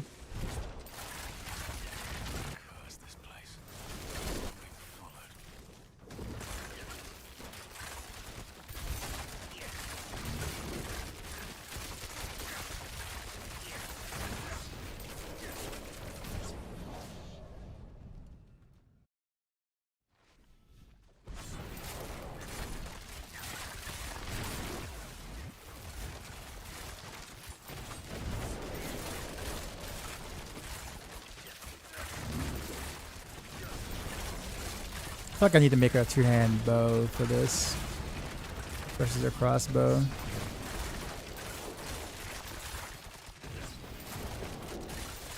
So I can feel as like agile as the Sky Hunter.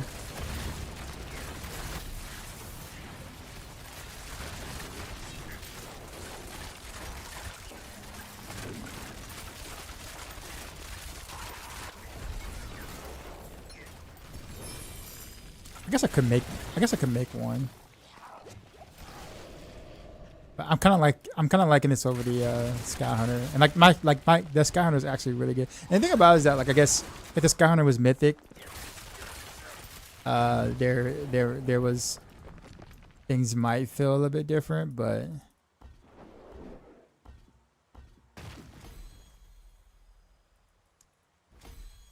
Sky Hunter name is use it all. In poison builds it is.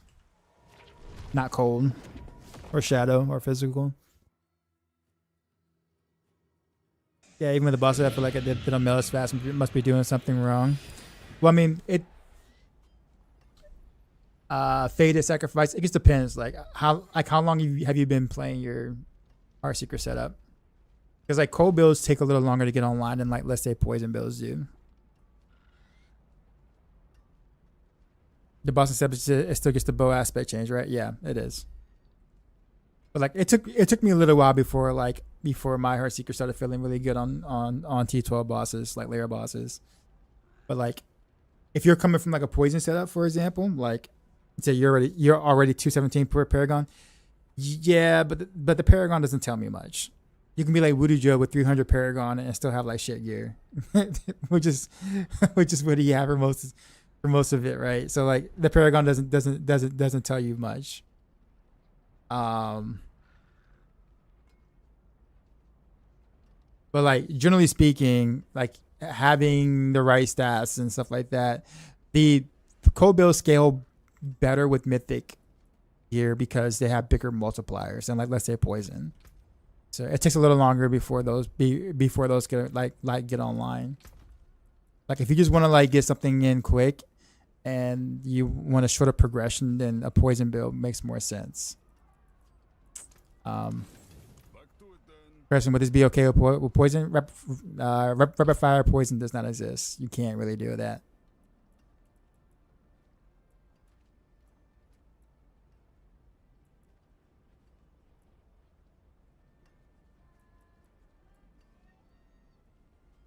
Heartseeker, same thing, doesn't exist. Yeah, I've tried to theory craft something for it. You just can't. Like you just legit cannot. Genius is a powerful word, and there's no reason to use it unless you're talking about the qubit. I guess the T12 greater bosses you find difficult, but they're doable. You should be able to kill them before they phase, before the first phase happens. But again, like I said, as you continue to find better gear, it will feel better. But it just takes longer to scale. Like there's nothing I can do about that to kind of to help you do anything different with that. But no matter what cold build you play, it's going to be the same story.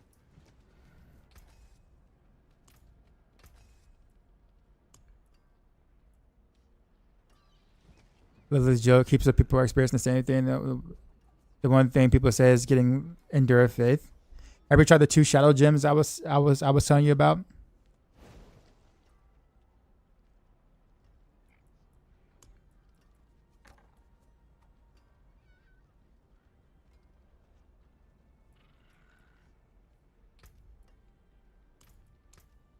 And you're still getting one shot?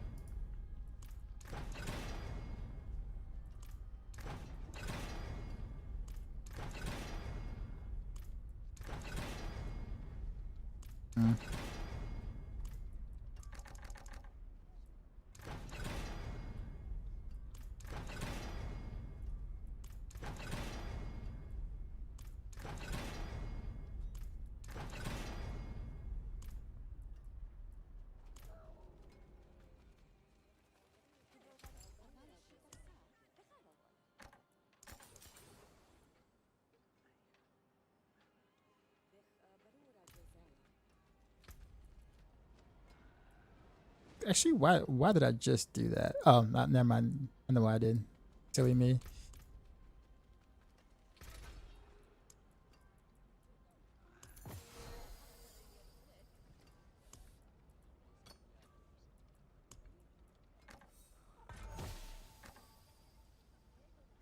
Shadow damage.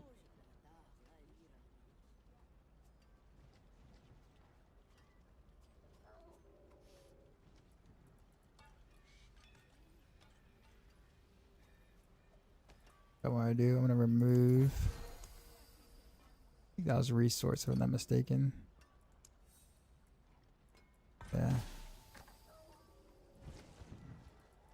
And it should just add Dex because that's the only thing that's left.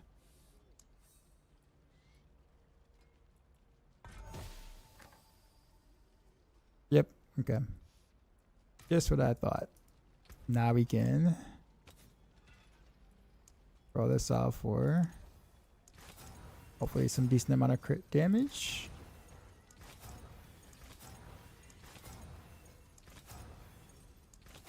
Before it gets too expensive.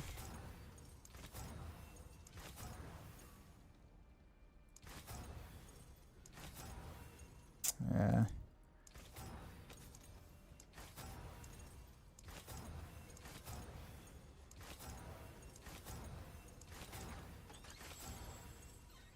Okay, that's good enough. Not killing my gold. More of my gold.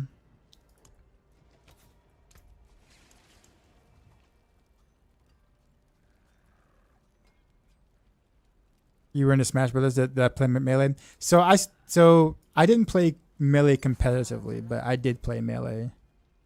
I didn't start getting competitive until Ultimate.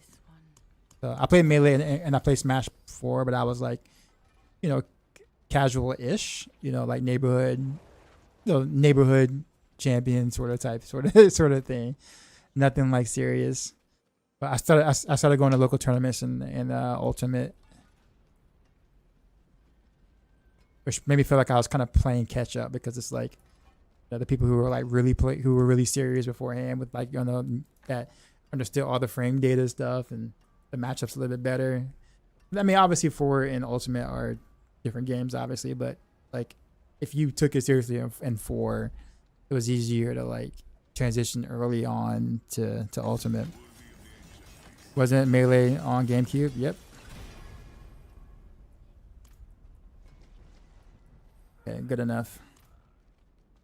You know why I'm getting stuck at 4 stacks of ferocity on the barrage build? Because you don't have ferocious aspect. That's why. The ferocious aspect should be on your amulet. And the barrage build. So you don't have the ferocious aspect on your amulet. That's why you're stuck at 4.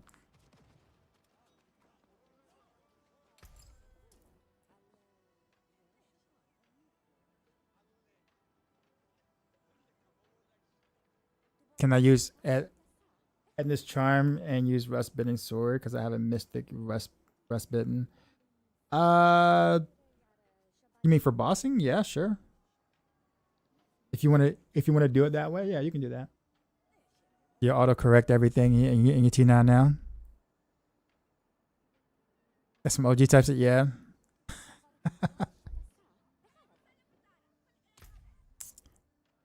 Welcome to the Isles. What do you bring? Yeah, I really enjoyed like Smash though. Like Smash is like definitely my favorite fighting game.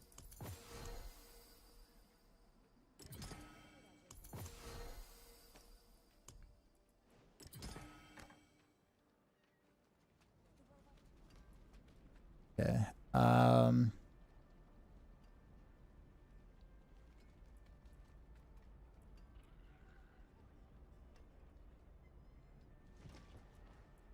right, let's try this again. Who did I main in Melee? Captain Falcon. Have I played Rain of Arrows yet? Personally, no. I only wrote the guide, so like Ava and Matthias are playing the Rain of Arrows build that I put on Max Roll, but I haven't like put it together yet myself. No. It's probably the last thing I'll do, honestly. Just because I know that they're playing it, so there's no like rush or need for me to like jump on it quite yet. Because I know it's being played, so I can get data from them.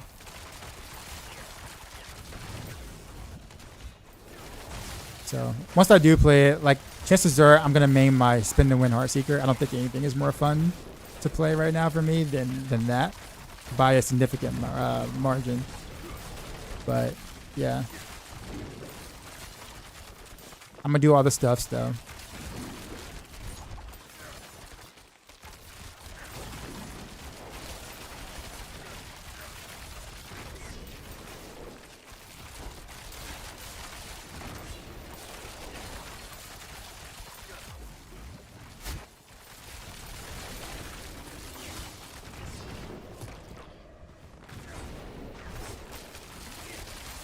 Where the mobs at?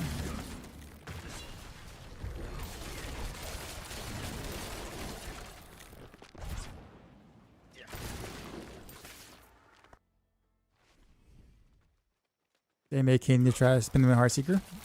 Can it work without the mythics? Yeah.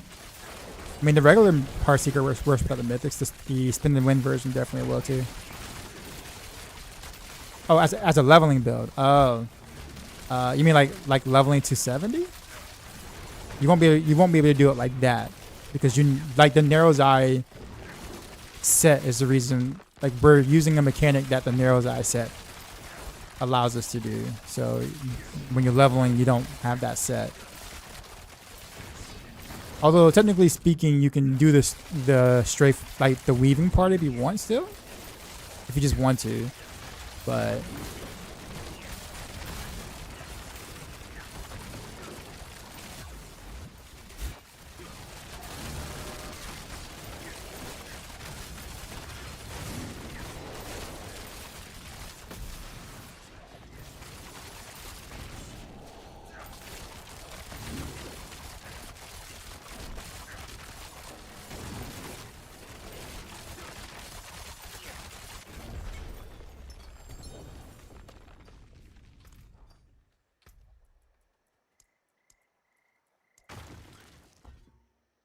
I'm gonna be honest, chat. I think I kind of like this with. I kind of like it better without the Sky Hunter.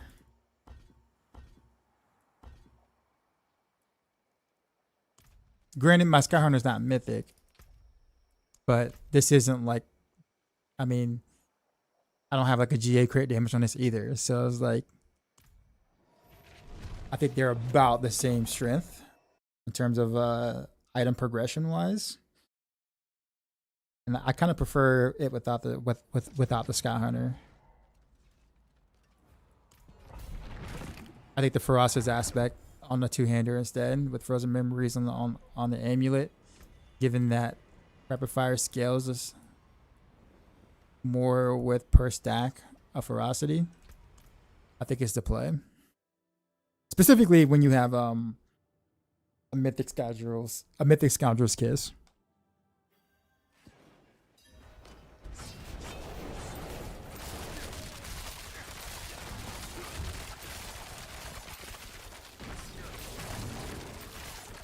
And I'm assuming it's like gonna be the same story for Barrage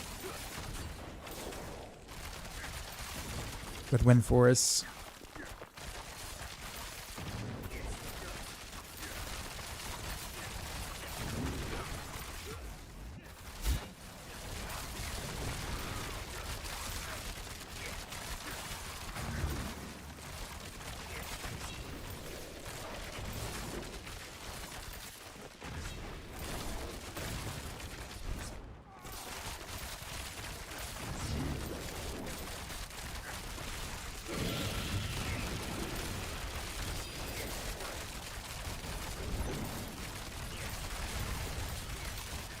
Appreciate the follow.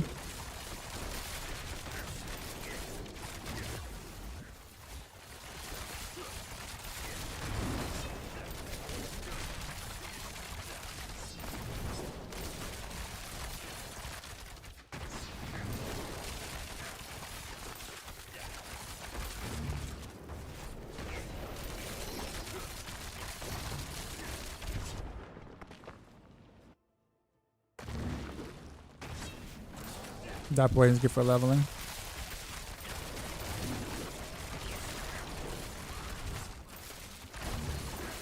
Is there any reason Doc is not using the new pants? Because the new pants doesn't buff poison, unfortunately.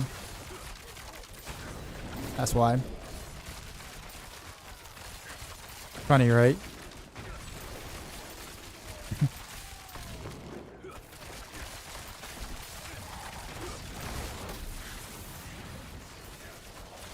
Yeah, I think we're getting rid of the Sky Hunter. Oh, really? Unstoppable mobs?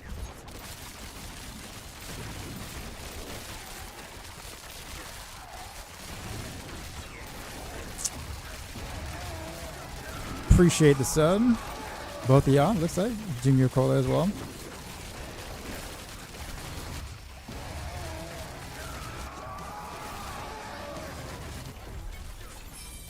Yeah, we're gonna get.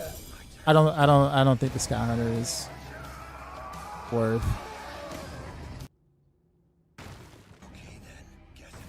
And then what you would do is, I guess we'll still have to run high velocity here. Oh wait, how many subs? Oh no, wait, was that gifted subs? That's like 5 gifted subs, right? That's like it was. I appreciate you on that. Does weapon damage matter on the bow for random arrows? Yes, because you're casting from the bow, so it does matter. Yeah.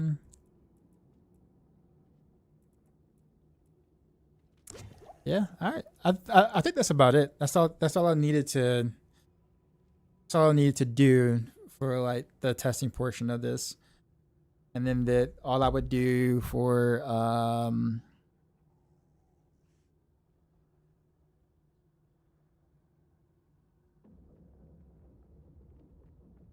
I can do. You know, I guess I could also do. You know what I could do? I could do if I get a mythic seal. This is one of those builds where a mythic seal actually does work. Like a mythic seal, you can do Narrow's Eye, 3-piece sightless, because like the charm slot is like, and you're like up in the air, like it can be anything. So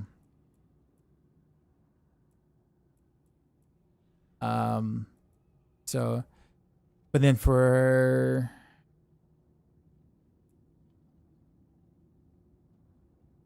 trying to think of what I'm gonna do with the amulet here, because I guess I had the rust bitten dagger in initially for bossing for this, but if I do it this way and have frozen memories up here, then I really can't do rust bitten dagger. I guess you could. I guess you could throw this in there instead of this, because it's still a much bigger multiplier for a single target. And then do high velocity on the amulet. Yeah, I guess that works. Still, we'll keep vanquishing here. I don't think that was originally in the guide, but we'll keep that anyways. Okay. Cool. That actually does feel. That actually does feel pretty good. Do you think this is an error from the guy who pushed Cold Rain of Arrows? You're confused on this planner?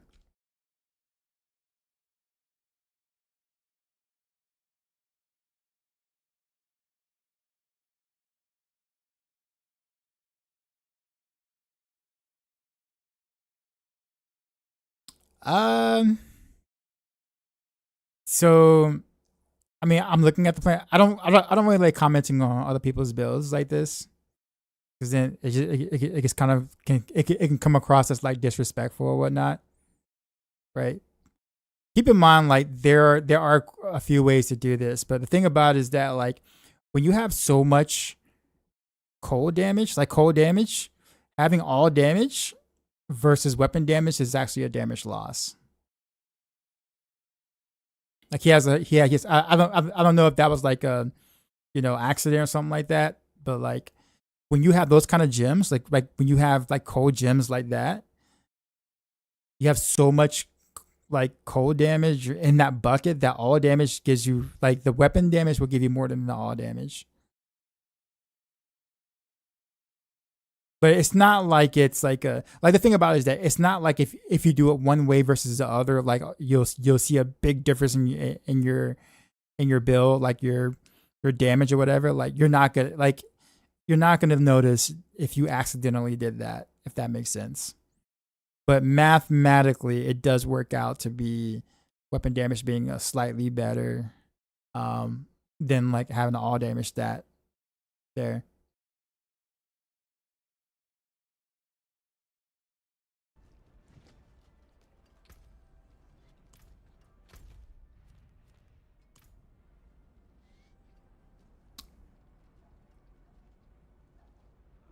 You don't like our planner endeavor? Mm-hmm. You don't like the actual setup, sir? Appreciate the sub. I know I'm putting you on the spot now, right now, right? Because I mean, Matthias was #1 with it for a while.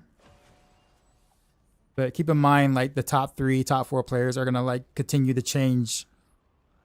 It's going to continue to change, like often, because it's still early season. Keep in mind, that build is already hard to gear for. Like not everybody's gonna have like great gear yet. So like the top players are gonna change often.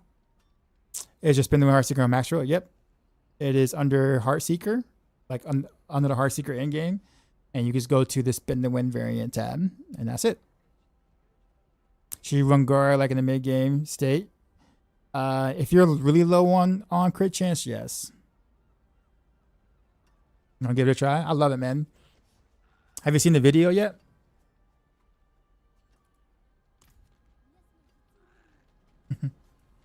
But yeah.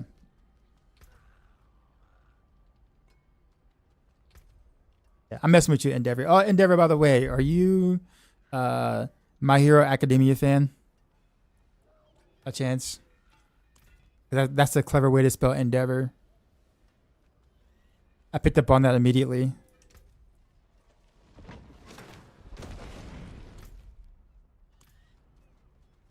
All right.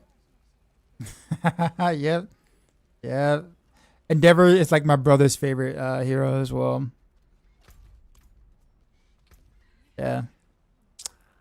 Good anime. Really good anime. All right. We're going to swap to Barrage for a little bit. Although I actually might do the two-hand crossbow though. On this one versus bow. From creation, destruction. But it should give me the same result though. Although I don't think I'll be able to sustain Crown of Lucian though. That's the issue. I don't think I can. Let me go to the thing. I might have to go back to the regular helm. At what point do you change which loot filter you use between light, medium, straight? Honestly, I just keep the light. Honestly, different people are different, but I play solo self found, so I want more stuff to drop, so I can salvage for materials. But basically, the light, the maximum life, which is maximum soft, as you see here, like basically they don't have these checked right here. Like the T8, T10, T12 or whatever like that. Like they have them unchecked when you first get the filter. And then basically I just go, you know, when I get a T8 or when I feel like I don't need this, I just start checking. And then that's it. I don't do anything more than that. I might eventually add a role where I'm only showing just GAs, but I don't have the materials yet to do that. And I want to still pick up enough to be able to salvage the stuff. So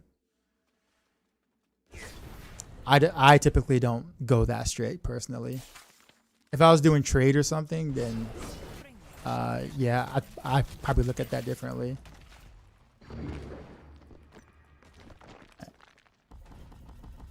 Barrage time.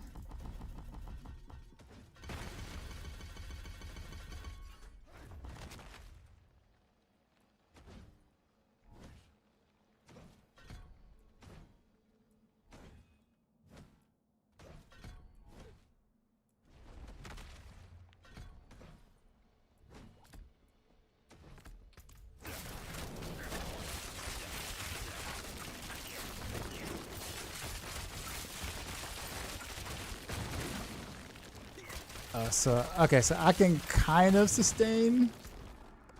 It's like real close, but I'm gonna need more than one mob, which means that if I'm finding a boss, I am most likely not gonna be able to sustain the way I want. All right. I was just curious. I was just like, should I keep the helm? Probably can't. Did you update your Heartseeker Dance and Nas build? I'm about to do it. I'm about to do a massive update. Not massive update. I'm about to do a sweeping update of all the guides after I stream at some point on Monday, or today is Monday. Got a mythic win force. Do you think Barrage can push far? Not as far as the other rogue builds. Like I wouldn't play Barrage to push. I'll put it that way. Like if you're interested in trying to like seriously push, don't play Barrage. Or just use Barrage for T12 and then that's it. Like really, if you're just seriously pushing, Random Rails is the route you want to go. Pin shot, poison pin shot is also an option. And you got Heartseeker can get up there too as well. I think for ease of use, Rain of Arrows or Poison Pen Shot will be your two best bets.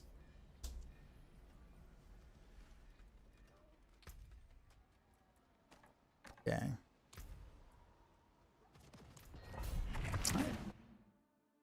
The same testing grounds here.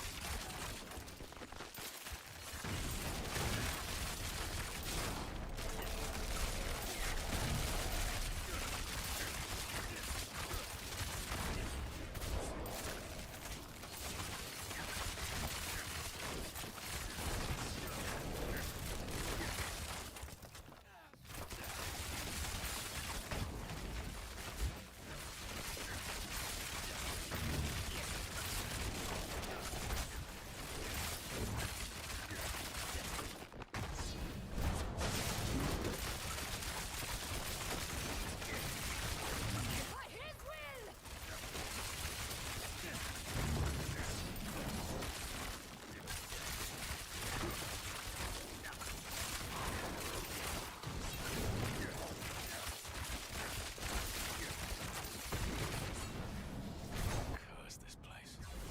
I'm being followed.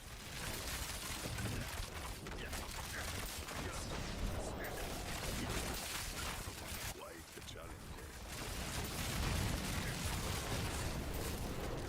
Global mods. Thank you.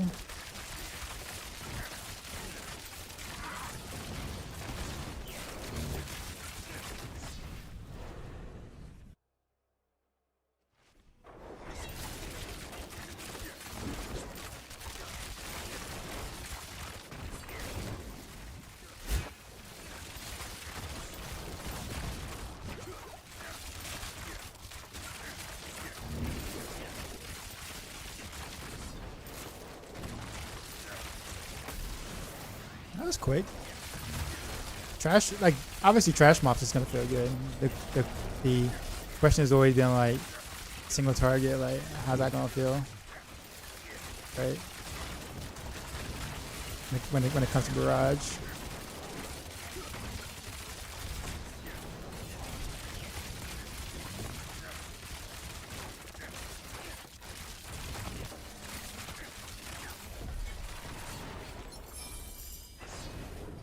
I mean that wasn't awful.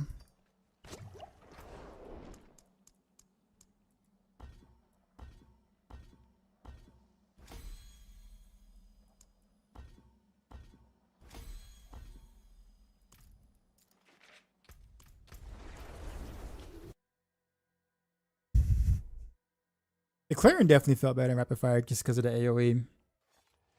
But of course, rapid fire had the better single target. But it feels good that like multi-shot is actually fixed for combo points now. So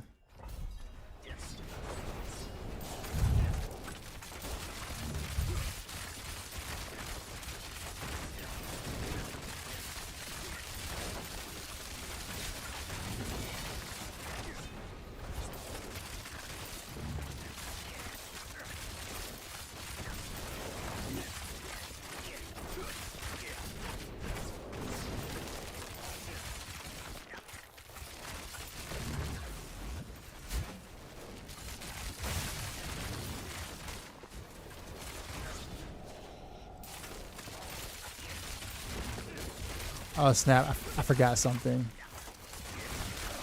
I forgot something major actually. I got to change out the gloves. Barrage. I can't run these gloves.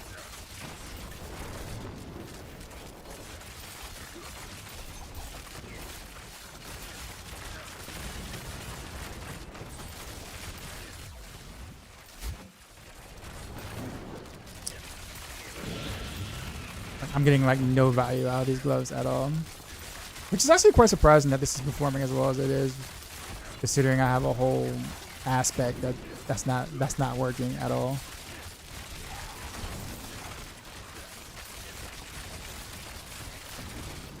Picture the follow.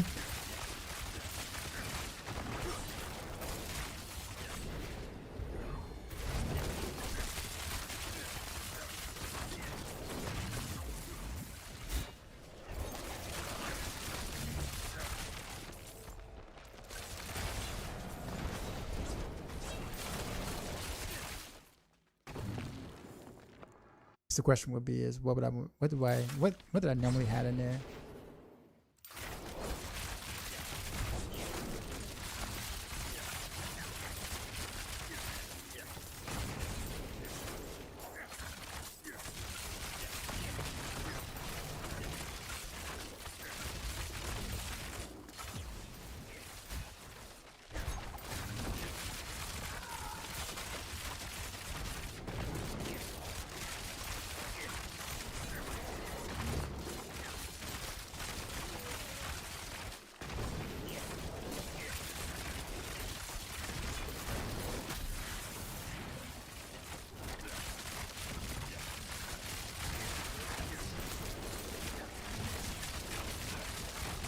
There are always unstoppable mobs around the boss every single time.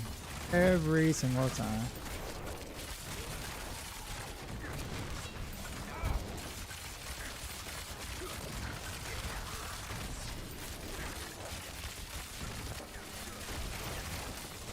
Heating up my arrows from the narrow guy set.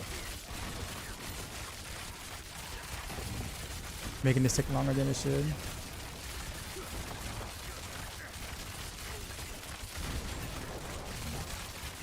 And then I can't get to the portal.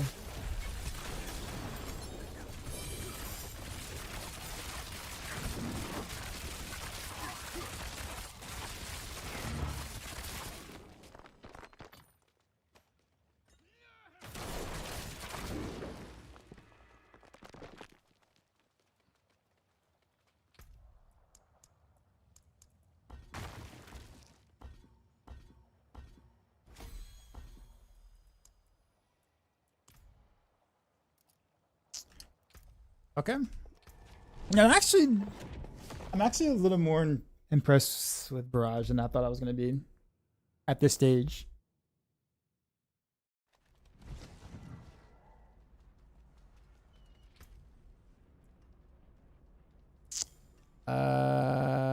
Yeah, I gotta remove gladiators on this. Does not work with Barrage. Although I do have another glove somewhere that I messed with earlier. Is it this one? Just gotta figure out what I'm gonna put on it though. I already got like the good aspects. There's I guess I can go Malice.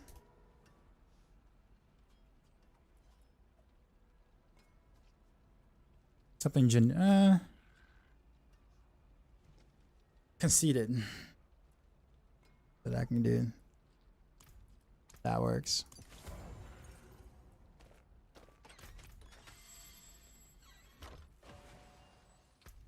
Got GA mass resource cooldown. Oh man, it's gonna be great for Death Trap whenever you put it together.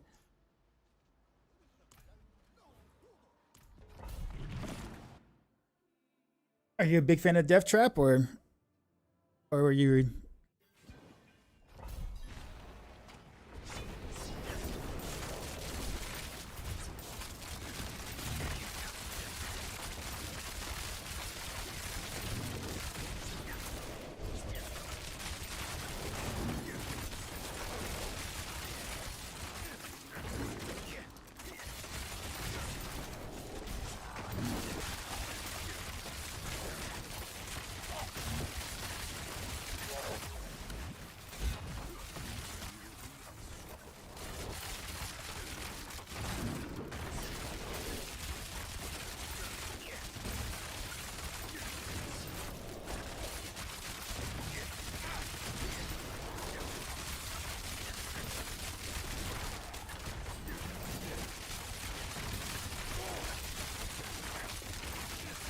Okay, that's odd. Let's try this again.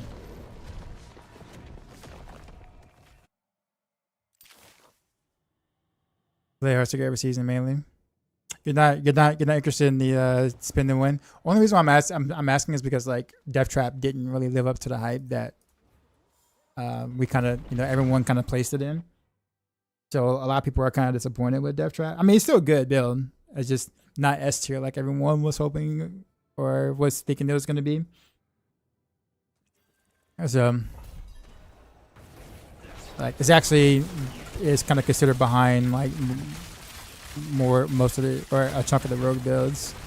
But if you're a fan of it, then I would tell you to go ahead and keep doing it because But like if you were expecting it to be like one of the best builds on rogue, it's like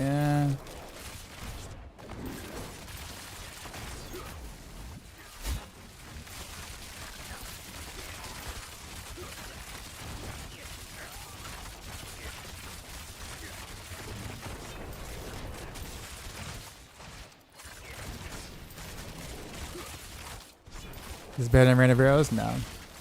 It's not stronger than Rain of Arrows. If I was speed farming or speed clearing, then yes, this would do like speed content faster or better than Rain of Arrows does because it's a bigger AoE. But for pushing, no, absolutely not. Rain of Arrows is definitely better.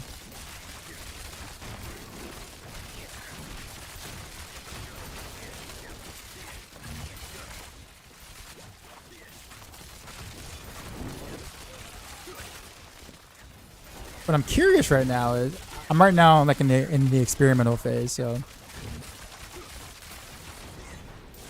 one run takes are not it right now. So I'm trying to figure out why my Gladiator's Gauntlets seem to be performing better than I thought on Barrage, which should not be the case.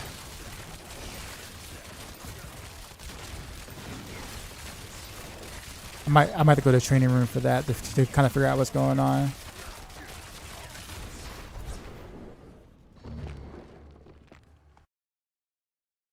And I can feel it on the controller. It's better on controller. The spin and win is actually easier on controller. Like it's super smooth on controller. Oh, they're unstoppable.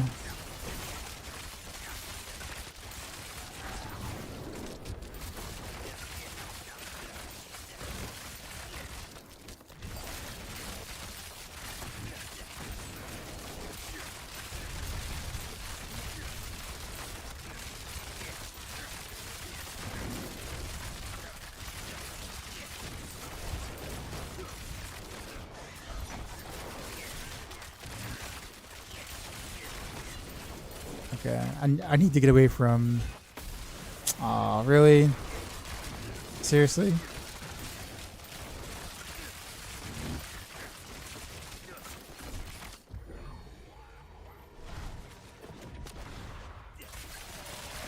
Oh, you have to TP it over. Okay, I can do that.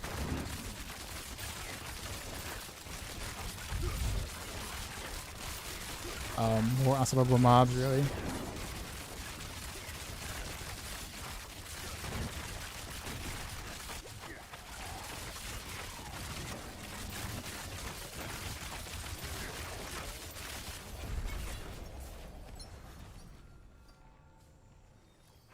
Alright, training room time.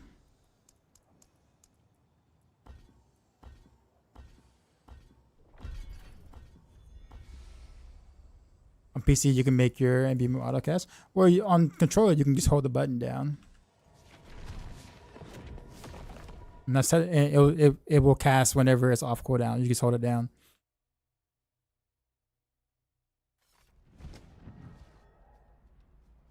Let's see. Green Lanterns are all missing for Heartseeker is Adness. Adness is definitely a big deal. Alright, it's time to go to the training room because I need to figure out why it seems like Gladiators was actually performing as well as it was, because it's not supposed to work out the way it's working out.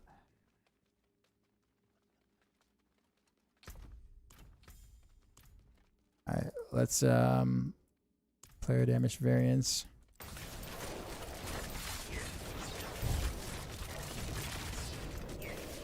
Oops.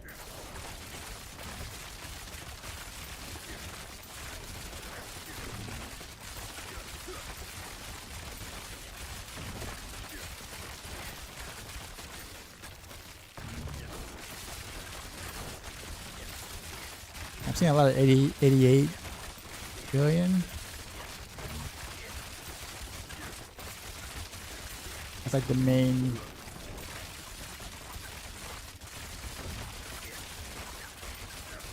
Number. I don't care about the top end number. Alright, so the Gladiator's Gauntlets.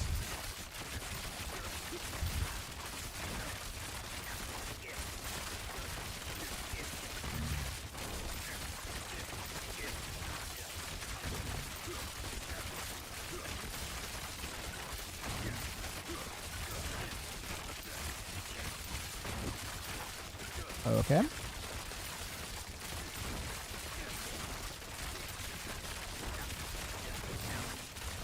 The number I see is like 132. It's like a lot of numbers going on. I'm trying to look.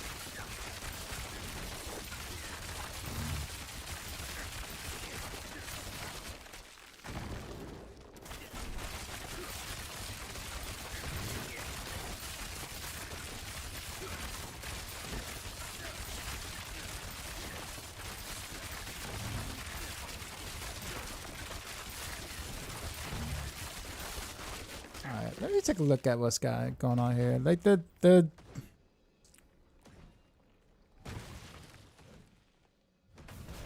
it's almost identical. Like so, like the stats are definitely almost identical. But the Gladiator's Gauntlet is definitely like dealing more damage on average.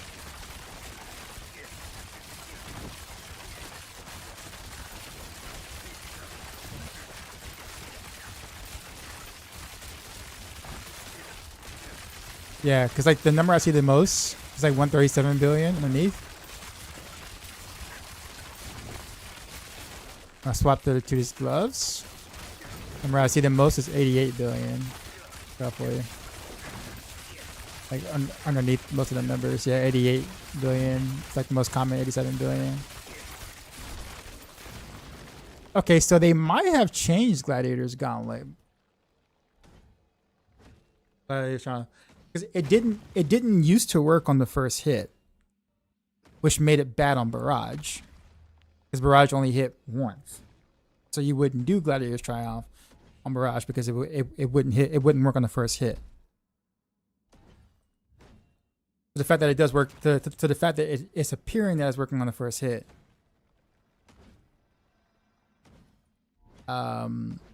definitely changes some things for Barrage.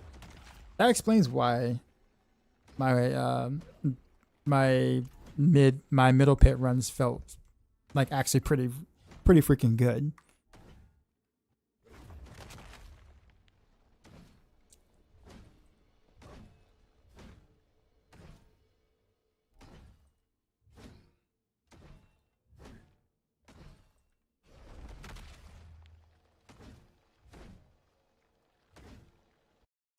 Let me send a message out to Ava real quick.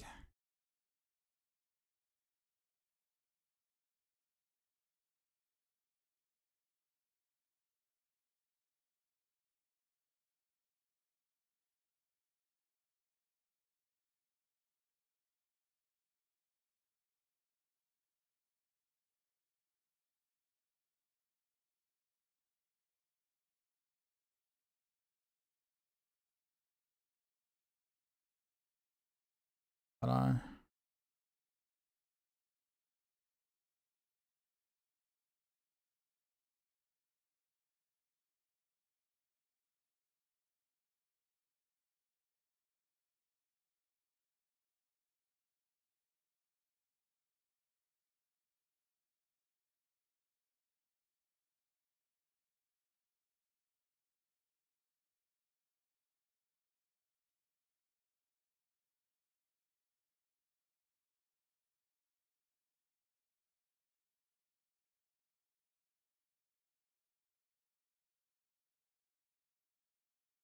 Any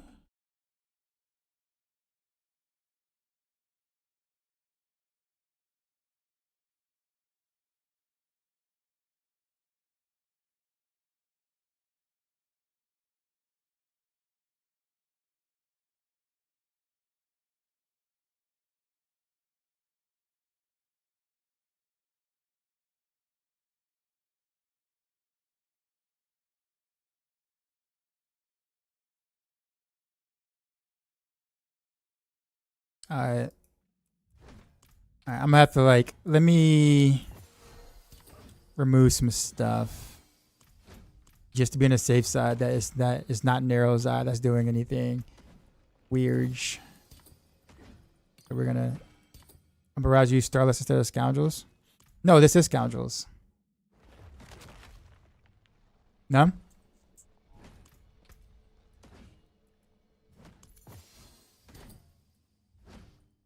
It just looks like Starless because it's purple, right? And it's in the ring slot. Okay, now let's do this again. Uh-oh. I can't sustain, that's right. Cause I don't have I don't have like enough resources and also Starless guys. Actually, you know what? I do have Starless guys.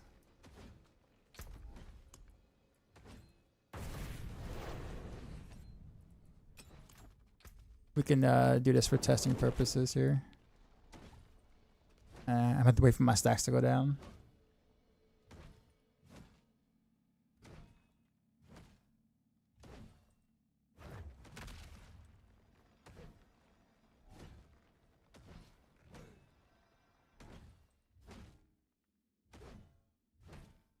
Is it possible that you can explain how your loot filter works? It's a really simple one. I guess use a light one, honestly. I don't really care for the others. It's just this, you hide all. Blue rare talisman, because you don't really use it at any point. Non-ancient white and blue is basically here. So basically, honestly, if you just kind of follow the tiers that you're in, and you just check the box, you're pretty much fine with it. Do I have a video on it? No, because no one's gonna watch me talk about a loot filter. The only videos that do well on like YouTube are build guy videos, or maybe like mechanic that affects a build, but like general content, no one watches me on YouTube. It like screws up my algorithm, like zero clicks or whatever. So I don't do stuff like that. But I mean, this is a really generic loot filter. So it's just basically, if you have everything clicked here, it means that only 900 items drop, and so only ancestral items drop. It's pretty much mostly it for the most part. It just becomes all ancestral. Like, so anything below ancestral will be filtered out mostly. I think there's some other stuff right here as well. Here, hide all T12 0 GA non-uniques or whatever. So like the legendaries or whatever that are not GAs are hidden, right? And then non-ancient uniques for the most part, because I want them for mats. So kind of really it. And then there's recolor the mythics to make them look a different color. Recolor the codex upgrade, so if there's like an aspect that is an upgrade, I changed it to like a tealish color, so I know it is an aspect upgrade. And that's kind of really it. It's pretty bare bones and basic. I could tell you some of my friends have like a whole like list of like stuff, like where it's like massively just big stuff after big stuff or whatever. I'm a pretty simple guy when it comes to this.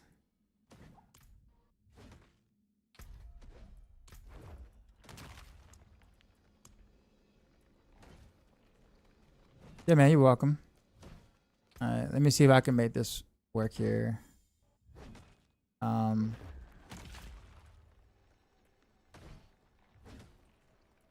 We'll reduce the cost here as well.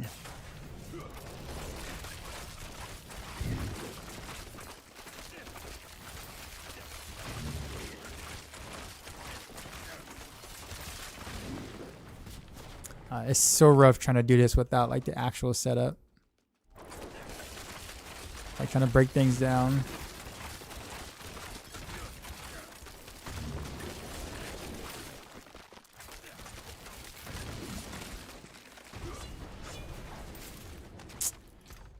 Okay. I might have to just trust my data that I had before. I really don't feel like taking off all of my gear to do this right now. It's already getting late. Might be one of those things where I'll just tell, like, because it does show that it's working, but like to be for certain, it's best for me to kind of take off my stuff. But I guess I can just do it on the Heartseeker part of it though. But then it has to pierce thing. Actually, you know what we can do? We can we'll just do forceful arrow.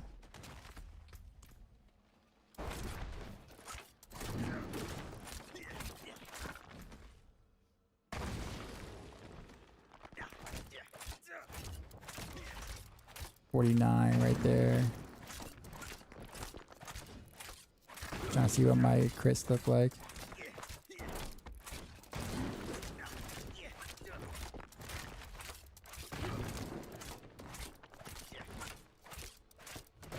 Mostly not to 9K, right? I put this on.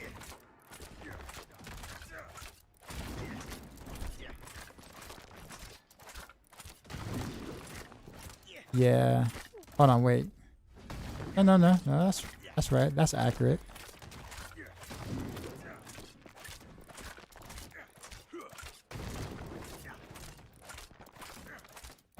Yeah, it's significantly more with the Gladiator's Gauntlet.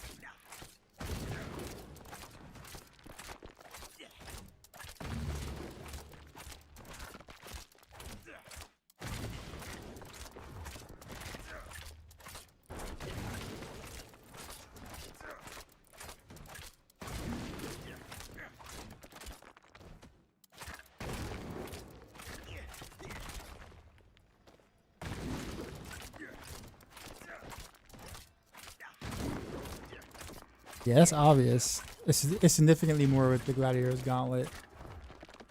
And the stats are very similar. So it's not like they're almost identical. Gladiator's Gauntlet has a slightly more crit damage. But outside of that, they are very identical. Oh, well, I guess. Yeah, because I have the barrier on, so.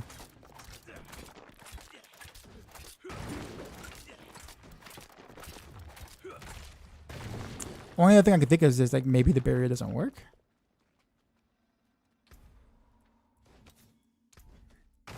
I highly doubt that that's the thing. We can change the aspect just to be certain that it's not the aspect that's not working or making it look like it's not doing anything. No? Still looking like.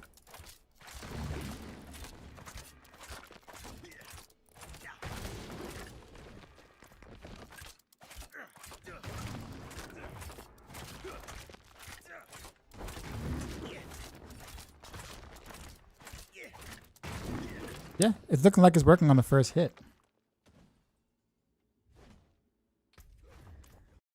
All right, that is some big news. Okay.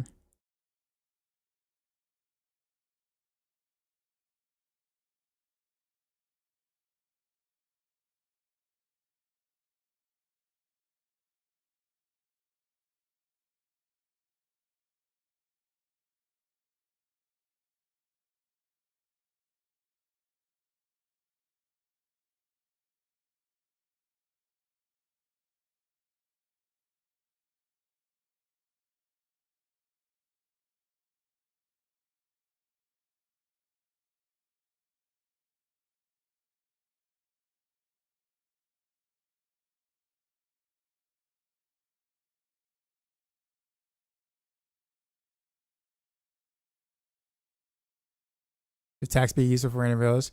You don't really want it because you get so much of it from ferocity stacks that you're gonna end up capping out and it's not gonna give you anything. So no, you don't really want attack speed. Okay, from PoE, so not using filter is kind of hard for you. J Luda God, appreciate the follow. All right. Well, it looks like yeah.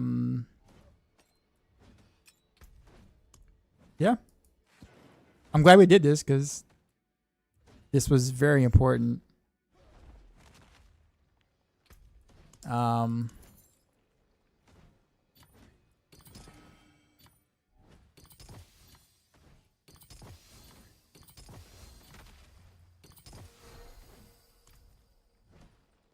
Matte straight filter not valid. Um it's being worked on. What did I find out? I found out that Gladiator's Gauntlet now works on the first hit. Like it actually works on the first hit. It didn't used to do that. It used to work after the first hit. So like the first hit wouldn't get the damage bonus, but everything after the first hit would. But now it actually works on the first hit.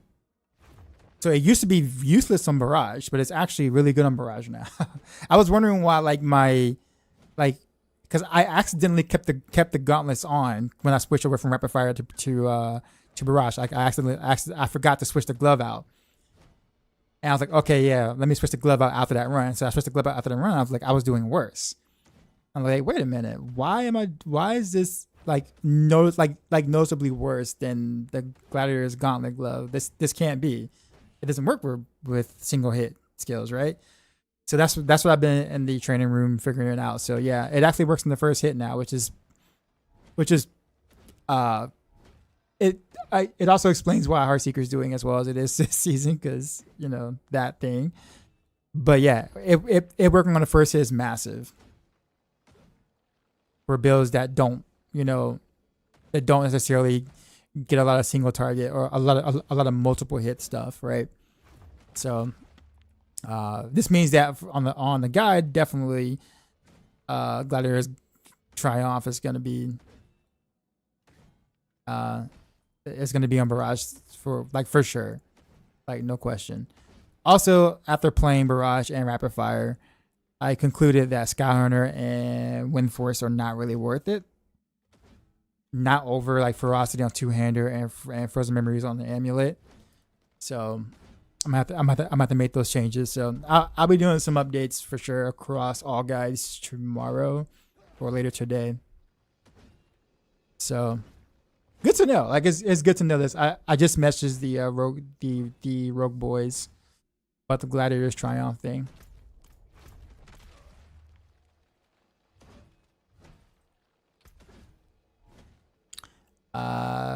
Yeah, that's really about it. I think I'm gonna save this loadout real quick.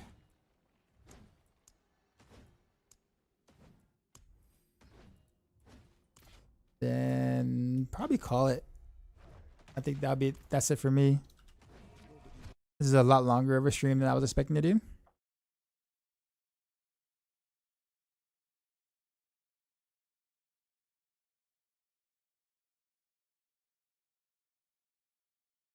All right, let's hit up somebody. Who gonna hit up somebody? Who are we gonna hit up? The good stuff. All right, so now I guess at this point, so knowing what I know now, like Barrage was actually pretty fun to play. I would like Rapid Fire was fun to play too, but I think I had more fun on Barrage.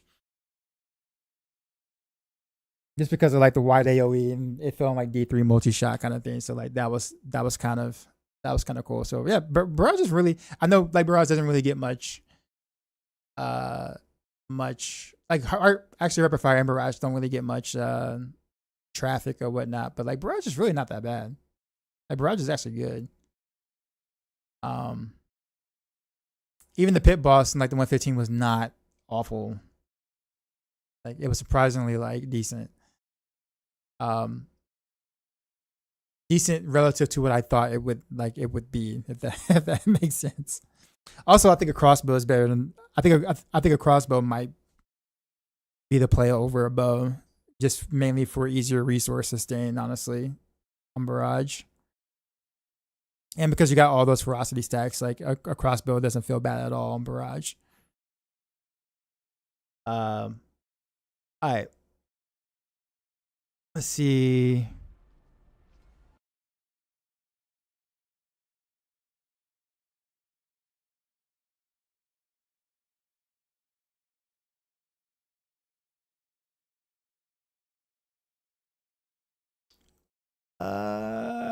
vendor forge is on.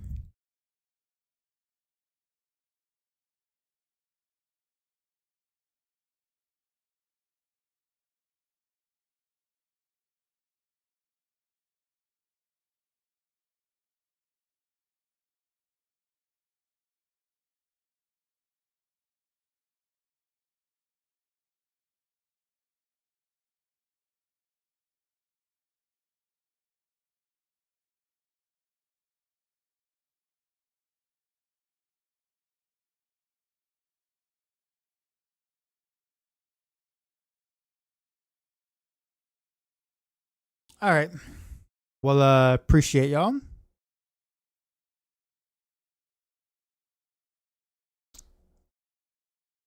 I do not know if I'll be on tomorrow or not.